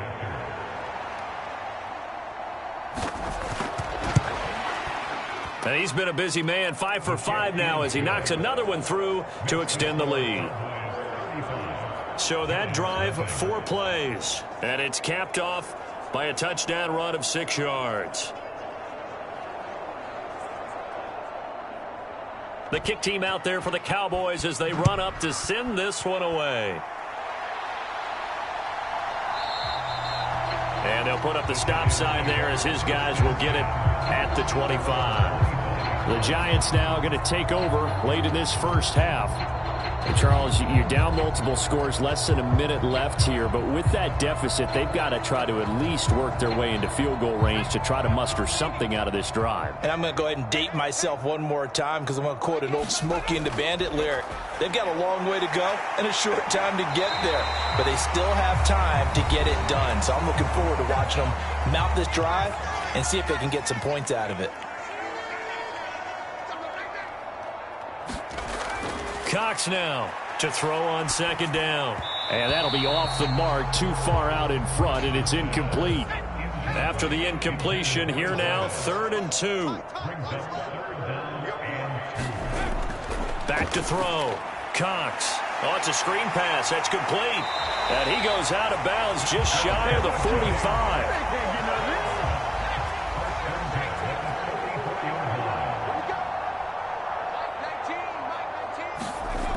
They'll stick with the passing game as he looks to throw. And that one drops down, incomplete. Good coverage there, forced the ball free, and it's 2nd down.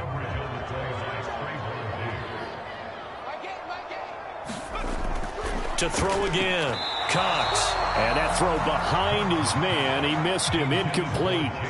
So back-to-back incompletions, and that has him staring at a 3rd and 10.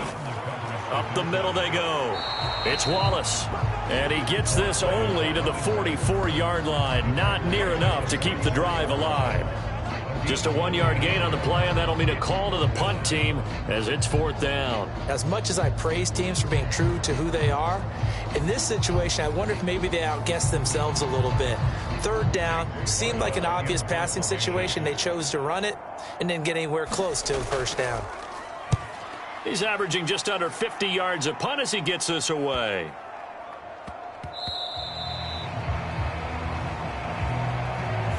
So we have reached halftime here with the visiting Cowboys out on top. As we'll send you down the coast now to Orlando, that's where we find Jonathan Coachman ready with our EA Sports Halftime Report. Coach. All right, Brandon, thanks very much. Things definitely getting interesting around the NFL as we begin the month of December. So let's get right to it. We'll get our tour started out at venerable Soldier Field in Chicago. And it's the Bears who have the lead. Lamar Jackson has thrown a touchdown pass. From there, we'll make the trip down to Indianapolis to check on the Colts at home at Lucas Oil Stadium. And they have the lead in that one over the visiting New England Patriots. The Colts trying to hold on and claim victory. Lastly, let's get out to Jacksonville. See what's happening with the Jaguars at TIAA Bank Field. And that game's gone to the half, all even at 10-10.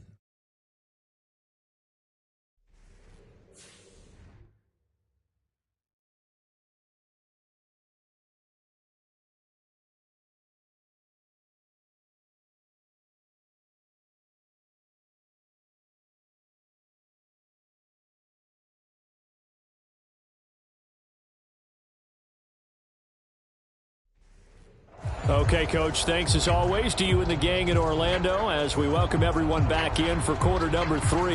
The Cowboys will get the football first here, and they have the lead as well as we are underway in quarter 3. And no run back here as the 3rd quarter will commence with a touchback. The Cowboy offense set to go to begin this 3rd quarter. Well, this offense, this team, they are rolling right now, Charles. They've scored on 3 straight possessions. You look at the scoreboard, and they pretty much right now got this thing on cruise control. Yeah, and this is that time of game where you and I have to be prepared, right? Isn't this kind of like that empty the bucket time where you have to go into your blowout material and make sure we have some different things? That's what we're staring at right now, the way this one is going.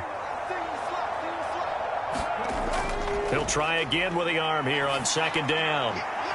And a quick throw here, that's complete.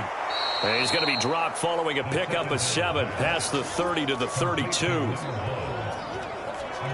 It's funny, throughout the time that we've been together, when we talk with running backs about the ability to catch the ball, their eyes light up when they talk about open field and having one-on-one matchups, don't they? Yeah, they do. And that's the reason why. What we just saw, shedding those tackles, and that's what they're used to doing. It is, and it starts at the beginning of the play. One-on-one matchup if someone's trying to cover them, but they also like those one-on-ones downfield after the catch when they're running with the ball.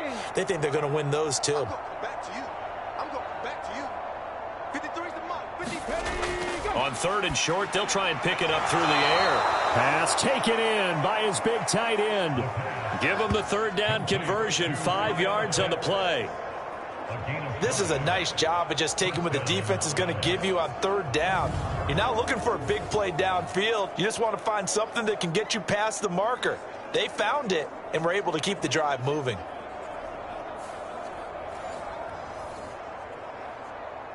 Line of scrimmage, the 37 on 1st and 10.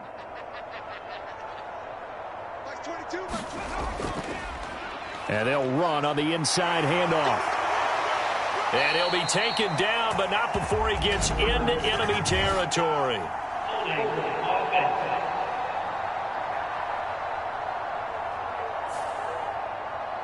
And that flag accepted.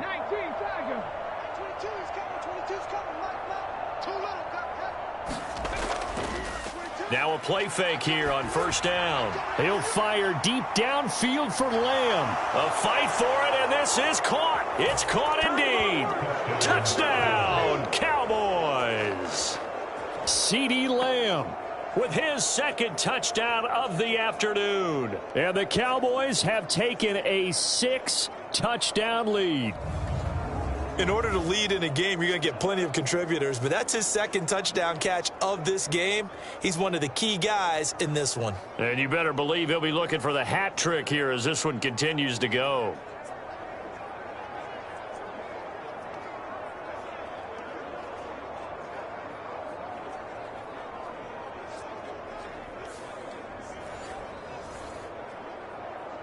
Gay is on for the point after.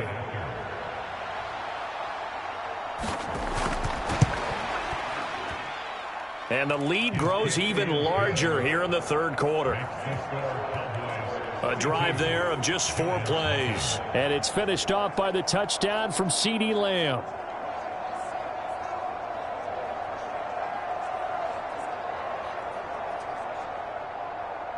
Out is the kickoff unit as they run up and send this one away.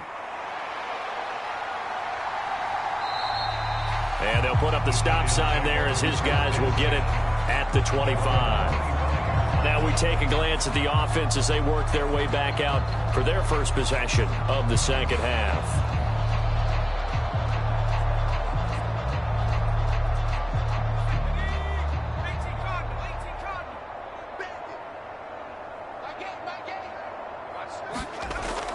They'll start this drive out on the ground. That's to about the 28. 2nd down coming up.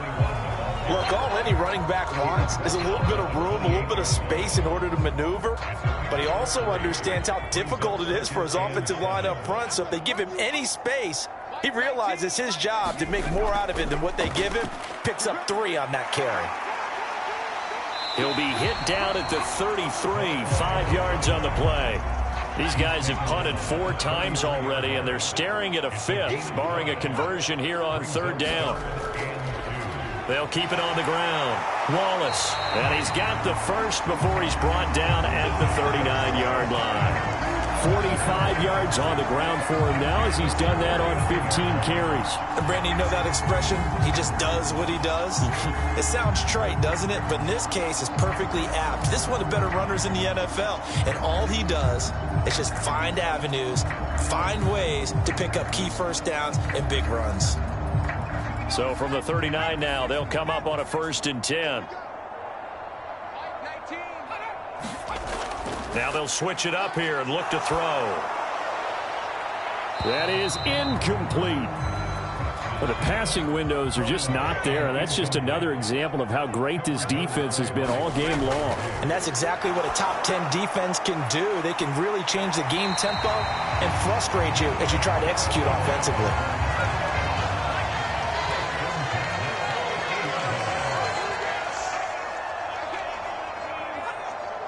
In motion left here, one of their tight ends. Mixon with a 1st down carry.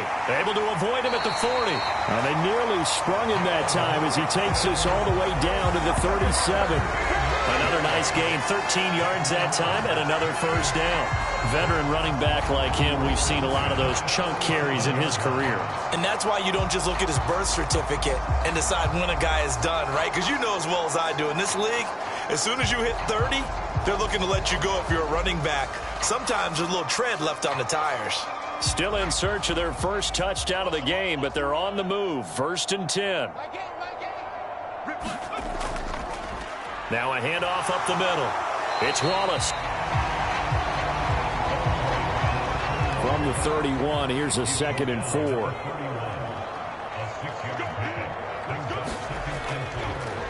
Up the middle they go. Wallace. And this won't be enough to pick up the first. A gain of 2, 3rd and 1.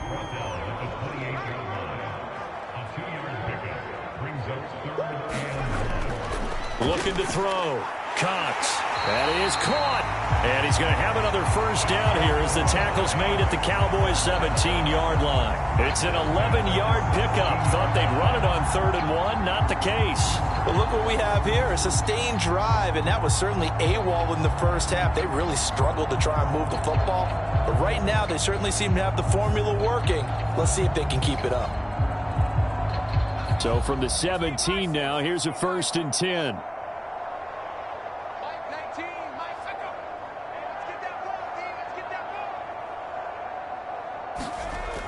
Back to throw. Cox. He finds his man. Complete. That's Wallace. And he'll get 7 yards from the 17 to the 10 before he's taken down. One back in the backfield. He'll get the carry. And he will take it on in for a giant touchdown. A 10-yard touchdown run. And the Giants are able to eat in just a bit to this sizable deficit.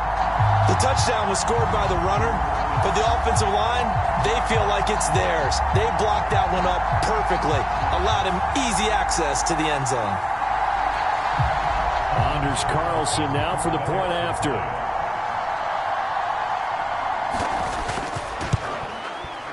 So they get one score back, but still a long ways to go here in this 3rd quarter. So that one a long 11-play drive. And it was finished off with a 10-yard touchdown scamper.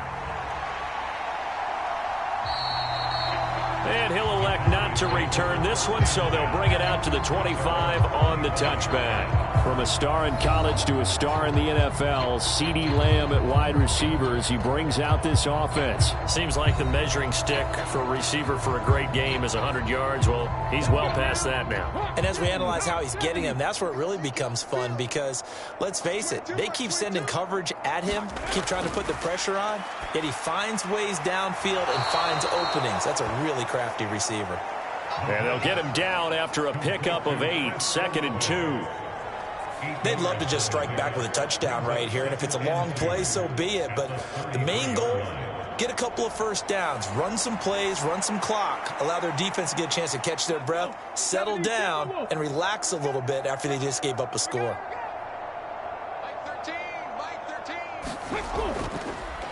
On 2nd down, they'll run it here. And he'll be brought down right around the 37. 4 yards the pickup, 1st down. 2nd and 2 is prime time for a little bit of a gamble, isn't it? Open up the playbook, go play action, toss that bad boy deep. But in this situation, go ahead and give it to your back. Let him pick up a 1st down, keep the sticks moving. And that'll be good for 8 yards to the 45. Ball spotted at the 45. Here's 2nd and a couple. He'll look to throw. And he can't get rid of it. He's taken down. Azeez Ojulari in there to get him, and that is sack number 6 now for him on the year. I think a lot of time when we see a sack, you say, well, you blame it on the offensive line, the quarterback, but here, maybe you just tip your hat to the defender. What a play. Yeah, and I think sometimes they just get a sense of the play before the ball's even snapped. Kind of like a sprinter anticipating the gun in a race. They're off, and guess what? The quarterback's down. Here's 3rd and 7. Like 22 is coming, 22's coming, Mike. Looking to throw. He finds Watson complete. And he'll be out of bounds just shy of the 40. Nice third down conversion and even 20 yards. Well, those backups on the sideline, they got to be eagerly anticipating the fourth quarter upcoming. Look at the size of the lead, how they're moving the football. This defense really struggling and giving up plays like we just saw. Yeah, Stars have certainly done all they've needed to in this one, haven't they? But my question is, will he be able to resist the urge to continue to run things up a bit and get his main guys a few bonus stats before he calls them off the field? Now this throw caught left side, and they're going to be set up down around the 15-yard line. A good pickup there, 26 yards. The partner still in the third quarter, but they've got this one well in hand and still airing it out with gusto and picking up some nice gains. And even in lopsided games like this, you don't really see starters get lifted or the foot come off the gas before the fourth quarter. No one wants to leave any doubt when they're playing well. They just want to continue the process. Line of scrimmage, the 15. It's 1st and 10. He'll drop to throw. Quick hitter here. It's complete.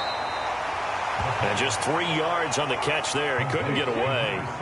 And that's going to bring up 2nd down.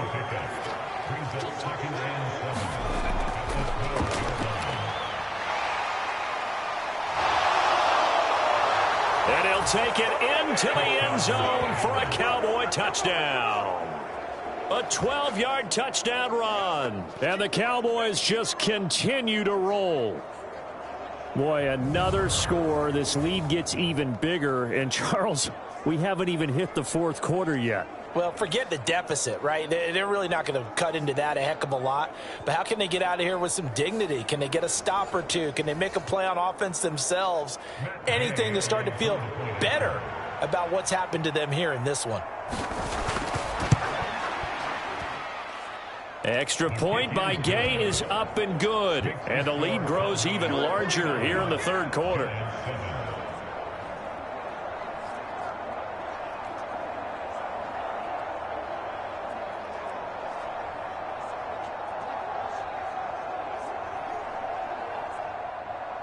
The kickoff unit is out on the field, and they will send this one away.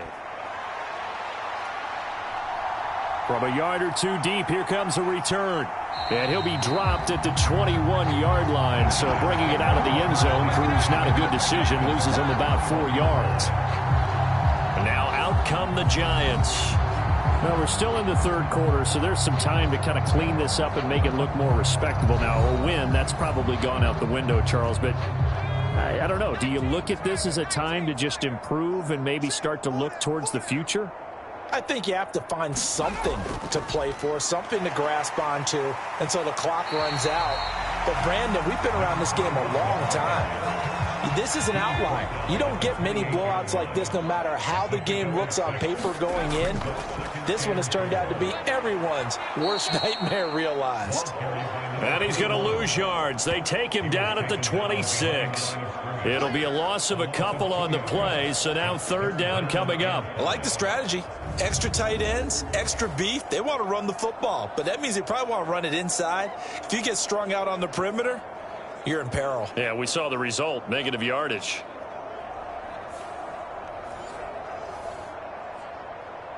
These guys have punted 4 times already, and they're staring at a 5th, barring a conversion here on 3rd down. Looking to throw. Cox. Pass to the sideline and pulled in. And he'll be out of bounds across the 30-yard line. And the Giants send out their punter now. He's been one of their few bright spots so far. Averaging 50 yards a boot so far as this one's away. Pulled in at the 24. A pretty good punt, but a nice 13-yard return.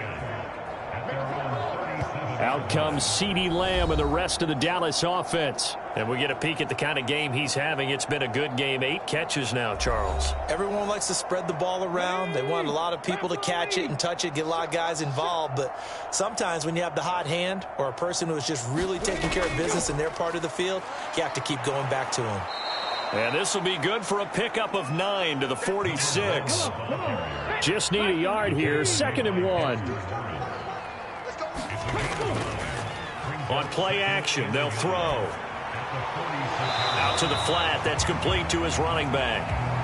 And they'll get this just to the 47, 1-yard gain.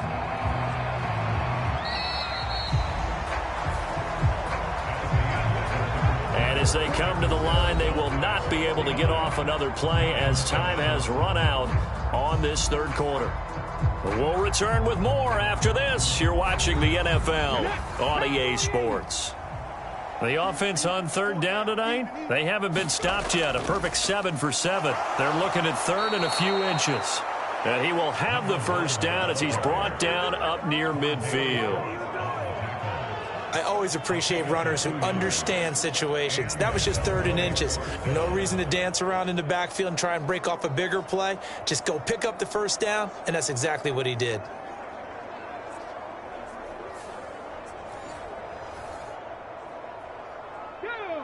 Cougar 19. Big stop, D. Big stop. Let's go. Running game working. They'll stick with it on first down. And he's going to take this ahead for right around 3 yards, but no more than that. Second down.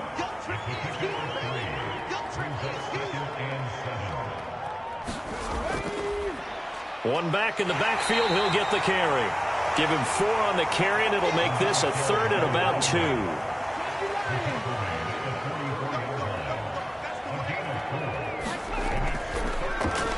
One back in the backfield, he'll get the carry. Now they needed 2, they could only get 1. Fourth down. Absolutely love the effort there. The ability to flow from his inside spot and stop that one at the line of scrimmage. Nice linebacker play.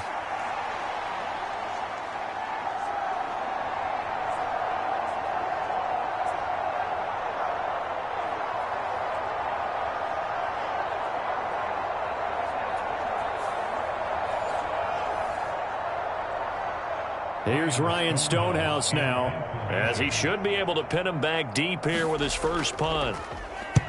Only 2 punts for him last week in the loss as he gets this one away. And this is going to be ruled out, I think, just inside the 20. Yes, it will. Side judge calls it at the 19-yard line. And possession switching back to the New York Giants. And just looking ahead, it would appear that that bye week is coming at the right time. They'll have 2 weeks to chew on this one, though probably not one that they want to chew on. A poor performance from start to finish. And he'll work this forward for about 3 at second down.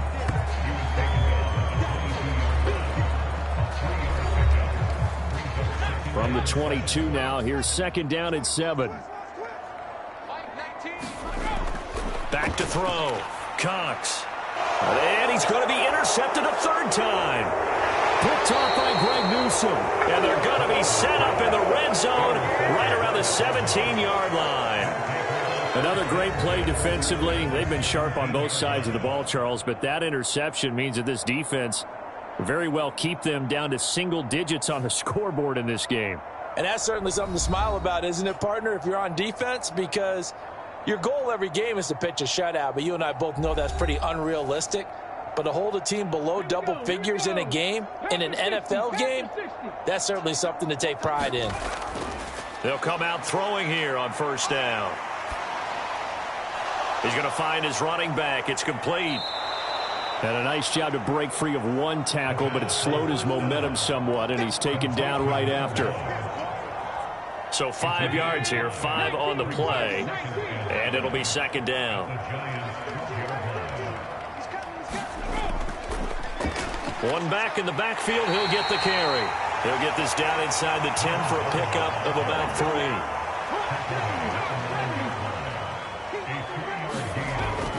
They'll go to the air here on 3rd and 2.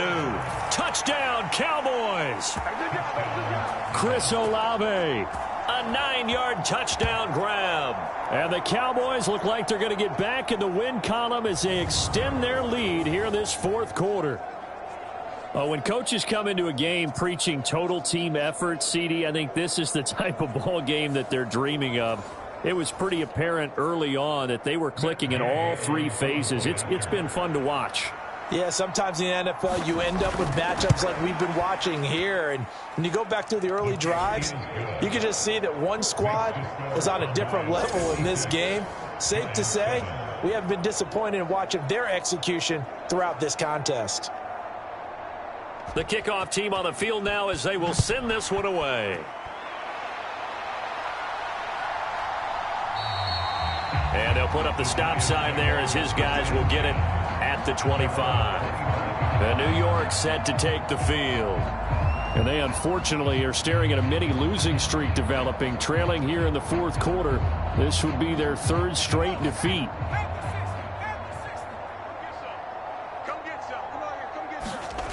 They go back to the air here after the INT on the last drive. And he's taken down but able to slip across the 35. Line of scrimmage, the 37 on 1st and 10. Operating from the gun, Cox. And his pass is intercepted for the 4th time today. Picked off by Jamal Adams. And this one will be returned to right around the 38-yard line. Well, partner, I got to tell you, I'm trying to think of something positive to say for this offense, but I'd have to be a spin doctor for that one. This has been a tough performance to watch. And I think it's hard at this point to actually identify what's really gone wrong. I guess the catch-all is everything. Doesn't sound like real sharp analysis, but I don't have much else for you. And the scoreboard just lopsided, and it's been ugly from the get-go.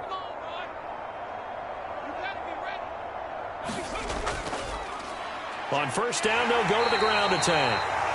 134 yards rushing for him now with a couple of touchdown runs to boot. 2nd down and 4.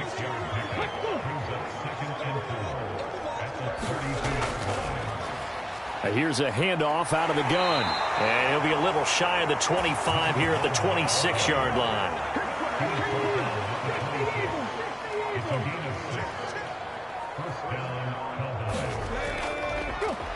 Hands it off out of the gun.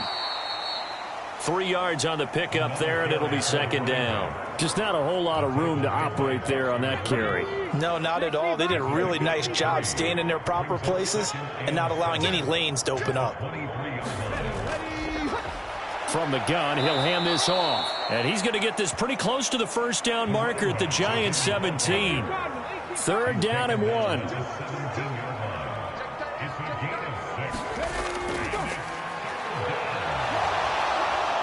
And he takes it down to the 13 and picks up the 1st. Only 3 there on the pickup, but that's enough to move the chains. Well, sometimes, Brandon, there's just not a secret to how things get done. He's been running well all game long, and they continue to rely on him in this key situation. They told us they were going to rely on him. They have. He comes through there, a big 3rd down conversion.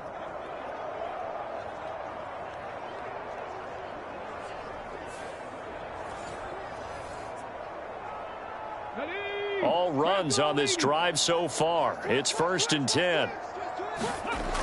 Back to throw. Oh, there's that man again. It's complete. That'll go for a gain of 7, and that'll make it 2nd down.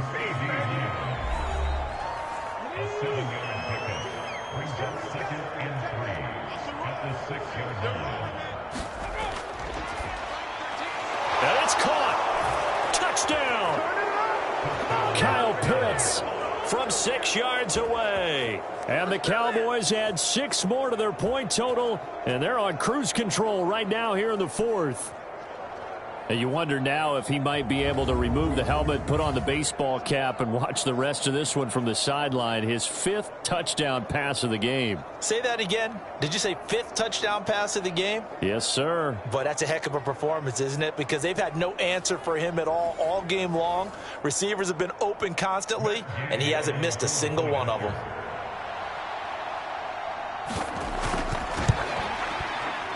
Extra point by Gay is up and good. And this one was over a while ago as they just add on to that big lead.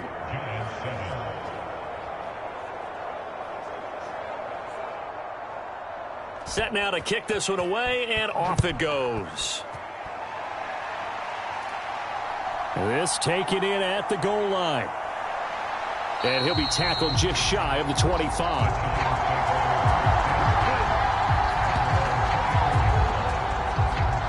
Here's the Giant offense now as they get ready to take over here.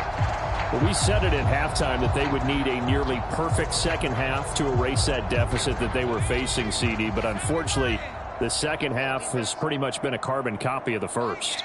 Yeah, that early lead was almost insurmountable the way their opponent was playing. And, partner, they do have some good news, though. This one is getting close to being over, and they can try and hit the reset button starting tomorrow. So the completion good for 7 there, and it's second down.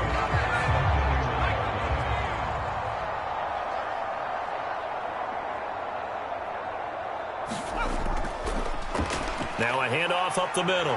It's Wallace, and he'll be brought down shy of the 40 at the 38-yard line. So here's a 1st and 10 at the 38.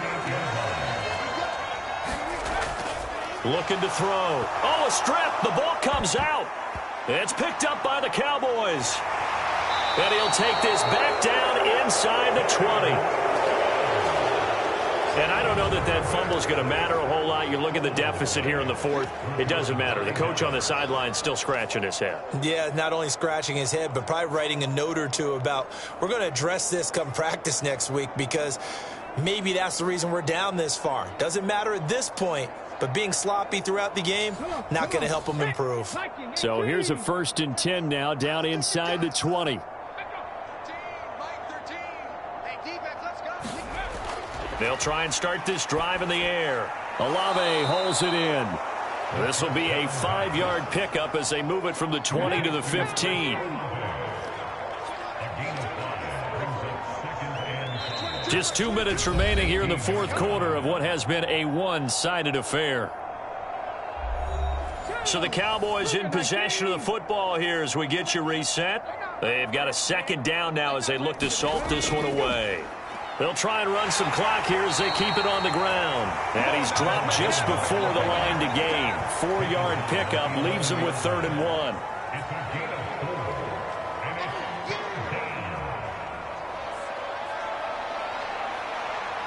A yard all they need, but it's 3rd down.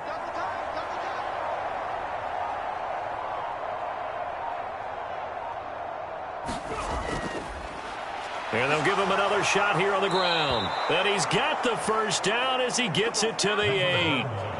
Give him 3 yards and a fresh set of downs. I don't know about you, but that almost felt like old-time football there. 3rd and 2 is not necessarily just a running down anymore. A lot of times they want to throw the ball. They went back to the roots and powered forward and got the 1st down.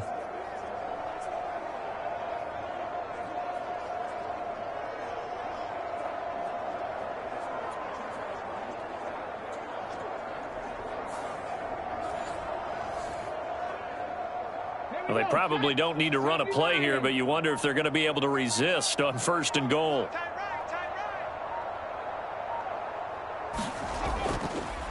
One back in the backfield, he'll get the carry. So they'll get this halfway home from the 8 to the 4 on a gain of 4. He's had his eyes on 7,000 career rushing yards, and with that last effort, he has hit that mark. What a career. And that is the number to focus in on because oftentimes we talk about where do they rank all time. We're not there yet. He's not knocking on the top 10 or the top 20, but over 7,000 yards in a career, fantastic. Well, fans usually love to see scoring, and there was no shortage of it today. What a dominant showing from an offense that was truly playing at an elite level in this contest. Partner, this game was over a long time ago, and you noticed they did not want to slow down anything. Absolutely a dream scenario for everyone on that offense, and they took advantage of every second. Guaranteed popcorn for everyone in their film session. So for the Cowboys, the win moves them a couple games over 500 now at 7-5. And they will head back home next week. Meanwhile, for the Jets, it's a potentially fatal blow to their playoff chances as they drop to 6-7 on the year. And they'll get the extra week to think about this one as they return to action in 2 weeks' time.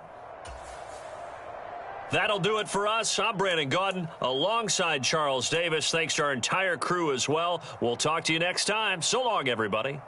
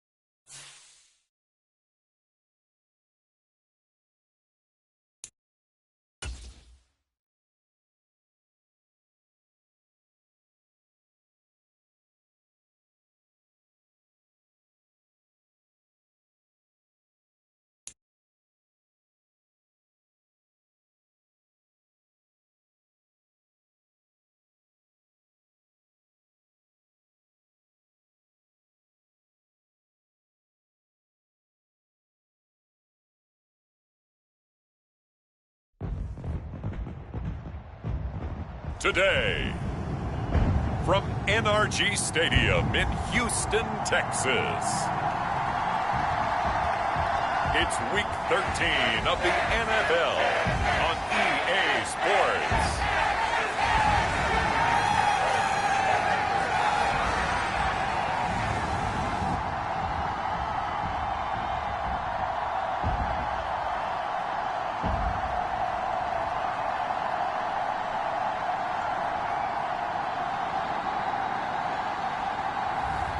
It's the Houston Texans taking on the Buffalo Bills. EA Sports coverage of the National Football League is on the air. Today, we've got a Week 13 matchup for you here, as it'll be the Buffalo Bills taking on the Houston Texans.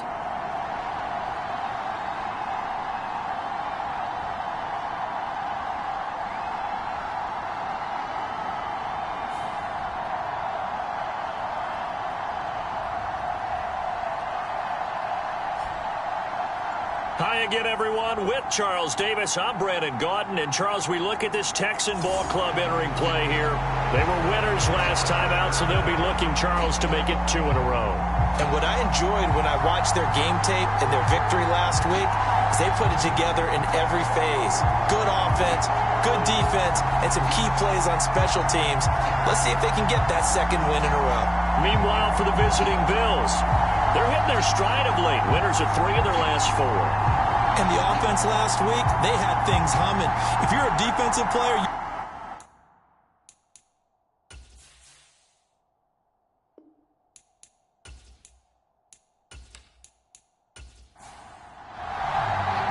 the calendar has turned to December, and we're in the home stretch now as we're underway in Week 13. Taking it about the 1. And makes it across the 20 as his guys will set up shop at the 23-yard line. So out come the Texans for their opening drive. And a glance here at their quarterback standing 6'3". well, he did go 2-2 in the last ball game. Well, actually, he went 2-2-1, with the 1 being the victory. Yeah. That's the bottom line there. But wasn't it funny at practice? He threw one when we were watching, threw an interception, and the defense got on him a little bit, good-naturedly. But they're letting him know, you got to cut down those interceptions. We can't bail you out all the time. Yeah, 2 touchdowns, 2 picks. But as you said, they got the win in that effort last week.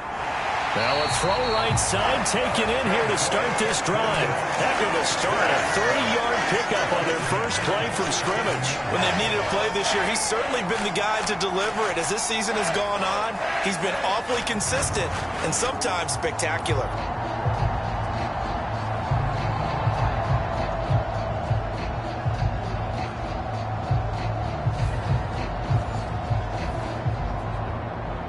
So the line of scrimmage moves all the way across the 50 now as they come up 1st and 10. Stroud out of the gun here. Got his man complete over the middle. That's Rice. And that's good for a gain of 6, and it's 2nd down.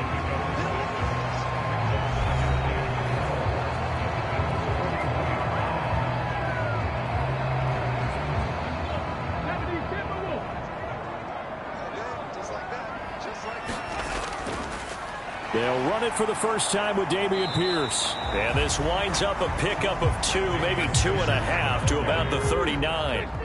So 3rd and 2. This quite possibly 4-down territory, though, if they're stopped. And they'll go play action here with Stroud. He's got his target. That's complete. And he's got a first down as the tackle made at the Bills' 24-yard line. Texans passing game in rhythm right now, picking up another first. That's the number 2 receiver in the NFL in terms of yardage. And tell you what, a few more plays like that, he won't be number 2 for long. But that's what often happens when you have competitors running around the field. These guys know where they stand in relationship to yardage, totals, numbers, the whole deal. And let's face it, all of them, they all want to be number 1. Delson in motion. He'll get it here on the jet sweep. Pushing his way through, and he's in. Touchdown, Houston. take Dell.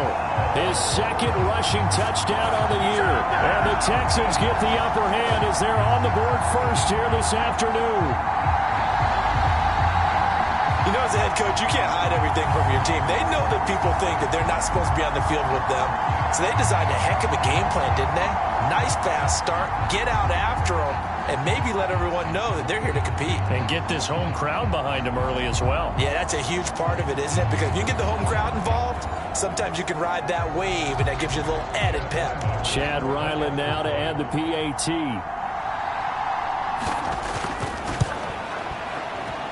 And the Texans take a 7-0 lead. The drive summary that time, 5 plays. And a pretty good run there in the end to top it off.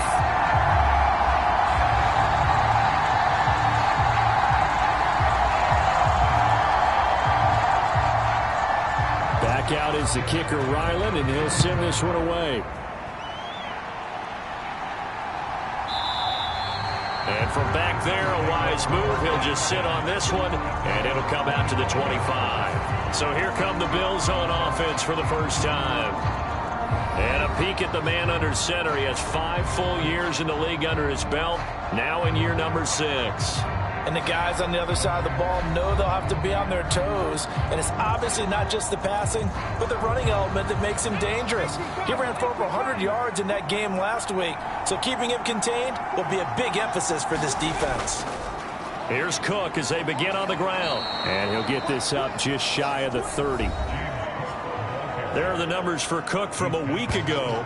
25 carries, 134 yards, and the score, too. And when you measure numbers for the guys that carry the football, it's not just the yardage. How many times do they ring the bell? How many times they get into the end zone? And now that he has 15 for the year, everyone gets to celebrate, starting with his offensive line. And they run the option on second down. And he'll slip his way up across the 30 to the 32.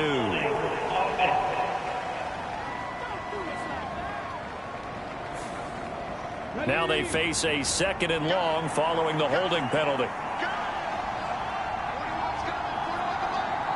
And the slot man goes in motion left.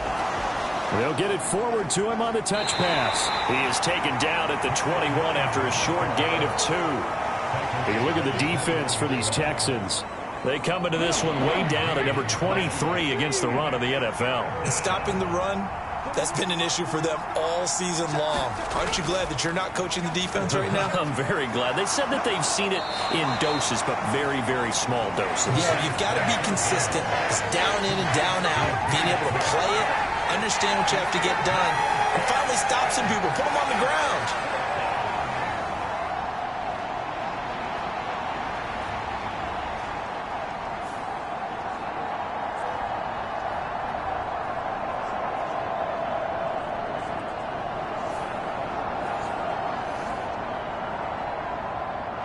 The Bills send the punter out as he's on to punt for the first time this afternoon.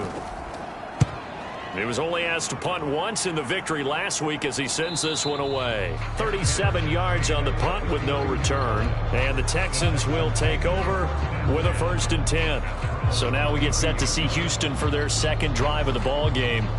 They've got the 7-0 lead. Now they've got the football back after their defense got the stop, CD. And you get the feeling if they could score here, they'd really have all the momentum on their side. And you just wonder right now, is the quarterback and the play caller totally in sync? Are they? Pierce has it knocked loose. Now this is picked up by the Bills. And he will return this one to the 30-yard line. And a little careless there, Charles, on that carry. And it's not just having 2 hands on the ball. It's tucking it away. It's using your body to keep people shielded off. It's so many different things into taking care of it and having ball security. In that case, though, we didn't see it happen. So here come the Bills out for their second drive. They were forced to punt last time, and I doubt sincerely that they'll have to punt here because they're gifted with terrific field position. I don't even want to think about the idea that they would end up punting starting with this type of field position. Neither do they. Great starting spot. Great opportunity to run your full playbook. If they want to take a shot here, they can go ahead and do it. They went 3 and out on their first drive. Things already looking better here. 1st and 10. That catch, by the way, ties him with Anquan Bolden all time. He's now at 1,076 career catches. That number's staggering, isn't it? And to accumulate that many catches, you have to have played like Anquan Bolden with a fierce toughness and a ton of pride. They run the option here on 1st and 10. And maybe the wrong read there as he's going to go down immediately. 2 yards the loss, 2nd and 12. And not a lot of success to be found there. Oh, you got that right, partner, because if you're trying to make guys miss about 10 yards or so downfield, that's a pretty good play. But if you've got to do it in your own backfield, I consider that a problem. That doesn't work too well.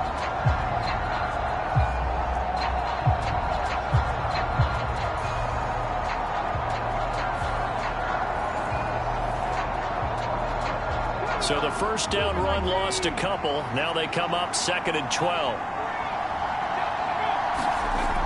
They'll look to throw. Middle of the field to Jefferson. And they'll work this down to the 15 for a pickup of 4.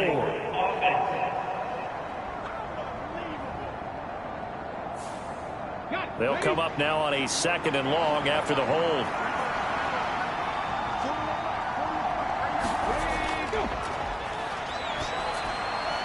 Now here's a throw that's complete. It'll go down as a gain of 6. And they're going to be staring at a 3rd and long here.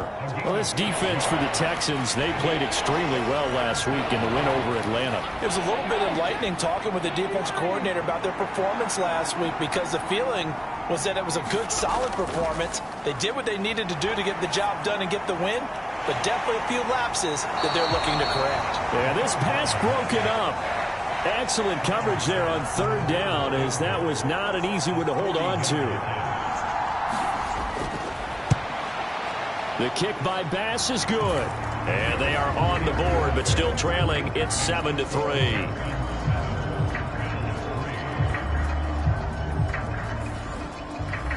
So the defense are able to force their first turnover of the game, and then they add on to that by getting the field goal.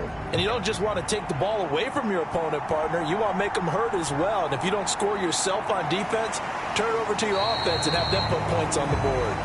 And he returns this to the 22. The Texans offense now, they get set to head back on the field here. And last time they coughed it up, led to a field goal. They're fortunate that it only led to a field goal, but still, they're not happy about it. Could you sense the relief, though, when they only gave up the field goal and they were able to trot back out on the field and start this drive, a little more pep in their step because they didn't cost their team a touchdown, but they know they've got to do it a lot better than they did on the last possession. The coach will just be relieved, though, if they recoup with a score here, right? I think the coach will be ecstatic to see them pick themselves back up and now take it downfield, punching the end zone without turning it over. On 2nd down, Nance. Able to get the 1 yard he needed, but nothing more. 2nd and 1, and people want to run the football. This is what every back in the league is supposed to do, exactly what we just saw there. Pick up the first down.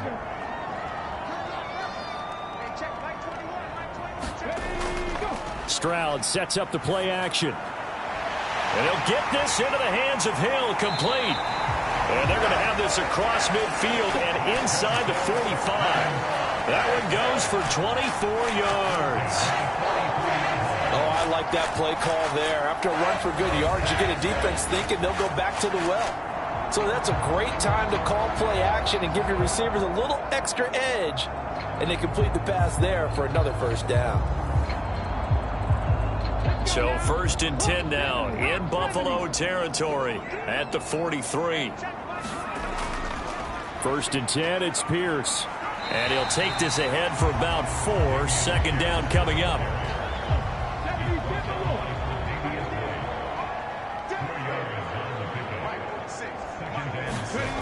Stroud looking to throw. That's underneath to Pierce. Give him a gain of 5 on the completion. And that will bring up 3rd and 1.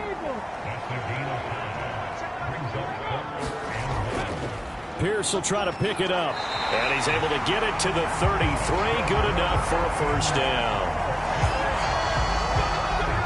We ought to come up with a T-shirt and sell it that says, no indecision on 3rd and 1. And we didn't see it on that run, did we? Got his shoulders square, just got right into the line of scrimmage and picked it up. Absolutely. Picked his lane, went with it, and converted.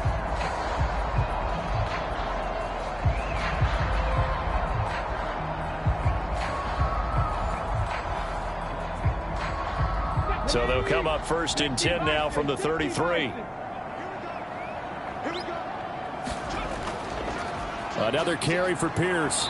And he is going to lose yardage here. He'll lose a yard there, and it's 2nd and 11. It's a tough one right there. He ran right into the teeth of the blitz as the linebacker was freed up in order to stuff that one for a loss. I think quarterbacks got to see that. Got to find a way to audible into something a little more advantageous.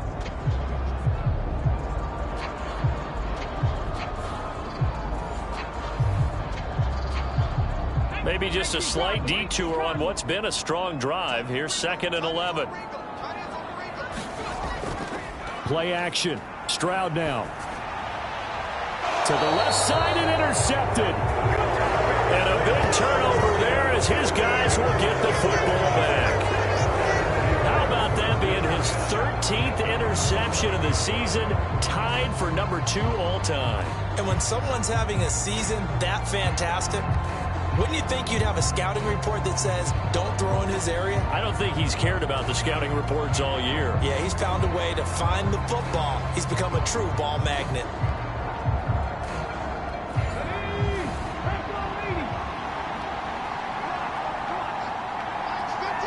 Diggs going in motion right. And they're going to give it to him on the jet sweep. And he'll be taken down at the 18. 7 yards on the pickup there, and it'll leave him with a 2nd and 3. The success there, Charles, coming on the outside of the field, the ground game. Curious to see if that continues as we progress. Yeah, we often talk about a variety in play calling and usually between run and pass. But in this case, with strictly the run game, you can be creative there as well. Run it inside, run it outside, keep the defense off balance. And he's going to have a Bills 1st down as he gets this up to the 24-yard line. And this is one of those plays that if you can use it to keep the chains moving, it's a good play. And not only that, it tends to tamp down the pass rushers because they have to recognize this play and stay at home. The quarterback uses it well. Read option, keeps it, and picks up a 1st down with some nice running. 2nd and 2. That's caught by Gabriel Davis. And he gets this up across the 35 before he's out of bounds.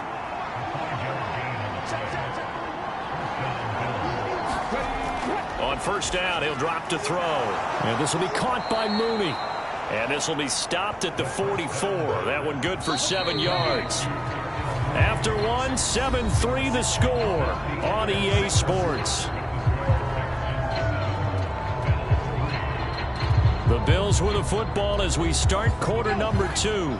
From the 44-yard line, here's 2nd and 3. Now Cook running right. A beautiful fake. And he's able to get this one out closer to midfield across the 45. This offense finding its legs now. Here's another 1st and 10.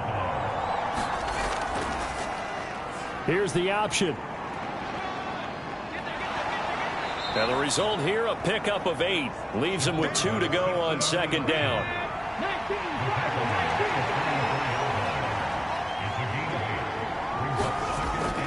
They'll set up to throw. That's complete to Mooney.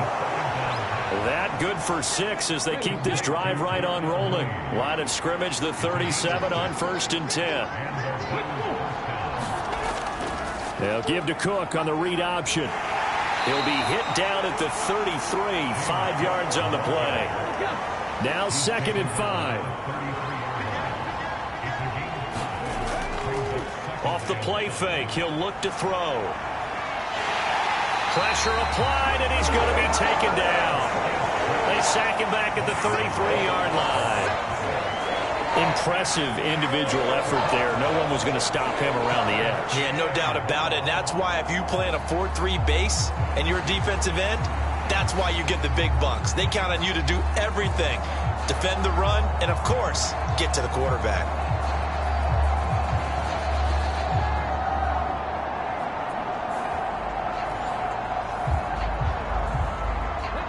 So 3rd down now. They need the 27-yard line for a 1st. They'll set up a throw. Escaping the pressure right. And he will slide to a stop. He does have the 1st down.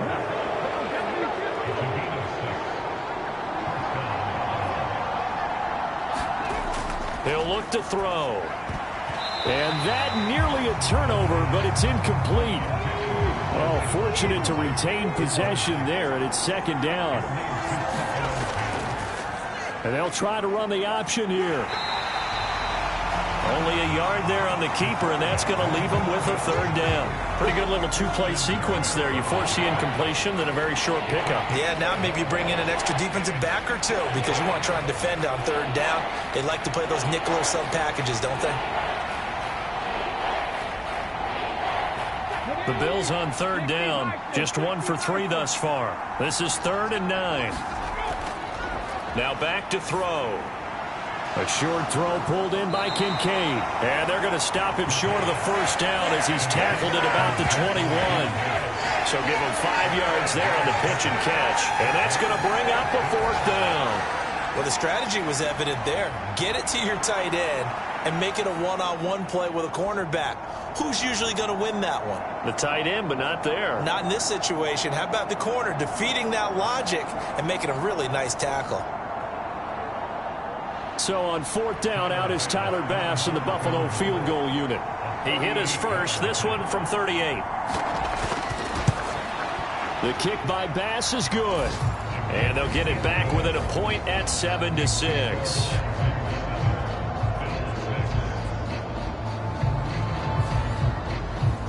Well, still some climbing left to do to get back to even, but forcing a turnover and getting the field goal there, that's a small step toward erasing the early deficit. Absolutely. That interception field goal, that's the beginning of what they hope will be several steps towards erasing that deficit and building a lead of their own by the time this game is over. Tyreek Hill making his way back out towards the huddle. And the previous drive put him up over 1,000 yards for the season. So now it's what you like to refer to, my friend, as gravy time, right? It is. I mean, he's done it, right? He's accomplished the goal.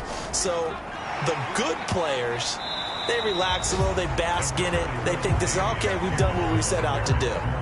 The great players decide to push that number as high as they possibly can. I don't expect him to have any let-up in his game the rest of the way. Great thing if you're on the opposite side. He's such a weapon. He just opens things up for the other guys around him. Yeah, if you're the opposite receiver, you should expect a few passes to come your way, too, because I've got to kick coverage in his direction. 3rd down and 6. And Stroud now to throw. Now he'll dump it underneath to his running back, complete. It'll be a gain of 5, and it'll be 4th down.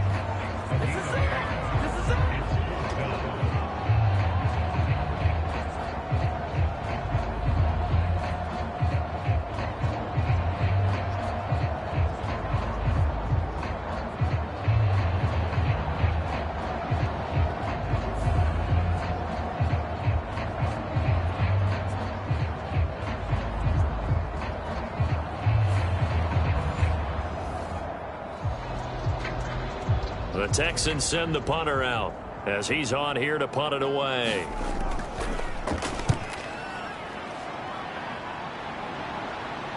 The call for a fair catch, and it's made at about the 23-yard line. It'll be a 39-yard punt, no return. And the Bills will take over the football with a 1st and 10. Buffalo set to get the football back here. Now they're about to come up on drive number 4, but so far just 2 field goals on drives 1 through 3. Wondering if the head coach has talked with his offensive coordinator and said, look, let's go ahead and press this a little bit. I'm giving you 4 downs on just about every occasion to try and get this offense kick-started and have it culminate in touchdowns. You know, maybe somebody to press it a little bit. This might be the case. 2nd and 4. Complete to Mooney on the slant. And they get him down, but not before he takes it across the 40-yard line.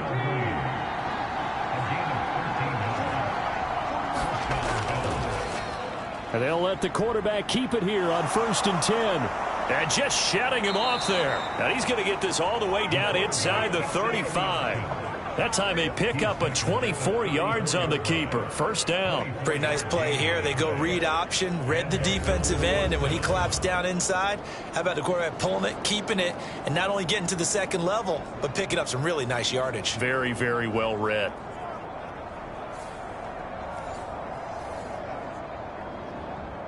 So a 1st and 10 now in Houston territory at the 34.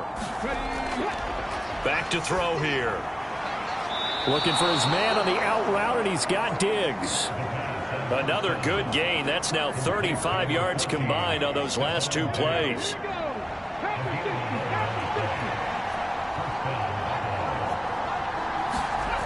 They'll look to throw now on 1st down. Flush to his right. He'll get just a yard on the scramble. It's 2nd down.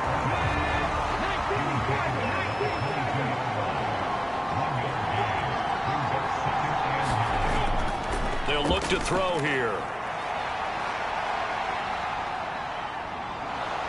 And they'll bring him down at the 13-yard line. A 3rd field goal of the first half, not what they're looking for as they come up on 3rd down. They're going to look to throw. Work in the middle of the field, and he's got a man complete. And the Bills are going to be set up with a 1st and goal as they get the conversion there on 3rd and inches.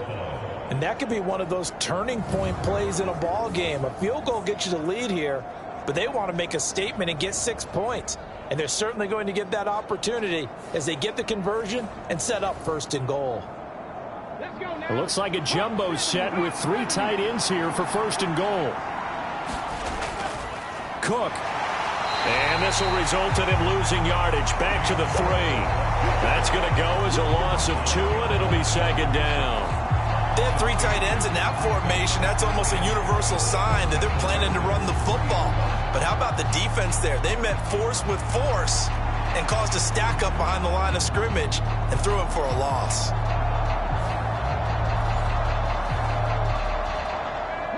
So they're backed up to the 3-yard line, 2nd and goal. He's going to try and do this himself. And the reinforcements come in as they're going to stop him behind the line. That 2nd down play nets a -4.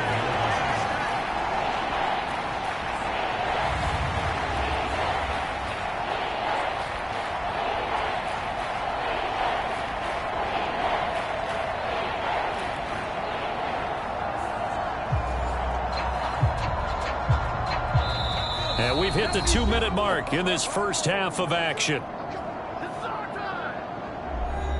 And now can they reverse the trend on 3rd and goal with the last 2 plays having gone backwards? From the shotgun, he'll look to throw. And Cook has it, left side. Touchdown, Bills! James Cook with his 16th touchdown of the year. And the Bills have taken the lead. It seemed like they were so focused on the guys out wide, they forgot about him out of the backfield. That's a really good point because you've got to communicate, and oftentimes when you start counting receivers, that's exactly what you do. You start from the widest receiver, work your way inside. Who gets lost sometimes? The back in the backfield. That's exactly what happened there. And he got into the end zone. And Tyler Bass on for the extra point attempt.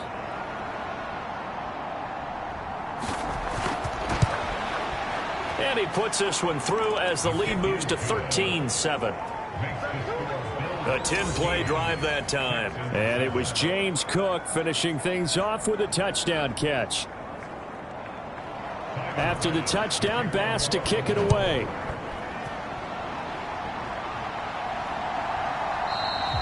And it'll come out to the 25 as he will not attempt a return. Out comes the Houston offense as they get set to take over here. As we eke closer and closer to intermission, Charles, remember last time out they punted. They would love to get points here, especially if this is going to be their final possession of the first half. Yeah, and this is what close games feel like because the pressure is on both sides, but sometimes the pressure is a little bit higher on the team with the slight edge because they're trying to hold on to that, trying to increase it. Let's see how this one continues. A short one going to be taken in here by Schultz. That's good. The completion there for 7 yards, and it'll be 2nd down. Back to throw. Here's Stroud. And that is incomplete. A lot of force bearing down on him there. He could not hang on. It's 3rd down. They went with a dime look on defense. 2 extra defensive backs on the field and covered up essentially every blade of grass. That allowed them to disrupt the play. Now here's Stroud on third down. Able to find the open man. That's complete. And he's got a first down as a tackle made at the Bills' 40. Texans passing game in rhythm right now, picking up another first. Well, we always hear about the connections some quarterbacks have with certain receivers. I think this guy has a connection with just about everyone. Didn't mind throwing it in there against double coverage to him. Shows some confidence, supreme confidence. Big-time confidence that he would make the play for him, and he did.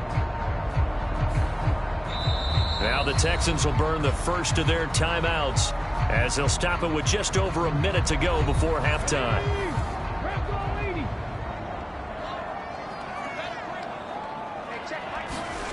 Again, it's Stroud. Over the middle, complete. It's Pierce.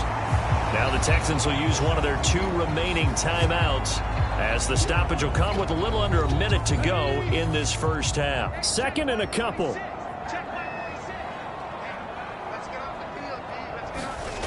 Here's Stroud. And that one too wide and incomplete. Trying to keep the drive going here. This is play number 7 on 3rd and 2.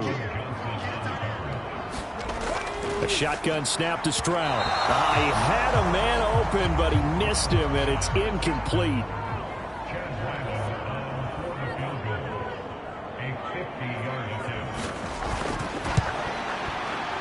And this one looks good. It is good. Right down the pipe. And that will cut the lead back down to 3 at 13-10.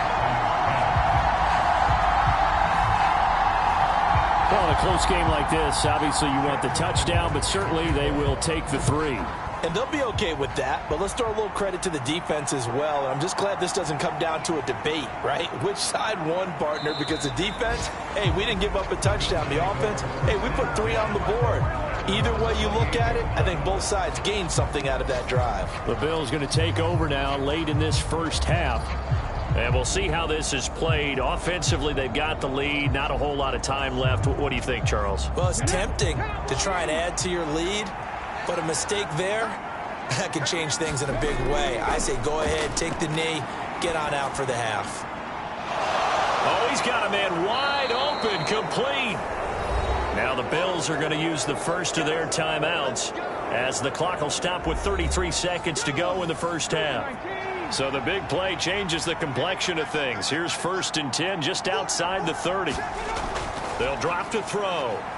Buying time to his left. And brought down, but not before they're inside the 25. Now the Bills will use the second of their timeouts.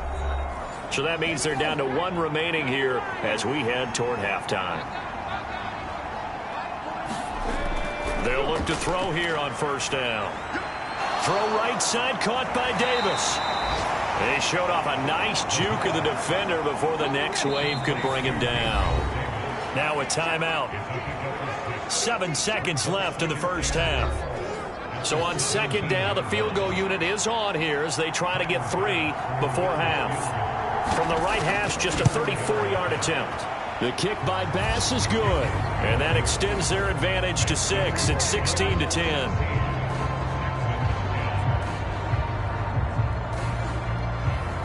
So he's been a busy man here in this first half. That's 3 field goals for him now. And not just 3 field goals, but 3 for 3. So even though the offense has struggled a bit putting it in the end zone, they've still been able to come away with points due to his leg.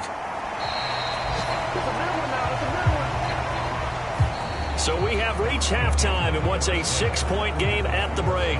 As we send you on over to Orlando for Jonathan Coachman in our EA Sports Halftime Report. Take it away, Coach. All right, Brandon, thanks very much. Things definitely getting interesting around the NFL as we begin the month of December. So let's get right to it. We'll get started up at Lucas Oil Stadium in the capital city of Indianapolis. And it's the Colts on top as that one approaches halftime.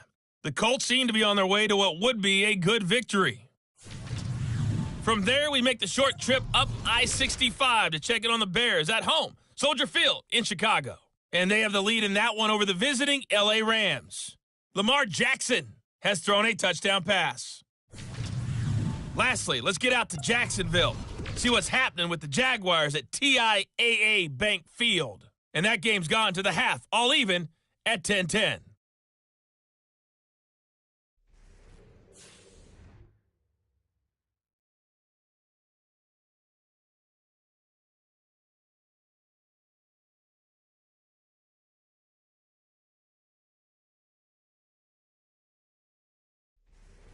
All right, Coach, thanks. Yeah, both teams likely to make some changes in what's been a closely fought battle to this point. Bills with the lead, and they'll get the football first as the second half is underway. And he will not bring it out. It's a touchback. Out come the Bills now as they'll go on offense first here in this third quarter.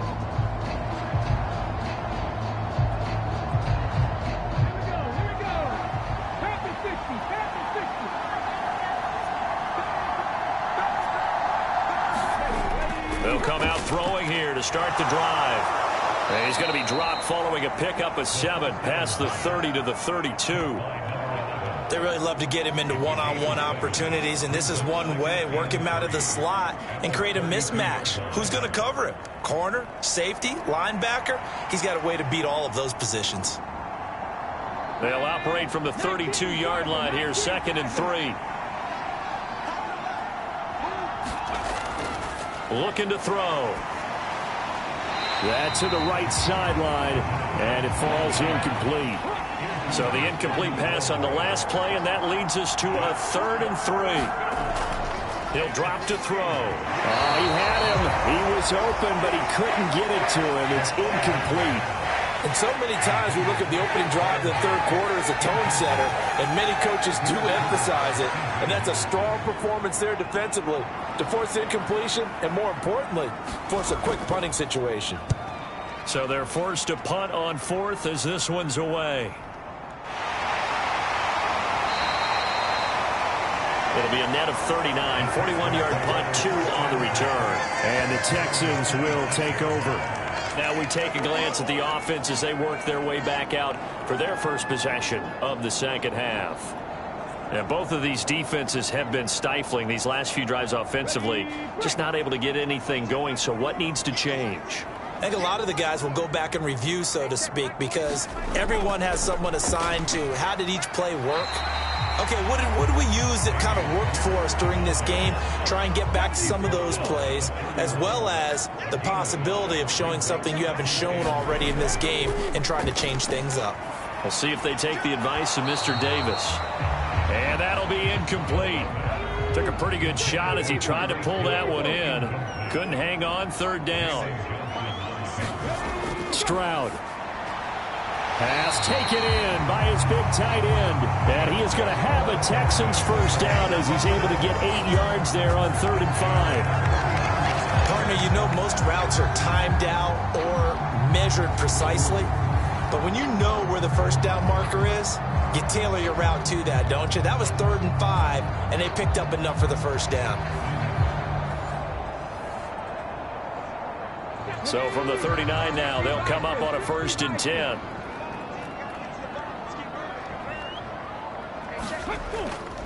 Pierce takes it straight ahead. And nothing much materializing there on the first down run. He'll get a couple, and that's it. From the 41, here's a 2nd and 8.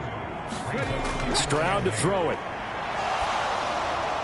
The throw here right sideline falls incomplete. So the failure to connect on 2nd down, that leaves them staring up here at a 3rd and 8. Now Stroud. Oh, that's into double coverage and intercepted. And they will finally get him down as he's all the way to the 36-yard line. That's his 14th interception on the season, and that number 14 ties the NFL single-season record. Held by Dick Night Train Lane. Was that 1952? 52, more than a half-century ago. And he's with the Rams that season, and believe it or not, it was his rookie year. Here's the Buffalo offense now as they get set to take over here. Obviously not the intended goal last drive. They had to punt the football, but still, they've got the lead here, and now a chance to add on to that lead if they can get points on this drive. 1st and 10 upcoming. Nothing doing. Barely able to muster a yard to hit the 35. 2nd and 9 now. Firing quickly here, and that's complete. So 5 yards here, 5 on the play. And it'll be third down. Out of the gun, they'll look to throw. And this pass broken up. And the contact well timed there, and now fourth down. Oh, that's going to hurt a bit because they needed to come through with a completion there. Now a drive that started with great field position is facing fourth down.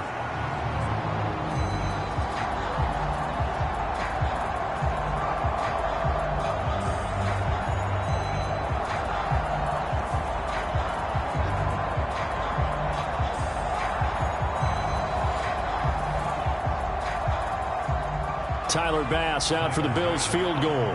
From the right hash, this from 48. The kick by Bass is good. And that will make this a 9-point lead.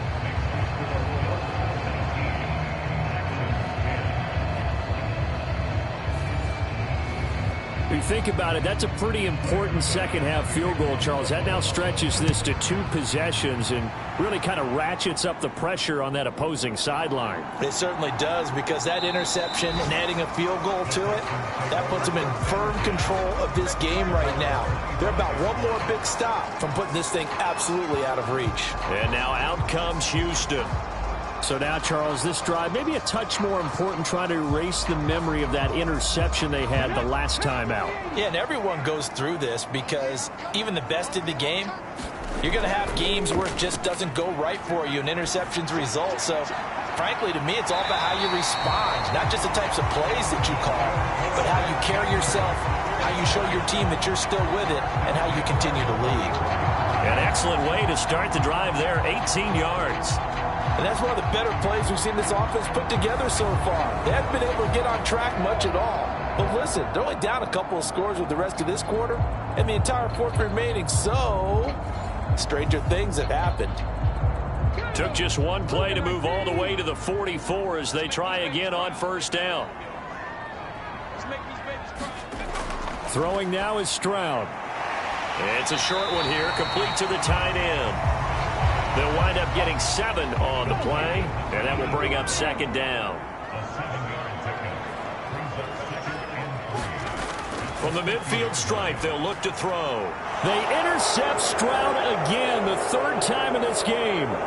Tre'Davious White with a pick. And the Bills are in great shape here as they take over at their 46-yard line. Well, that's 3 picks he's now thrown in this game. And I know this, the holiday season, because here we are in December. Season of giving. Right, it is the season of giving. Maybe for his own sake after the game, he may have to announce that he's donating certain amounts to charity for each interception that he threw. They've got good starting field position as they come up here 1st and 10 at their own 46. On play action, they'll throw. No, bottled up, fumble. It's out, it's loose. And the Texans had nothing but green grass here, middle of the field. And they will bring this one back. A fumble return for a Texans touchdown. This defense, Charles, they needed some type of a spark to help get them back in this game. I think they just got their spark. No doubt about it. You know, that's all they discussed. How can we get ourselves moving again? How can we get our team going? This definitely qualifies.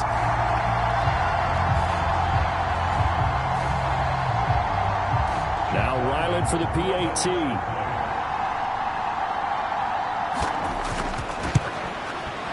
And the lead is down to 2. The scoop and score, always an exciting play in football, and we witnessed it there. Grabbing it off the ground and then rumbling it into the end zone for 6. And you can bet they're preaching 2 hands on the ball here as the kick's away following that fumble return. And he'll just take a seat, and the drive will begin at the 25-yard line. Here's the Buffalo offense now as they get set to take over here. They'll be looking to make amends for the events of a moment ago. A fumble return for 6 points. You absolutely have to protect the football. That's got to be priority number 1 because margin for error is starting to slip away. And now it's down to a 1-score game. They'll try and start this drive in the air. Throw left side, taken in by Jefferson. And he's brought down, getting this one up to about the 35. Now on first down, he'll drop to throw it. Swinging this out wide here for Cook. And he slips up past the 45 before being tackled. Back-to-back good plays have him on the move on first down. They'll set up to run the quarterback draw. He'll be taken down at the 48 for a pickup of 2 yards. Anytime you decide to use your quarterback as a runner, most of the time when you design a play, you're expected to break a little bit bigger than this one, because when you run him on short gains, your risk-reward and him taking hits, I'm not sure that's the payoff they were looking for. Second down and 8. Back to throw. He's got the connection over the middle to Diggs. And they get to him after a gain of 6 to the 46. 2 yards still to go. Third down now. Now a shotgun snap as they'll look to throw. That is caught. And he's going to be taken down with another first down as the stop's made at the Texans' 34-yard line. A strong pickup of 11 keeps their drive alive. I like the fact that they didn't overcomplicate things on that call. 3rd and 2. Just run the quick little hitch, which they did. Ball's out of quarterback's hands. And yes, indeed, they pick up the first down.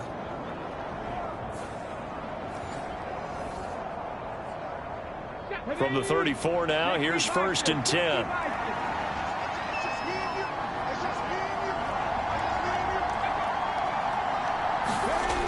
They'll look to throw. Under pressure, and the Texans able to get in there for the sack. It'll be a loss of 7 on the sack, and it brings up 2nd. So if we recount real quick, he had the touchdown earlier, and now he comes up with the sack here. No doubt about it, he's having himself a game.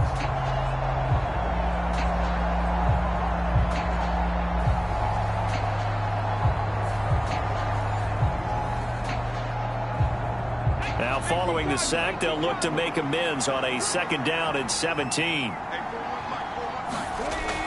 He'll look to throw. And that'll fall incomplete. He was hit just as he let that go.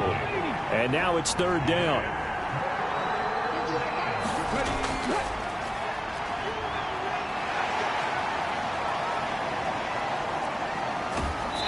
And incomplete. He had nowhere to throw, so he just tossed it away.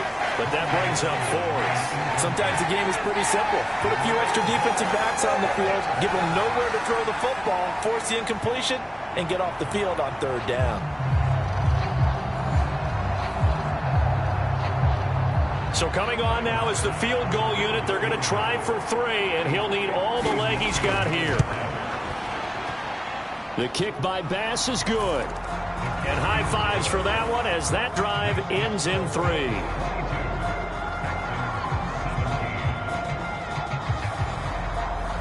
So it's another field goal here. He may need to ice his leg after this one. That's now 5 field goals converted in this game alone. Yeah, get the trainer. They're going to need this guy. And they've needed every single one of the field goals he's made, too. If they're going to get out of here with a win, I say he gets a game ball. And he'll be stopped up at the 25. The Texans offense now, they get set to head back onto the field. Now, they've sort of lost their way, partner. How do they recalibrate and get this proverbial train back on track? Well, this is where leadership really comes into play. How's the head coach handling it? The offensive coordinator? Sometimes they just make a joke. All right, guys, had your fun? All right. Throw it out the window. Yeah, let's get back on track here. And sometimes that'll work just fine. I guess it's time now to lean on that leadership. On 2nd down now, Nance. He works his way forward for a couple up past the 30. 3rd and 4.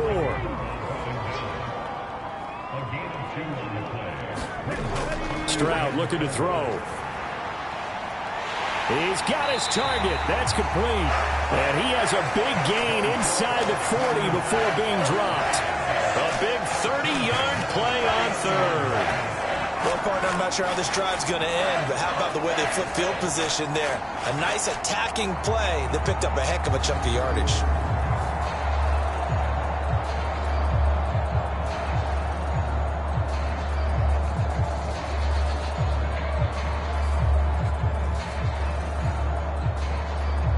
So how about that for a chain mover? They're all the way down inside the 40 now for 1st and 10. Back to throw. Stroud. A short one going to be taken in here by Schultz.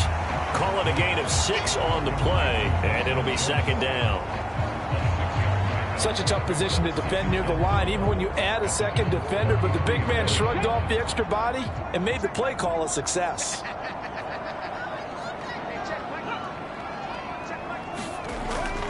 Stroud off the play fake. And a quick throw here, that's complete. 6 yards to pick up, and that's a 1st down.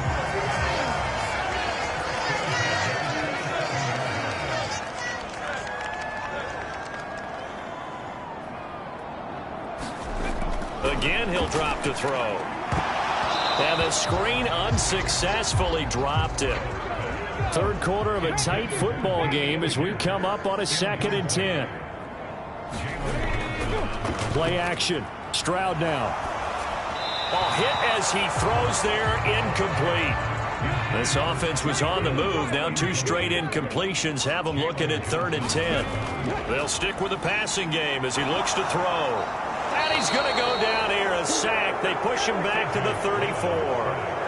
Finally hauled down for the first time this game. Multiple defenders in there to drop him. Chalk that up as their first sack in this game, and they tallied 4 a week ago. And probably not as much exultation in that sack as what took us so long. Because when you get 4 the previous week, you're counting on continuing that momentum. They didn't get that done in the first half of the game. Let's see now if they start to bring even more exotic pressure towards the quarterback.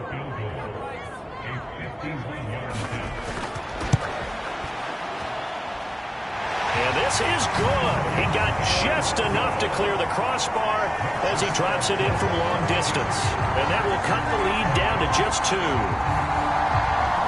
So as it turns out, that sack doesn't wind up costing them, Charles. They at least get points, get 3 of them. Yeah, that's where your kicker can really come to your rescue because, you know, after the sack, there was a little consternation there. Are we out of field goal range? Are we going to be able to get 3? In this case, he stepped right up and gave them exactly what they needed. The Bills come to the line to start their next drive. Last time out, you remember their drive stalled, but thanks to their kicker, booted a long field goal to at least get them 3. Now here they'll try to do better and find the end zone. And in our experience, how much fun is it for coaches to know that they've got a kicker who can nail it from long distance? Now, the hard part is, as an offensive play caller, you don't want that in your head too much where you're relying on it, and he goes out and gets the job done for them. But I'm quite sure he would be content to just kick extra points from here on out. Yeah, absolutely no question. I think his teammates would be okay with him just kicking the extra points as well. And he'll be stopped right at midfield. It's a gain of 13 and a Buffalo 1st down.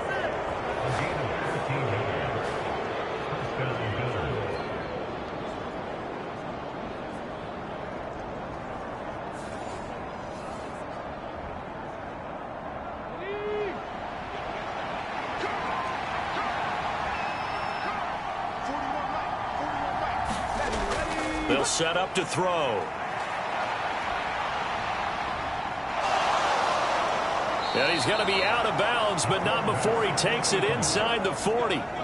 Nothing open downfield. He keeps it himself for 11 and a 1st down. It's getting cold in here, partner, because it looks like he's trying to ice this one away. Yeah, I know, bad dad joke, but what the heck, right? Scrambling for that first after the D blanketed his receivers, that's a backbreaker for the defense. They finish this drive off with 6, and this one could be over. So from the 39 now, they'll come up on a 1st and 10. They'll set up a throw. Steps away to his left. And he slides and covers up at the end as he's going to be able to pick up decent yardage. From the 33, here's a 2nd down and 4.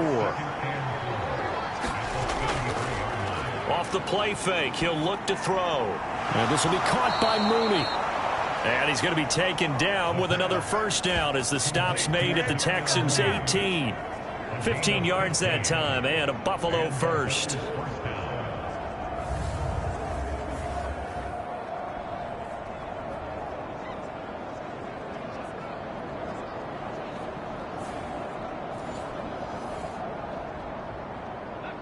So from inside the 20, here's 1st and 10 at the 18. He'll look to throw. And he can't find a receiver, and he's brought down. It'll be a loss of 7 on the sack, and it brings up 2nd. A CD, a little bit of feast or famine for him. He's had some success throwing the football, but also now he's been sacked 4 times. Yeah, you just mentioned the 4 sacks, but you're right. He has managed to hang in there and make plays at times. His offensive line, they've got to figure it out and pick things up and give him more opportunities, and he has to help them by getting rid of the ball a little bit quicker as well. If nothing else, they've already taken a couple minutes off the clock here already as they come up 2nd down. He'll buy some time right. And the pressure gets to him again. Christian Harris has now recorded 10 sacks on the season. And this dominant defensive performance continued on that play. This poor quarterback has now received the protection he needs and has had to pick himself up off the turf far too often. This offense so far on 3rd down, they're right at about the league average, 40%, 4 for 10. This will be 3rd and a mile. And complete right side to Cook. And he is out of bounds inside the 30. Bit of a pressure spot here for Tyler Bass.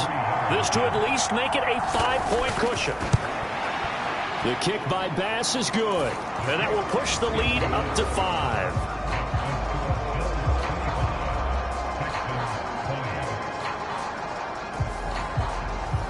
So they get to 3, but you wonder now, is that going to be enough? Excellent question, because when I look at the smiles on that side of the field, they're a little tight, aren't they? If they had scored a touchdown there, those would be big half-moon grins right now because they feel a whole lot better about their position. And a touchdown in the other direction, all of a sudden they're down. The Texans offense set to regain possession. And after the field goal last time, we'll see what they can get here. And at least they got points out of the last drive, Charles. I never met an offensive coach that didn't want to drive to end with a kick. Most of them wanted to end with a PAT, right? In this case, a field goal, they'll take it way better than the alternative, which is a punt. Yeah, but you met fan bases that wanted that, that weren't happy with that field goal. I haven't met a fan base yet that wants to drive to end with a kick, other than the extra point. That's it. And going deep for Hill. And that will be incomplete. Tried to dial up the long one way out there, but it'll be 3rd down. Just because you've got the lead in the 4th, it doesn't mean you have to play it safe. I like the aggressive play call there to push it downfield. That time, it didn't work out. And they'll go play action here with Stroud. He is going to find Hill here. And he is going to have a Texans 1st down as they're able to get the 3rd down conversion.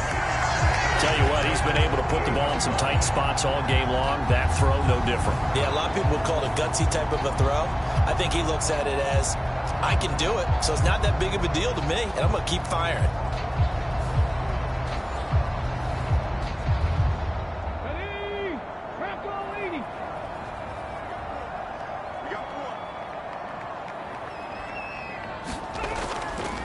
Pierce now up the middle. And a pretty athletic run right there as he's going to get this down inside the 40. 12 more yards there and another 1st down. We'll definitely see some open running lanes, and he's taking advantage of it right now, but that shouldn't be a surprise. Defense has the lead. They're playing for the pass first. So 1st and 10 now in Buffalo territory at the 39-yard line. Play action. Here's Stroud. Oh, that was sailed a bit, but the catch is still made. A good pickup there, 26 yards. I love the drive they're working on here because they know they can take the lead with a touchdown. And so far on this drive, so good. They moved the ball down the field with very little resistance defensively. But they better be prepared for some adjustments to come their way now.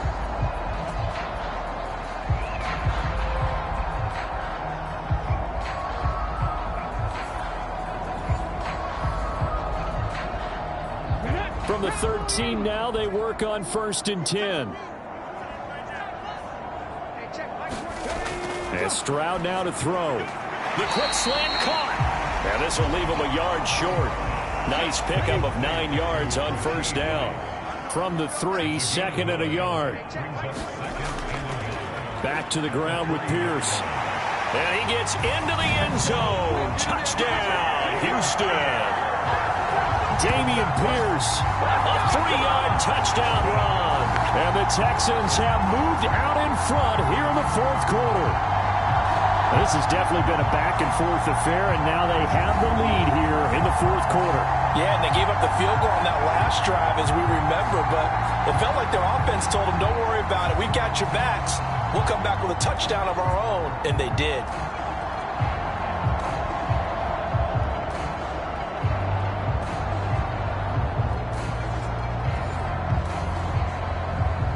All right, now a big two-point conversion attempt still to come.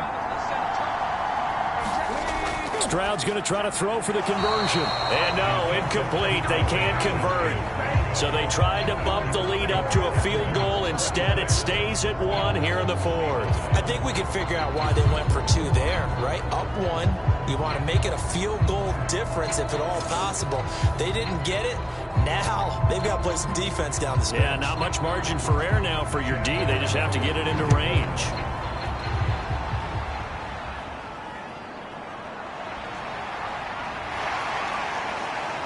And the tackle going to be made right there at the 25-yard line.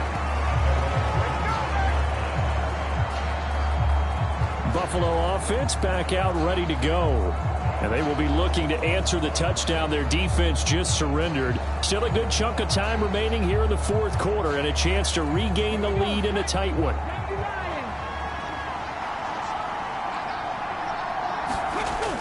They'll come out throwing here on first down.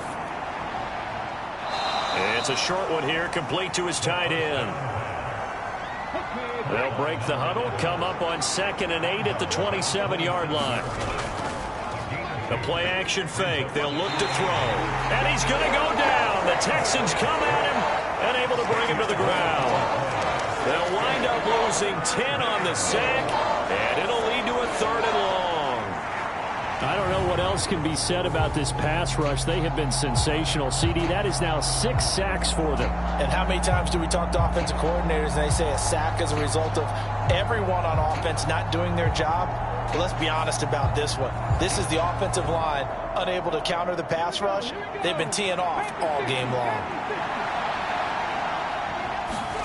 Now on 3rd and long, they'll look to throw. It's a short one here, complete to the tight end. Just a gain of a couple there. And that'll bring up 4th down. He got out of bounds. That's a good thing, but still short of the first. And now, since this brings up 4th down, the defensive play caller, grab your nerves, because now you don't want to be so amped up that you give them a first down by getting out of your lanes, but you also don't want to just lay back and let them have it easily. It's taken to the 26.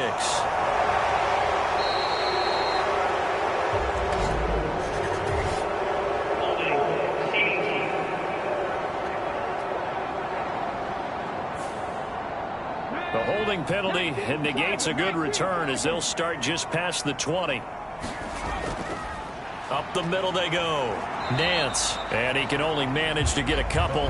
2nd and 8 coming up.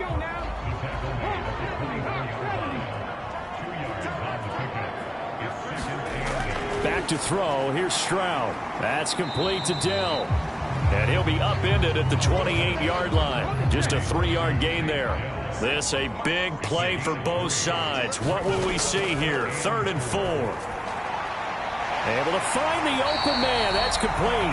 And he is going to have a Texans first down as they're able to get the 3rd down conversion. And that pickup of a first down, that's going to leave a mark because they really needed to stop them there, didn't they? So frustrating. Defensively, you're a play away from getting that football back here down late. Tough. Now they've got to find a way to create a turnover or takeaway. Otherwise, this one will probably get away from them. A run for Pierce out of the gun. And not a whole lot of room to operate there on the first down run. He gets maybe 3. Coming up to the line, and they will need to run another play here before the 2-minute warning.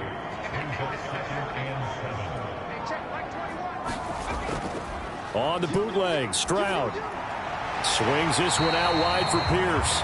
And he'll be out of bounds up near the 45 at the 44. The Texans on third down. Well, they've converted 7 times and could use another right now. This will be 3rd and 5. Now he'll dump it underneath to his running back, complete. And he is going to have a Texans first down as they're able to get the 3rd down conversion. So it's Texans football as we welcome you back. And not totally home free yet, but it's looking good as they come up 1st and 10.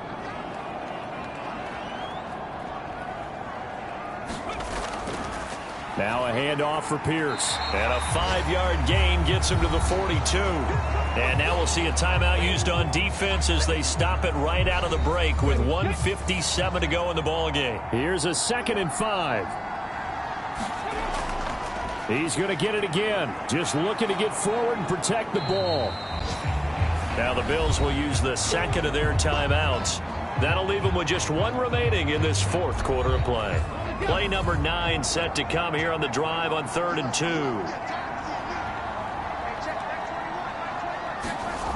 Stroud back to throw. Work in the middle of the field, and he's got a man complete. Well, the Bills are going to go ahead and use their final timeout. And they'll be disappointed to have to burn one there after giving up the first down. And they take a knee.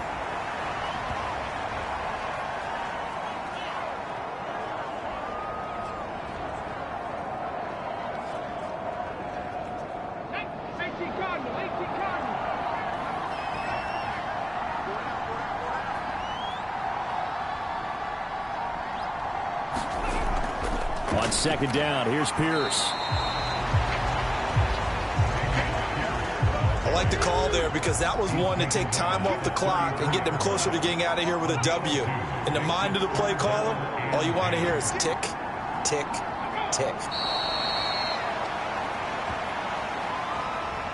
And how about this finish? Able to take a knee, run out the clock, and close this game out by 1 point. You talk about how many coaches we talked to? They all said the same. All I want to do is win by 1 point. That got tested in this one. Yep, and that cliche rings true. A single penny separates this one. So Houston going to come away here with the victory.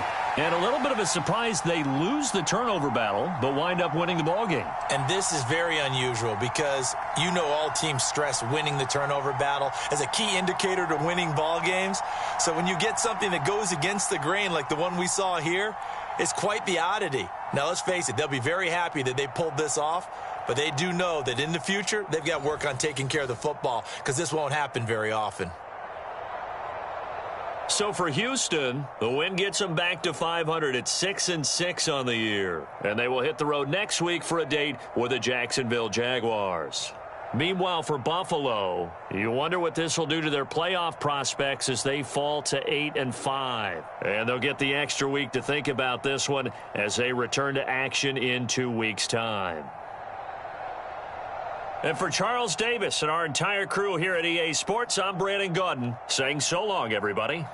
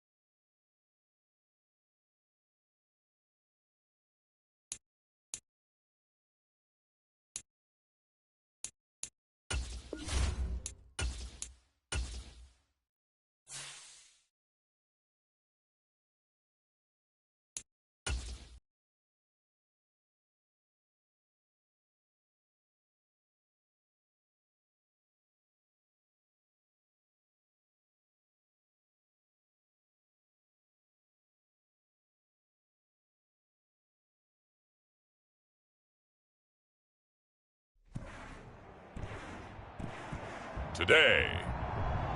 From Acrisure Stadium in Pittsburgh.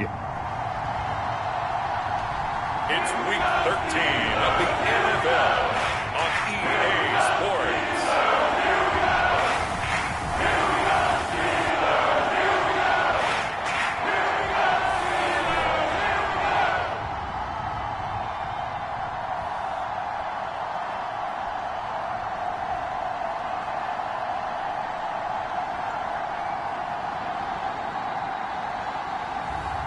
It's the Pittsburgh Steelers taking on the Cincinnati Bengals. But not far from where the Steelers' former homes at Three Rivers Stadium, Forbes Field once stood, we are at Pittsburgh's Acrisure Stadium. Today, we've got a Week 13 matchup for you here, as it'll be the Cincinnati Bengals taking on the Pittsburgh Steelers.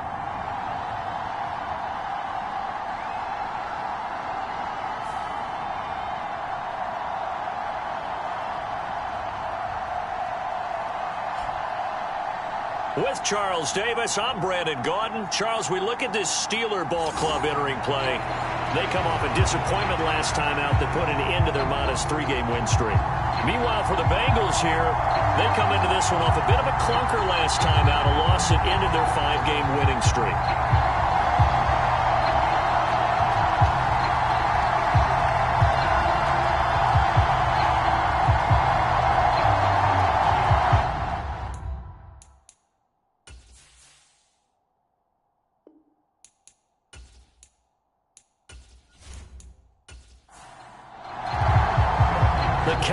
Turned to December, and we're in the home stretch now as we're underway in Week 13. This fielded right at the goal line.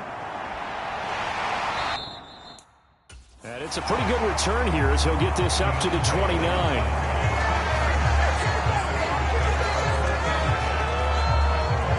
So out come the Steelers now for their first drive.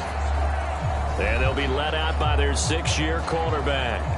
And when you watch Kenny Pickett play, you see a young man who got better every season in college and really blossomed in his final campaign, took his game to a new level, and made him a first-round pick in the NFL. He's the type of kid who can beat you with his mind, beat you with his arm, and occasionally with his legs. A tough, skilled performer.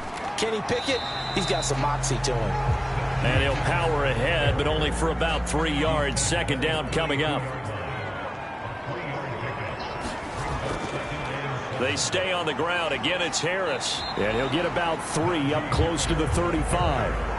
You talk about this Bengals defense. Now, they've been a very good unit against the pass, defending at 5th best in the league. And not just speed, not just their physical skills. You know what pulls it all together for this secondary? Their smarts and communication. They play really well as a unit. Pickett, he'll look to throw it. Setting up the screen. This is Gibbs. And he went nowhere. Well, he went backwards, back to the 33. They'll wind up losing a couple yards here on the play, and that's going to make it 4th down. Oh, we're always talking about the athleticism we see from these guys on the field. How about the intelligence as well? He recognized that there was a screen pass on that one, broke off his pass rush, and got back to tackle the running back. That's great scouting and great reaction. The Steelers send out their punter now. He'll kick it away after a 3-and-out on the opening drive of the game. And last week in the loss, 5 punts as he gets this one away.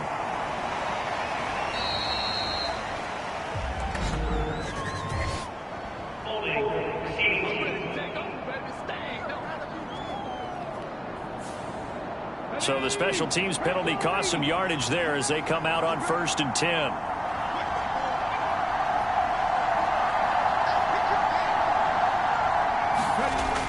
From the shotgun, he'll look to throw. Man open, that's Jamar Chase, complete. And he's taken down, but able to slip across the 35. Successful start to the drive, 17 yards, and moves the sticks. And we see the emphasis early here. Get your star receiver involved, able to do it successfully. Not a bad start to begin with, that's for sure. And to me, this play says, our guy is better than your guys. Because, you know, a player of his stature, he won't just be single covered all game long. It's going to involve multiple people, and right away, they told the other team, guess what? He's just better. first down. He'll drop to throw. He will find his man Chase complete. And he has a big gain inside the 40 before being dropped. Back-to-back receptions for him, and it's another first down. Well, he's one of the top receivers in the game, Charles, so no surprise here on the opening drive. They want to get him involved, and he has catches on back-to-back plays. And, Brandon, I look at it from the defense's perspective. You know he's one of the top receivers in the game. You've got to find ways to slow him down because if he gets into high gear, he's going to shred you all game long. So the ball moves from 138 to the other as they come up on 1st and 10.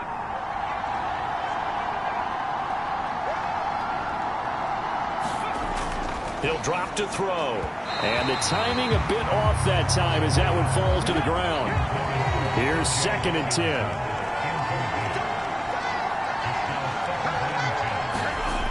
Back to throw again. And the Steeler pressure too much here. He's going down.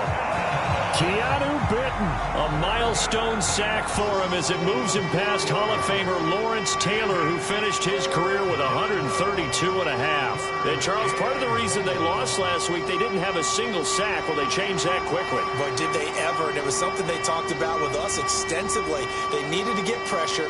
How were they going to get to the quarterback? Obviously, they schemed themselves into a great play, didn't they?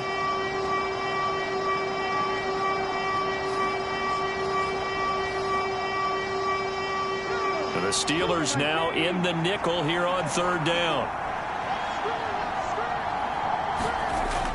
Now back to throw. Going underneath, he's got Hawkinson. And they'll get him down at about the 37, well short of the first. And we got a pause following the play because it appears a member of the Bengals in some discomfort. Now, the medical staff is going to come out here and take a look, and we will take a short break.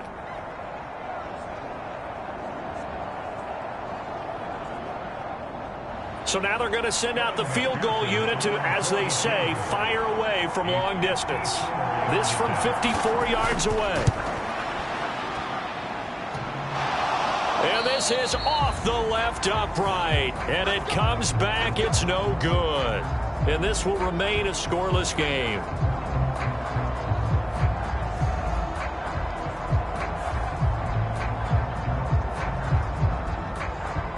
So Pittsburgh retakes the field for their second offensive possession.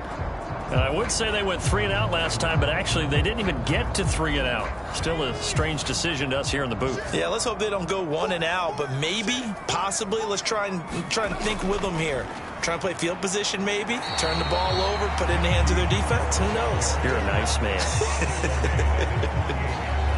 Call it a gain of 4 on 1st, and that'll make it 2nd down.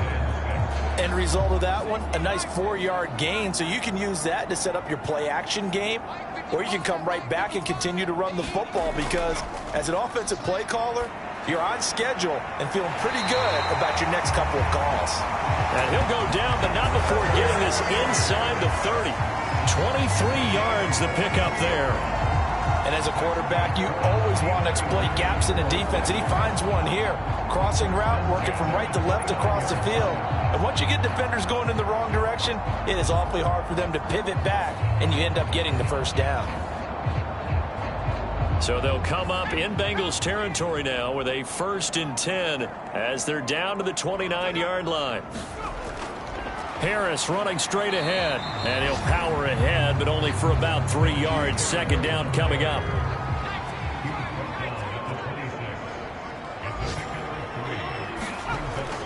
They'll run again with Harris, and nothing doing. He's immediately taken down at the line of scrimmage. Now 3rd down and 7. From the gun, here's Pickett. Oh, that's into a double team, and it's intercepted.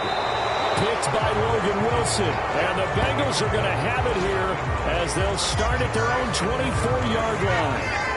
Well, he had to fit that into a pretty tight window over the middle. And, Charles, I think they were in zone defensively, weren't they? They certainly were. Nice read on your part. And sometimes the quarterback isn't fooled between zone and man. Sometimes you're fooled by the type of zone that he sees.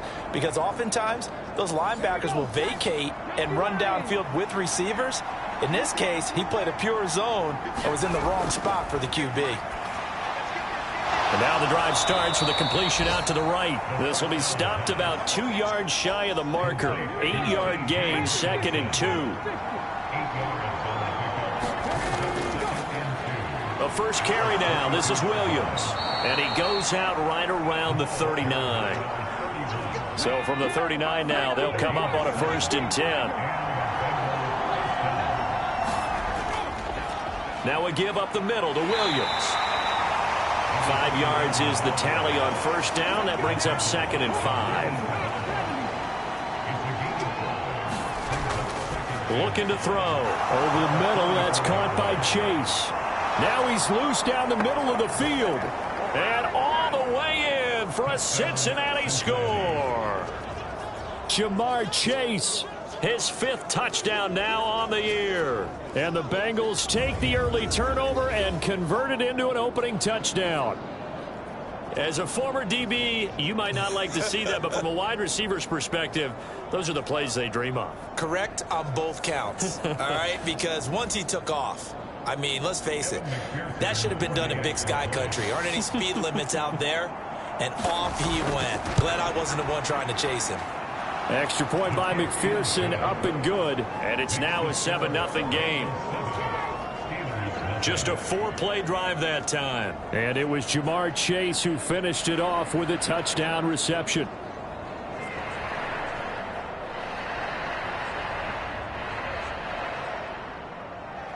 After the touchdown, McPherson on to kick this one away.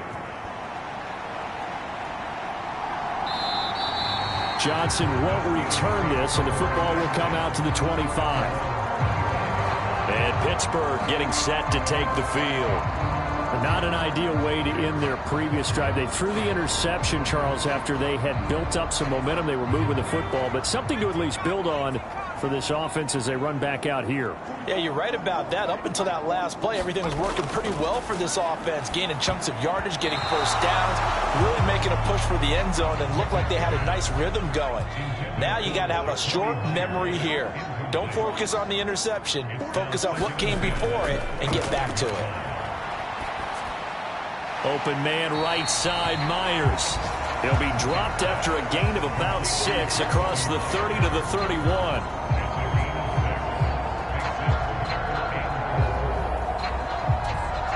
Here is 3rd down and 4. Here's Pickett. Pass to the sideline and pulled in. And he goes out of bounds just shy of the 45. A busy first quarter. His 3rd catch of the afternoon is a 1st down. People worry about throwing the out route because often it can get jumped, and that can turn into either an incompletion or an interception.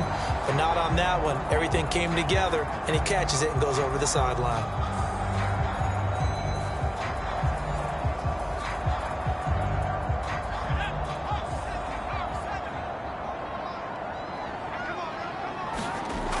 Pickett to throw on 1st down. Oh, and his early struggles continue. Here's another one intercepted.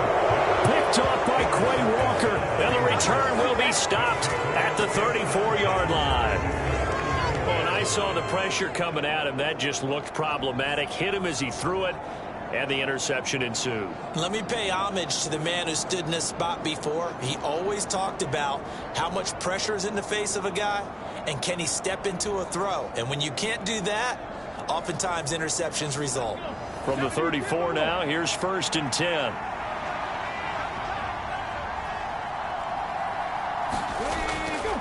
From the gun, it's a run for Williams. And nothing much materializing there on the 1st down run. He'll get a couple, and that's it. Now 2nd and 8 at the 32-yard line. Back to throw here. Open man, he's got him, the tight end, Hockenson. And they'll get this one to about the 20-yard line. A busy first quarter. His 3rd catch of the afternoon is a 1st down. And there's a completion to the tight end. And look at the size of these players nowadays. At that spot, 6'4", 6'5", and up. A lot of guys used to be basketball players, somehow came back to football. That's really good for the game of football. You're getting better athleticism, great hand-eye coordination, guys who know how to control their bodies when they run their routes. It's a pickup of 4, and it'll bring up 2nd down.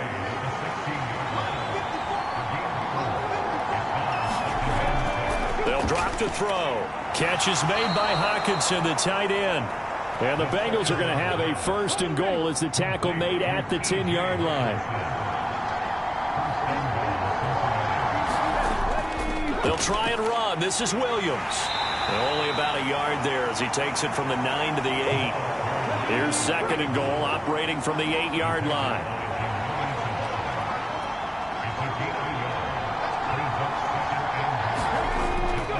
Williams will try again. And he will maneuver his way down to about the 7. 2 runs in a row, but only 2 yards to show for it. Now, they'd really like to make the short field pay off. We'll see if they can, but this is 3rd and goal.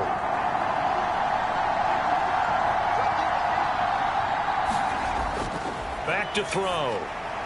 That's to Chase. He's got it. Touchdown, Cincinnati. Jamar Chase with his 2nd TD of the game, his 6th on the year. And the Bengals have taken a 13-0 first quarter lead. Still first quarter, 2 receiving touchdowns for him. How are they going to slow him down? I think they're thinking about altering their game plan. Whatever they came in with, now maybe you switch a better cover guy to him. Or you make sure you have more people in his general area wherever he lines up to at least try and discourage them from throwing the ball to him.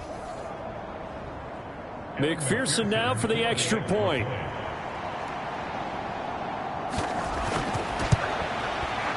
And it's good, and they have jumped out here to a quick 14-0 first quarter lead.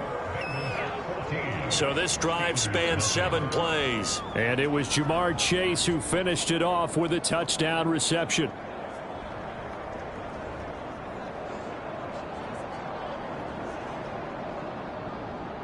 After the touchdown, McPherson on to kick this one away. Johnson won't return this, and the football will come out to the 25. The Steelers ready to take over on offense. They've been outplayed early, no question. Down 14-0 already as they come up 1st and 10.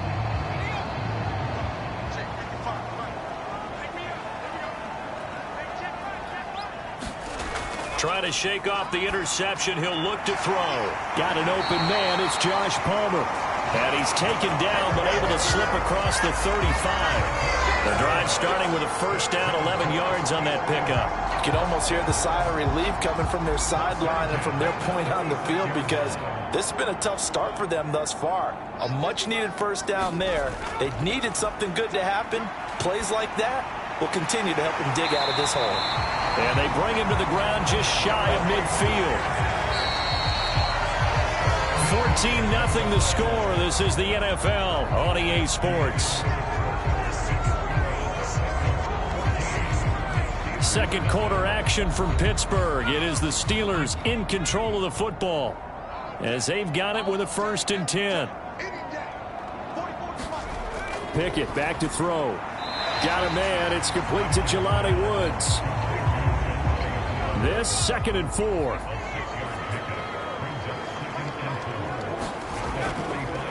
Now a give. Running left is Harris. Looking for a crease. Can't find one. Stopped at the line of scrimmage. The Steelers on 3rd down. Just 1 for 3 thus far. This is 3rd and 4. Now Pickett. He gets this out wide to Gibbs. And I don't think he got there. No. He's short by maybe a foot. Maybe. Call it 4th and inches. Well, it wasn't a big strike, but that completion put them in really great range. What do we have now, 4th and inches? Yeah, it's not more than a half a foot. You know what I would do here? You would always go for it. I'm one of those guys.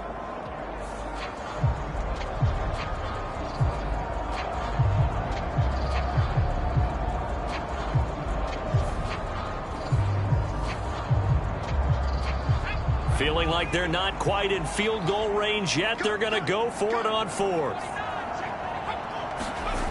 They run for it with Harris. Oh, and I think he went backward. He did. The Steelers try it, but they come up empty on 4th down. And the Bengals will get the football back. Well, down 2 touchdowns already. I guess they felt they needed to go for it, but still early, still first half. I think conventional wisdom says, look, as you pointed out, you got a whole half to play. Hang in there. Don't give up any more points in this situation. Do a little adjusting at the half and come out ready to go. But sometimes those coaches can just sense their team. Maybe they're a little flat or they need a little extra inspiration. And he decided to go for it there to try and kickstart things. Although his reputation as a speedy runner precedes him, it's always fun to watch him work. It is eye-opening, isn't it? Because when you see him get the ball and just go, in addition to that speed, it helps out his blockers. They don't have to hold blocks for long because he's just going to speed right past them. They stick to the ground game on first down. It's Williams. And he's going to be stacked up right at the line of scrimmage. Nothing there for him. Second down.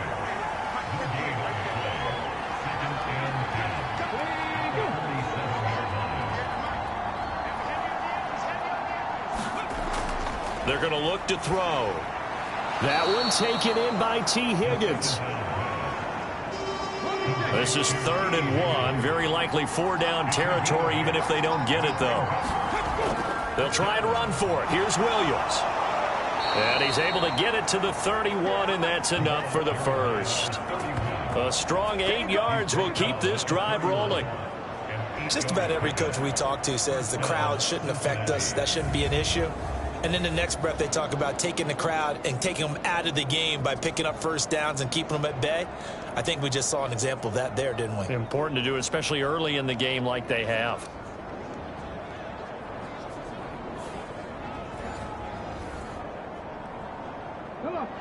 Line of scrimmage, the 31 now on 1st and 10.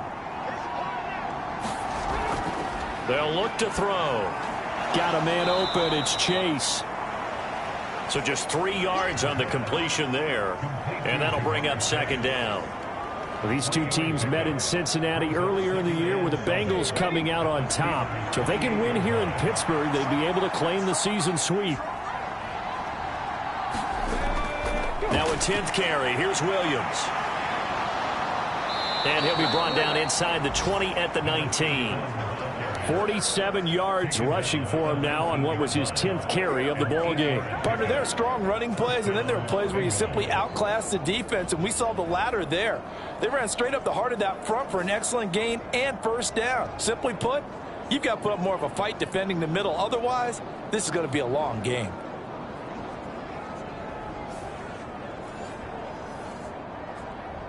Ready, set. So here's a 1st and 10 now down inside the 20. They'll look to throw here. That's complete to Williams out of the backfield. 2 yards on the pickup there. And that's going to bring up 2nd down. Here's Chase now on the jet sweep. He can't get him down.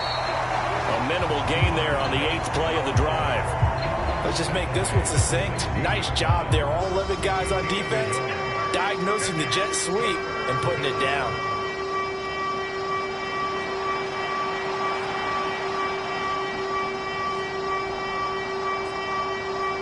An 8-play drive to this point. So here's play number 9 on 3rd and 7.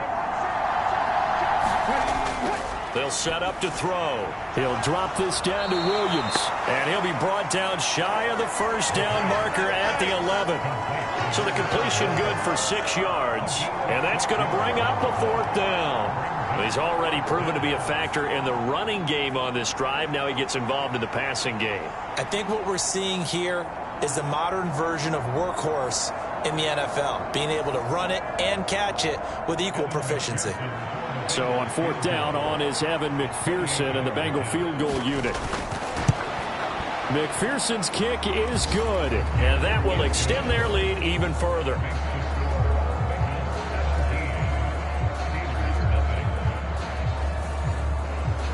So he gets a shot at atoning for the earlier miss here in the first half and able to knock it through. And what a relief for him, don't you think? Because how many games have we done where kickers missed one early and never gotten a chance to atone for it the rest of the game?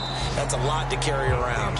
And he'll go down as this drive will start at the 25-yard line.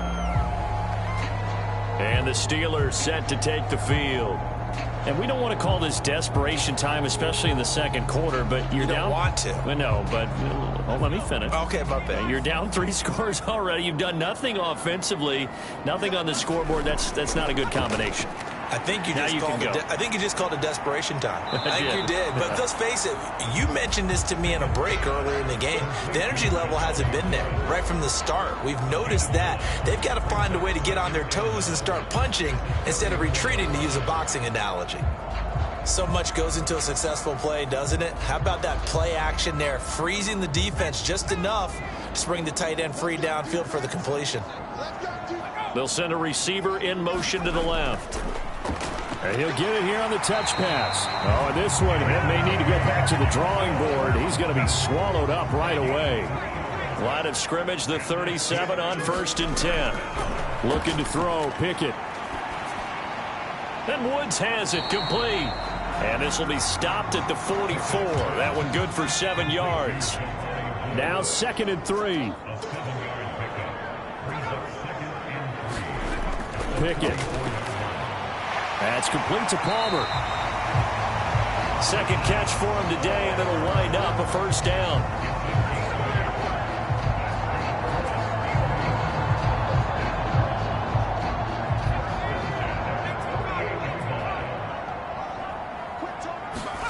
Back to throw, Pickett. And that is incomplete. Oh, the coverage a little too good there, and it's 2nd down.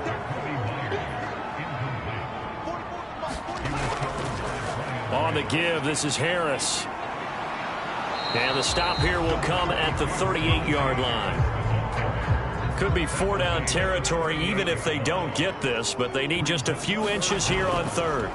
Pickett will look to throw it here. Pass taken in by his big tight end. And he will have a Steelers first down, and he'll have it by plenty as they're able to keep the drive alive on 3rd and inches. As an unbiased observer, I think it would have been interesting to see what they would have done if they hadn't gotten the first down there. But since they did, I guess the point is moot. And they're right there in that middle ground, field goal range, punt, go for it. But as you said, they picked it up. This offense finding its legs now. Here's another 1st and 10. They'll try the right side with Harris. And a strong run there as he'll maneuver his way down inside the 15. 17 yards on the play as they try to eat into this 17-point deficit. A good run there off right tackle in an old-school NFL football. The right side of the offensive line, often known as the nasty side. The left side, usually the technical side. Kind of reminds me of the old Atlanta Falcons 2009-2010.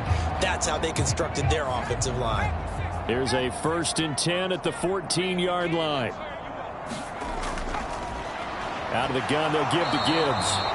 And he'll get about 3 just outside the 10, stopped at the 11. 2 minutes remaining in this first half of football. It'll be a 3-yard gain, and that'll make this a 2nd down. Operating from the gun, Pickett. Back in the end zone, could he get his feet down? No, it's incomplete. They head to the line facing a 3rd and 7 following the incompletion on 2nd down. Looking to throw. Pickett. Tries the right side, finding Woods here. Now the Bengals going to use the first of their timeouts as they'll head to the sideline and talk over what to do next. Now Lutz for the field goal try. From the right hash, and this one just a chippy. The kick by Lutz is good. And they're on the board at least here. It's now 17-3.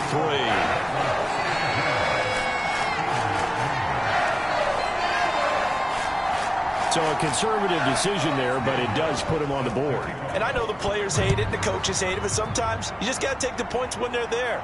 Sometimes a field goal is pretty darn good. And ultimately, he stopped right where he would have been if he had simply gone down to a knee at the 25. Getting set to go again as we look at the back, heading onto the field again. A good job in the passing game, decent job in the running game, but really they've been more effective through the air. We'll see if that shifts at all as this goes on. Thus far, it feels like they're calling this game in reverse. Normally you run to set up the pass. Here it feels like they're passing, hoping to set up the run and be more effective later on in the game. Yeah, you can do it both ways. We usually talk about it in the reverse, however. No doubt about it. A nifty bit of scrambling there. 12 yards, first down. Certainly not the way they drew it up in the playbook, but that's why they love this guy back there. He sees things breaking down, and he's more than capable of finding an escape route and still getting a decent gain. Line of scrimmage, the 37 on 1st and 10. They'll set up a throw. He gets this to Devontae Adams. And he'll be taken down, but not before he works it past the 50. A 14-yard gain there as they look to improve this 14-point lead. Back-to-back good plays have them on the move on 1st down. He'll look to throw. And he will find his man on the end route, complete. The Bengals going to use the second of their timeouts as they get the stoppage with a little over 50 seconds to go in the first half.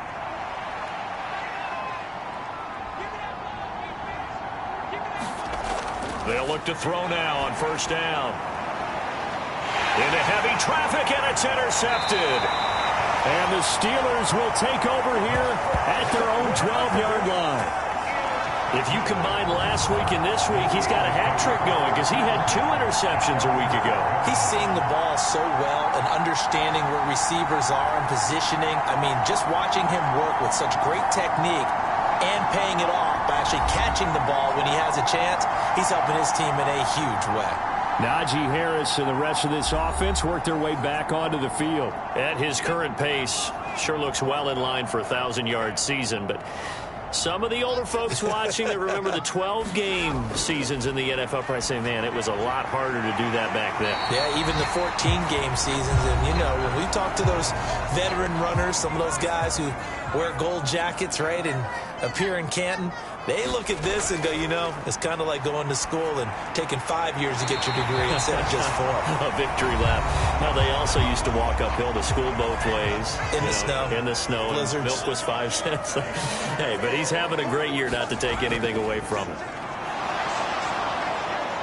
The Bengal pressure gets him that time. Down he goes.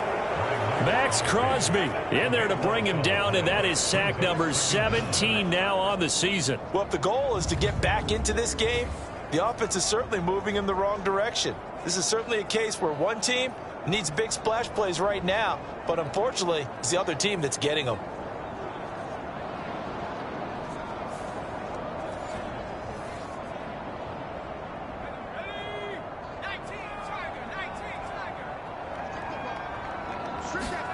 Final play of the first half. Here's Pickett.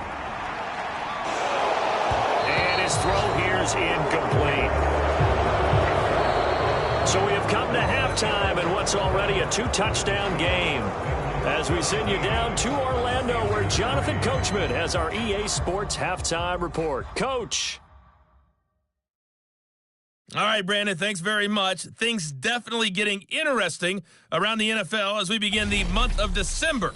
So let's get right to it. We'll begin out in the windy city of Chicago, and it's the Bears who have the lead. Lamar Jackson has thrown a touchdown pass.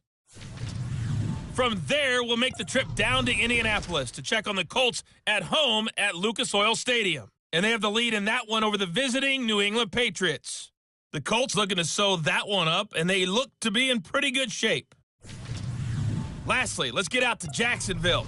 See what's happening with the Jaguars at TIAA Bank Field. And that game's gone to the half, all even at 10-10.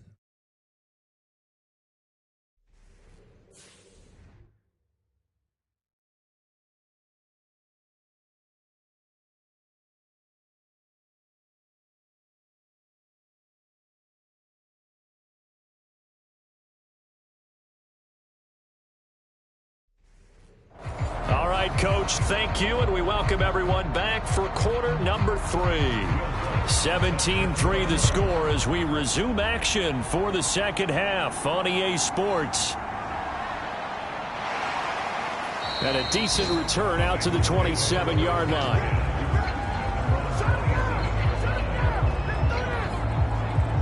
Jamar Chase hoping to be at center stage yet again as the offense returns to the field. And I know that they've double-teamed him a couple times, but not a ton. Whatever they're doing isn't working. He's up over 100 yards. We'll see how they adjust. And when they do that, they weaken their defense in other places as well. And how many times have we done games where we've seen a guy have a big game like this, but it's usually not by himself, is it? Right. Usually it opens it up for other people to have big games as well. And he's tackled a yard short of the marker. Good gain of 9 on first down.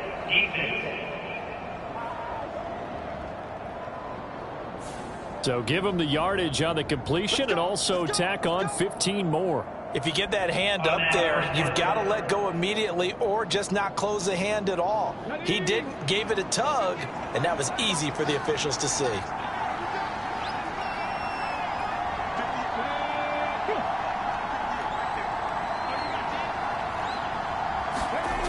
Now on first down, he'll drop to throw it. Going underneath, he's got Hockenson. And they'll get him down as he's inside the 40. 10 yards there on a Bengal first. I got a kick out of that one, partner. You and I talk often about trying to hide receivers in certain situations, but a guy of his size can't really hide him. But the tight end drag route, definitely an effective way to sneak him across the formation for an easy completion and a first down. Now a first down carry. It's Williams. And down inside the 35, he goes to the 32-yard line. Second down and 3. They'll stay on the ground with Williams. Down to the 30 after a gain of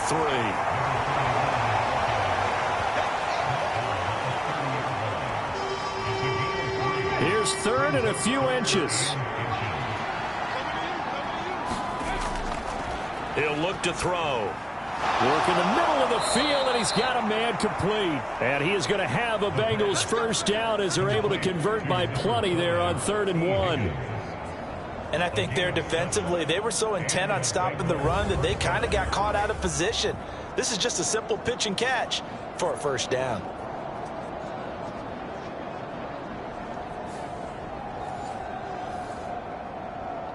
Let's go now. Hawk 70, Hawk 70.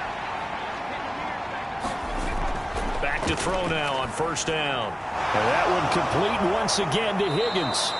And brought down, but not before they get it inside the 10 to the 7. Give him back-to-back catches now. That one for 16 and another first down. And these two hooked up on a nice gain to play before, and I always admire play callers that see a play that works and go right back to it, so they went right back to him. The reward, they're set up with 1st and goal.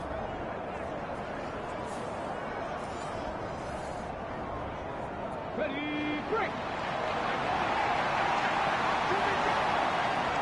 Ready, go.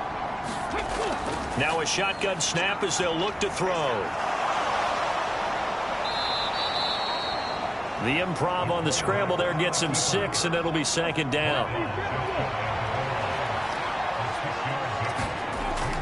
Williams will take this one in. Touchdown, Cincinnati. And McPherson on for the extra point.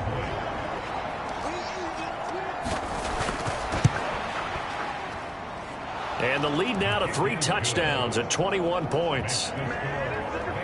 So that winds up a 7-play drive all told. And it's finished off with a Cincinnati touchdown.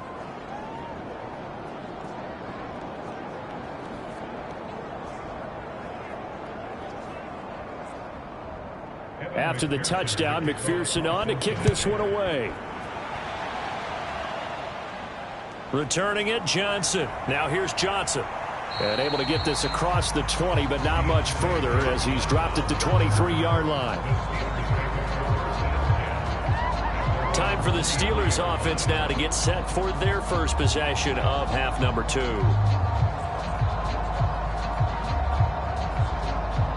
Pickett leads the Steelers up here with a fresh set of downs at their own 23. Harris will start the drive out. And a short pickup to about the 25. Here's a 2nd and 8. Pickett, he'll look to throw it. Got his man complete over the middle. That's Gibbs. And they're able to get this one across the 35. Line of scrimmage, the 37 on 1st and 10. A run with Harris out of the shotgun. And he's dropped right at the 40. Gain of 3. 2nd and 7.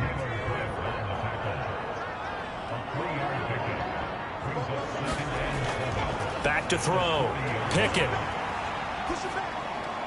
Here's Johnson with a reception. And they'll get this well past midfield before being stopped just before the 35. A first down there on a pickup of 25. It's taken a while for this offense to get going. A little creaky at the start, but they're oiled up now. A nice throw there, and they're really putting together a good drive.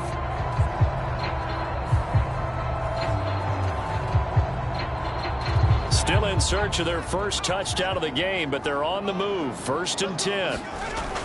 Looking to throw. Pickett. And he's going to be intercepted for the 3rd time thus far. And the Bengals are going to get it back here just past the 35. This defense, Charles, coming up with another interception. They have really done an excellent job of locking up these receivers. Yeah, they're really on fire. They are actually doing what they talk about all the time, which is plastering to receivers when they're in their zones. They didn't give up a touchdown in the first half. Haven't done so here in this half either. Blanketed the field going all the way back to the opening drive, and they come up with a pick right there. A very good starting field position for the Bengals here as they come up 1st and 10 at their 36-yard line. Quick slant caught by Chase. And that's good for a gain of 6, and it'll be 2nd down. He'll drop to throw. And he will slide to a stop. He does have the first down. It's a gain of 11 yards that time, and it produces a new set of downs. As he came to the line of scrimmage, he knew he didn't need much to reset the chain, so when he saw the space he needed, no hesitation. He went to the marker and got his guys a first down. So 1st and 10, and if they score on this drive, might have to start digging in our second half blowout material. Now a fake on the jet sweep, and off the play action, he'll look to throw it. And he can't find anywhere to go with it, and he goes down. He couldn't get rid of it. He takes a sack for a loss of 6 to bring up 2nd down. They tried to go with a little play action there, but nobody on the defensive side bit. Yeah, they adjusted in time and in a big way and ultimately got the sack. On offense, sometimes you're running play action just to set up a certain blocking technique. In this case, none of it worked.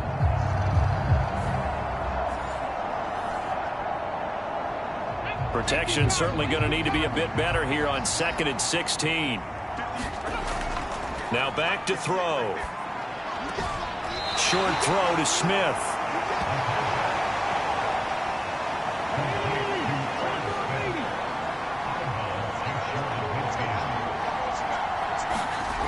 Now on 3rd and long, they'll look to throw. And he's going to be stopped here at the 43, and that is not near enough to pick up the first. Give him 8 yards that time on the scramble, and now 4th down. Nice call on defense, rolling out the nickel package for that big 3rd down play, and he did an excellent job locking down coverage and forcing him to try and run for it, and he doesn't get there, which brings up a big 4th down call. So on trots the field goal unit, and wow, this is going to be a challenge here. And that is no good. He gave it a good run. That wasn't more than a foot or so wide to the left. And the lead will hold at 3 touchdowns.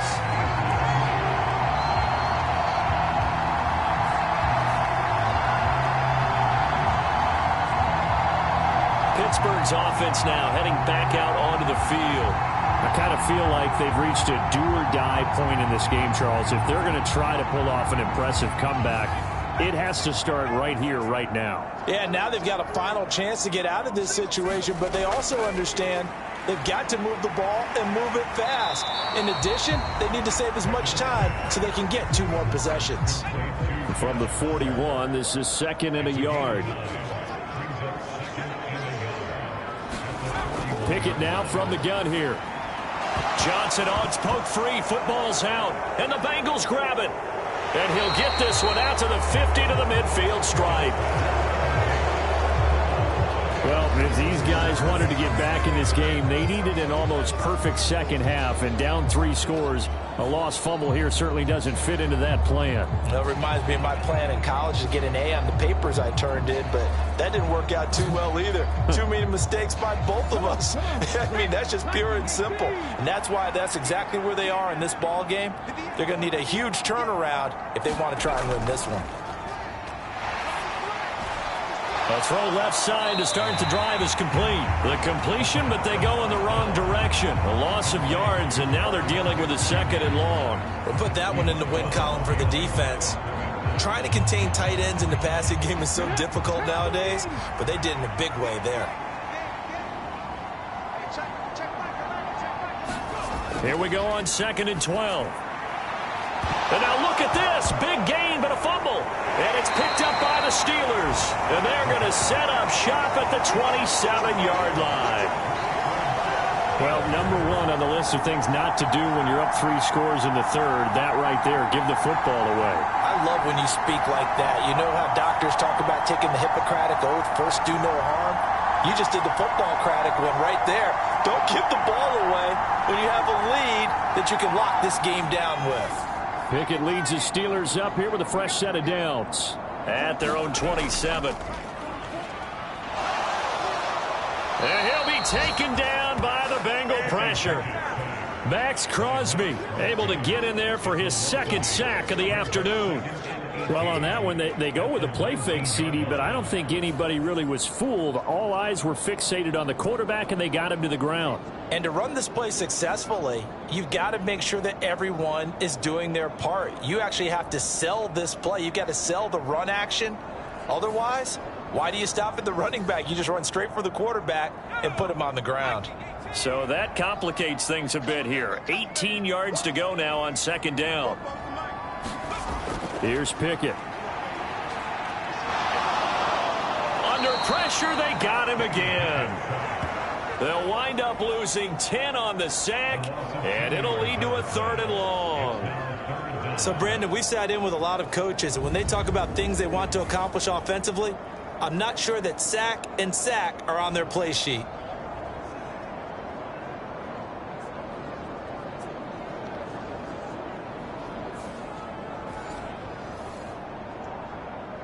Pickett and the Steelers in need of a big play here. 3rd and long after the sack. Looking to throw. And that one to the right side and incomplete.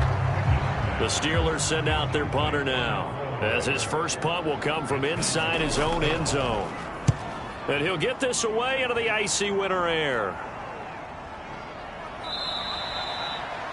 So possession goes over here on the punt. And the Bengals will take over here 1st and 10. Cincinnati now ready to take the field. And now you've got the clock winding down here in the 3rd quarter. You're 3 scores to the good. What's your approach on this drive? Too early to fully commit to playing the clock game. Yet at the same time, you're also not going pell-mell like you would in 2-minute offense. This is what NFL offenses call 4-minute football. Take the clock out of the game a little bit, wind it down, but at the same time, keep advancing the ball down the field. 2nd and 4. And that's complete to Adams. Called a gain of 3 on the play. And now 2 yards to go on 3rd down. Up the middle, it's Williams. And he will have a 1st down here at about the 40.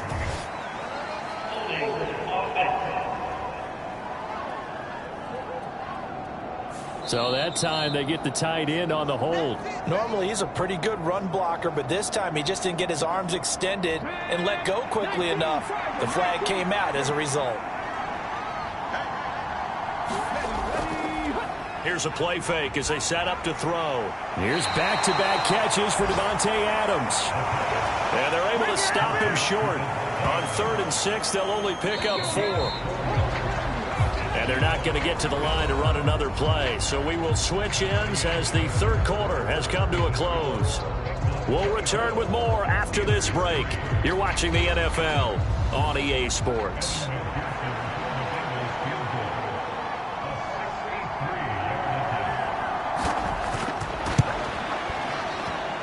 And that will wind up just short. He had it on line. It ran out of gas at the end, and the lead will hold at 3 touchdowns.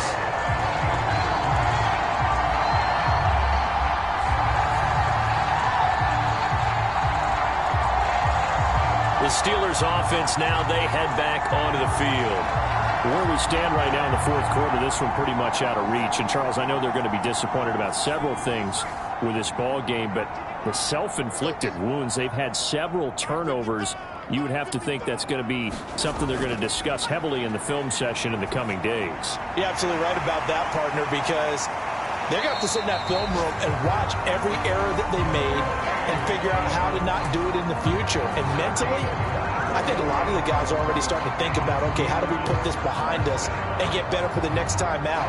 This, they'll use as motivation for the rest of the time that they play to hopefully never be in this type of situation again.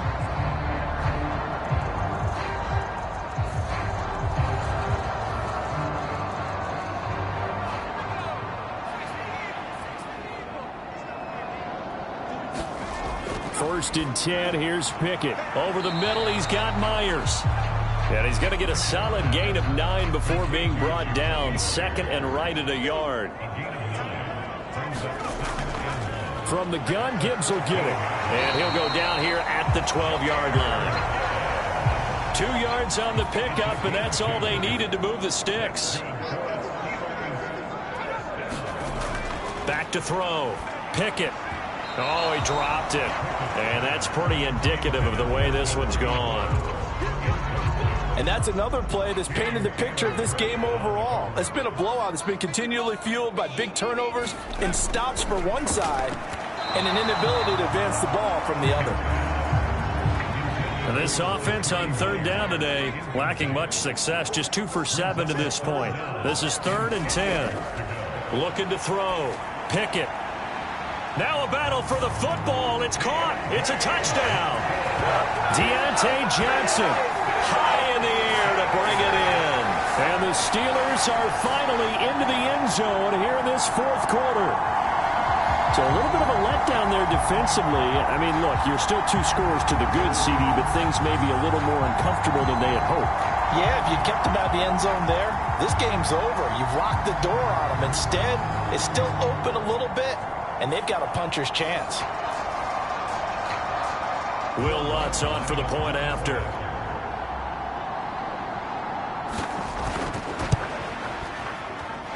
And this is up and good. That'll make it a score now of 24-10. A drive that time of 6 plays. And in the end, it was Deontay Johnson's touchdown catch to cap the drive. After the touchdown, Lutz to kick it off.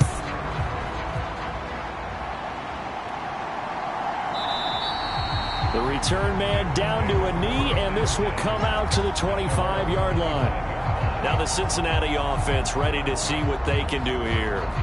Well, there are 2 scores on the plus side. Still time here in this fourth quarter, but maybe you start thinking about playing keep away? Yeah, I think here's the situation. You're not thinking touchdowns anymore. You're just thinking first downs. To keep up with your theme there, playing keep away, first downs, they can't touch the ball.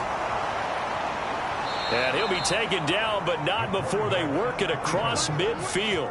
Big yardage there on the scramble. It gets him a first down.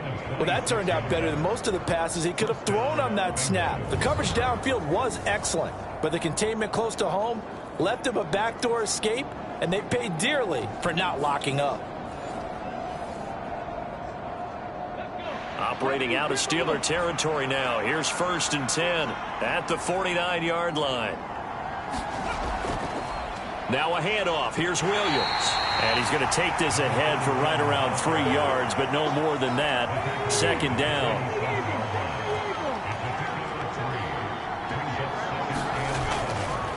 On play action, they'll throw.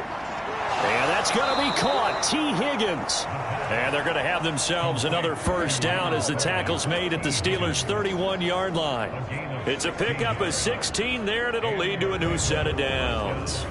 But when you're up by 2 scores in the fourth quarter and you're going to throw the football, expect to see a lot of man coverage, because usually what comes along with man coverage is pressure. So if you're a play caller and you want to keep throwing the football, that's fine. Just make sure your offensive line understands they're going to get additional guys running at the quarterback. They'll look to throw here on first down. And he's going to get a solid gain of 9 before being brought down. Second and right at a yard. Second down and a little more than a yard here. From the shotgun, he'll look to throw. That is caught at the 7. And able to get him down, but he does reach the 5. That one good for 17 yards, and now they've got it first and goal. Well, normally you might say start running the football. You've got the lead here in the fourth quarter, but the way that they've passed it with such success, I don't know, maybe keep throwing it. Yeah, I think you brought up something that goes against conventional wisdom, right? In this stage of the game, you would think you would switch to a running attack, but you're exactly right. They've thrown it so well throughout the game, and trusting this quarterback, I think you continue to do so. And he's going to lose a yard or two, taken down behind the line. Below Nichols in there to take him down. On any first and goal, the real estate to work with for the offense is really cut down, and the defense knows it. So they often bring heat and pressure, which they did on this play. Got him down for a loss. Not a big one, but any loss of yardage in this position is tough for an offense.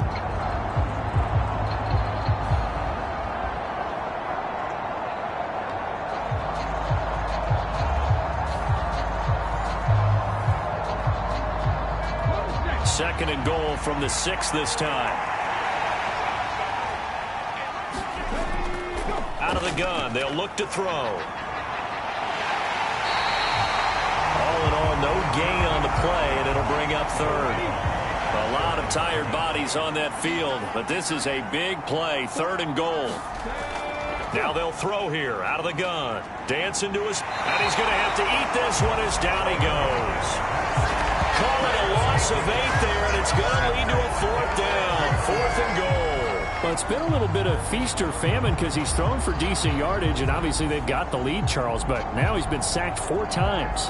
And what I'm focusing on is his toughness in the pocket, because you mentioned the feast or famine part.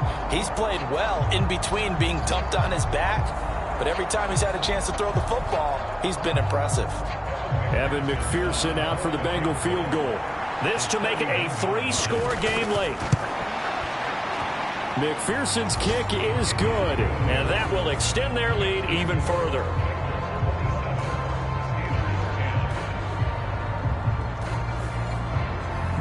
So that almost certainly the final piece to this puzzle, a 3-score lead. I don't think there's any coming back from there. Well, you know, normally I'd get on you for giving up on the game right here, but I do think you're right in this case. This late in the game, 2 scores is tough enough. 3, I'm with you. That seems out of the question. Now the Steelers getting set and ready for their next possession. And the complexion of this one has really changed a fair amount. That last field goal makes it a 3-score game, so they need points in a hurry with time dwindling in the fourth quarter. On 1st and 10, it's Pickett. And his pass is intercepted for the 4th time today. And they will take over at the 26-yard line. Well, offensively, Charles, hard to put a silver lining on this one. No secret that they had to take chances with a score where it is, and it leads to a turnover. I love how you paint the picture, partner, because you're exactly right about that one. Look at the empty stares on that sideline. This is one of those games where you just want to go crawl under a rock until it's over. Come on. Hey, Mikey,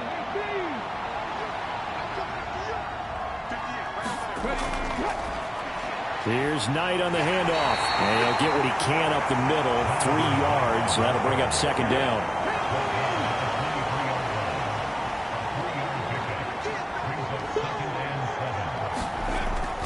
They stay on the ground. This time it's Williams. 2 yards on the carry there, and it's going to lead him to third down.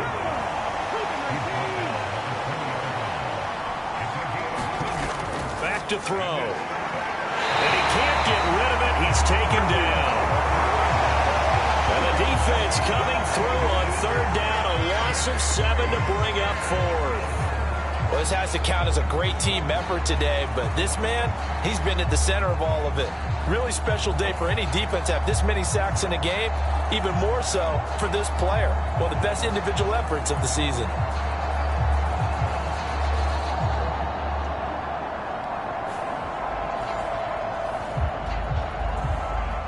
Evan McPherson out for the Bengal field goal. From the right hash, this from 45 yards away. McPherson's kick is good, and that will extend their lead even further.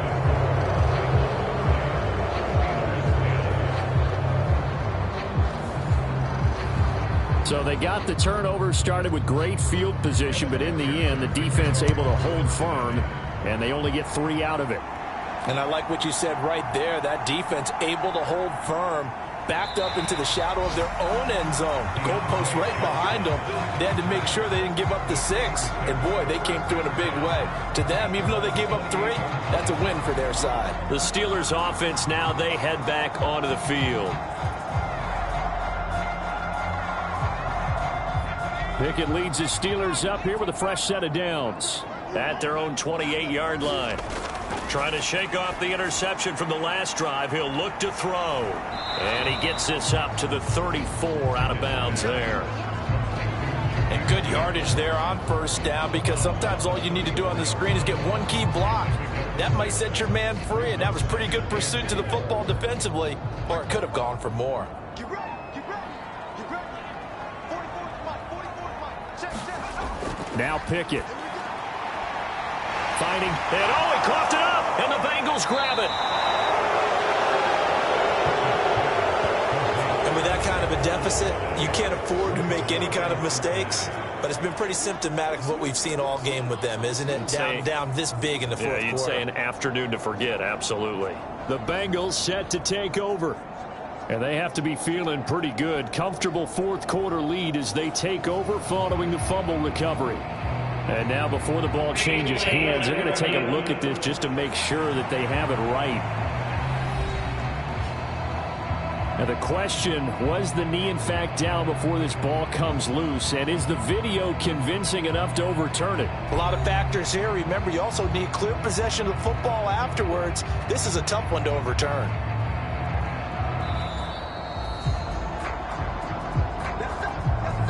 So that one overturned. They say the knee was down, and that will not be ruled a fumble. Off play action, Pickett. And that's going to be incomplete. Too tough to hold on to that one. It's second down.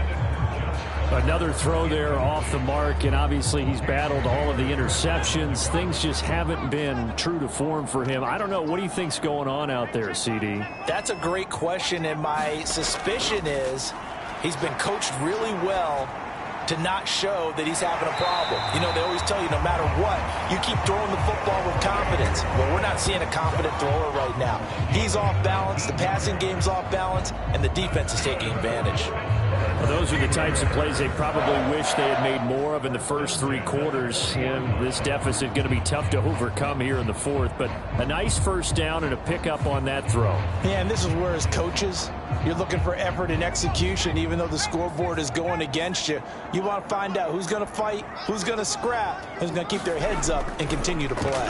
On 1st and 10, here's Gibbs. And this defense not ready for that one as he'll take this down inside the 25. Another good gain. That's now 35 yards combined on those last 2 plays. Some big plays in the passing game on this drive, and here's one out of the running game. So the passing game loosening things up. Now there's room to roam.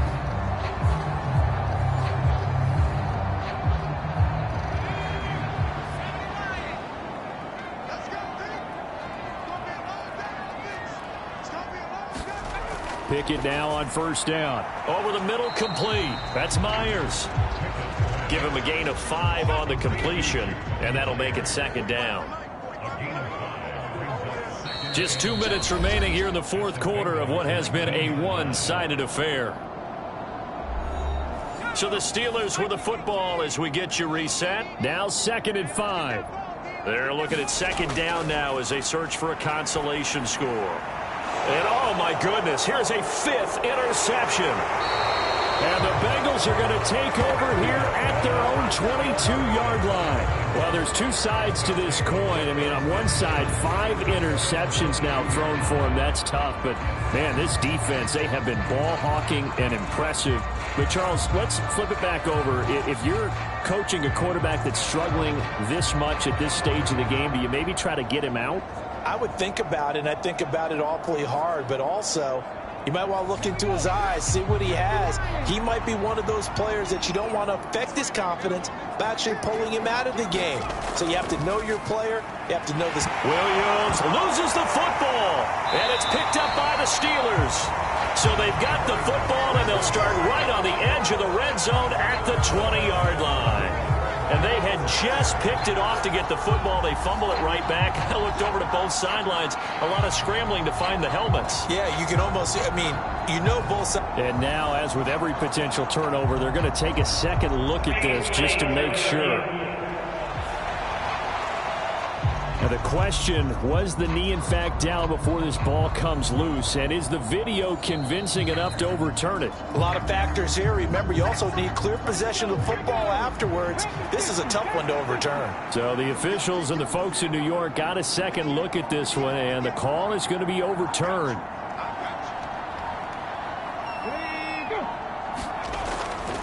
They'll try and run down some clock with Williams.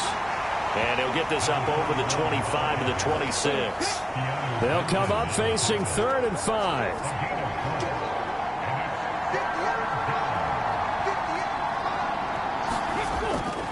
Now a man who's been busy this afternoon, it's Williams. And he's got a Bengals first down as he's got this up to about the 34-yard line. Well, we're beyond the tone setting right now. This guy's been the bell cow all day, and they'll continue to rely on him to move the chains, drain the clock, and lead his team. So this one in the win column now for the Cincinnati Bengals. And I tell you what, I can't remember a defensive performance as good as this one. They seemingly forced turnover after turnover after turnover every time you turned around. Yeah, you could just keep going with it, can't you? After turnover, after turnover. As this game unfolded, they were doing all the dictating, right? They told the offense exactly how it was going to go down today. So you saw them deflate with every series, didn't you? Every time they ran onto the field, it was slower and slower to get to the football because they just felt like if we go out there, we're just going to turn it over anyway. So it was really, really a stellar performance. So for Cincinnati, they continue to be one of the best teams around as they move to 10-2. And they'll get another road test next week as they head to Baltimore to take on the Ravens. Meanwhile, for the Steelers, they fall to 6-6 now on the campaign. And they'll get a chance to redeem themselves at home next week. So for Charles Davis and our entire crew, I'm Brandon Gaudin. Next game, guess what? Charles and I will be here again. It's the NFL on EA Sports.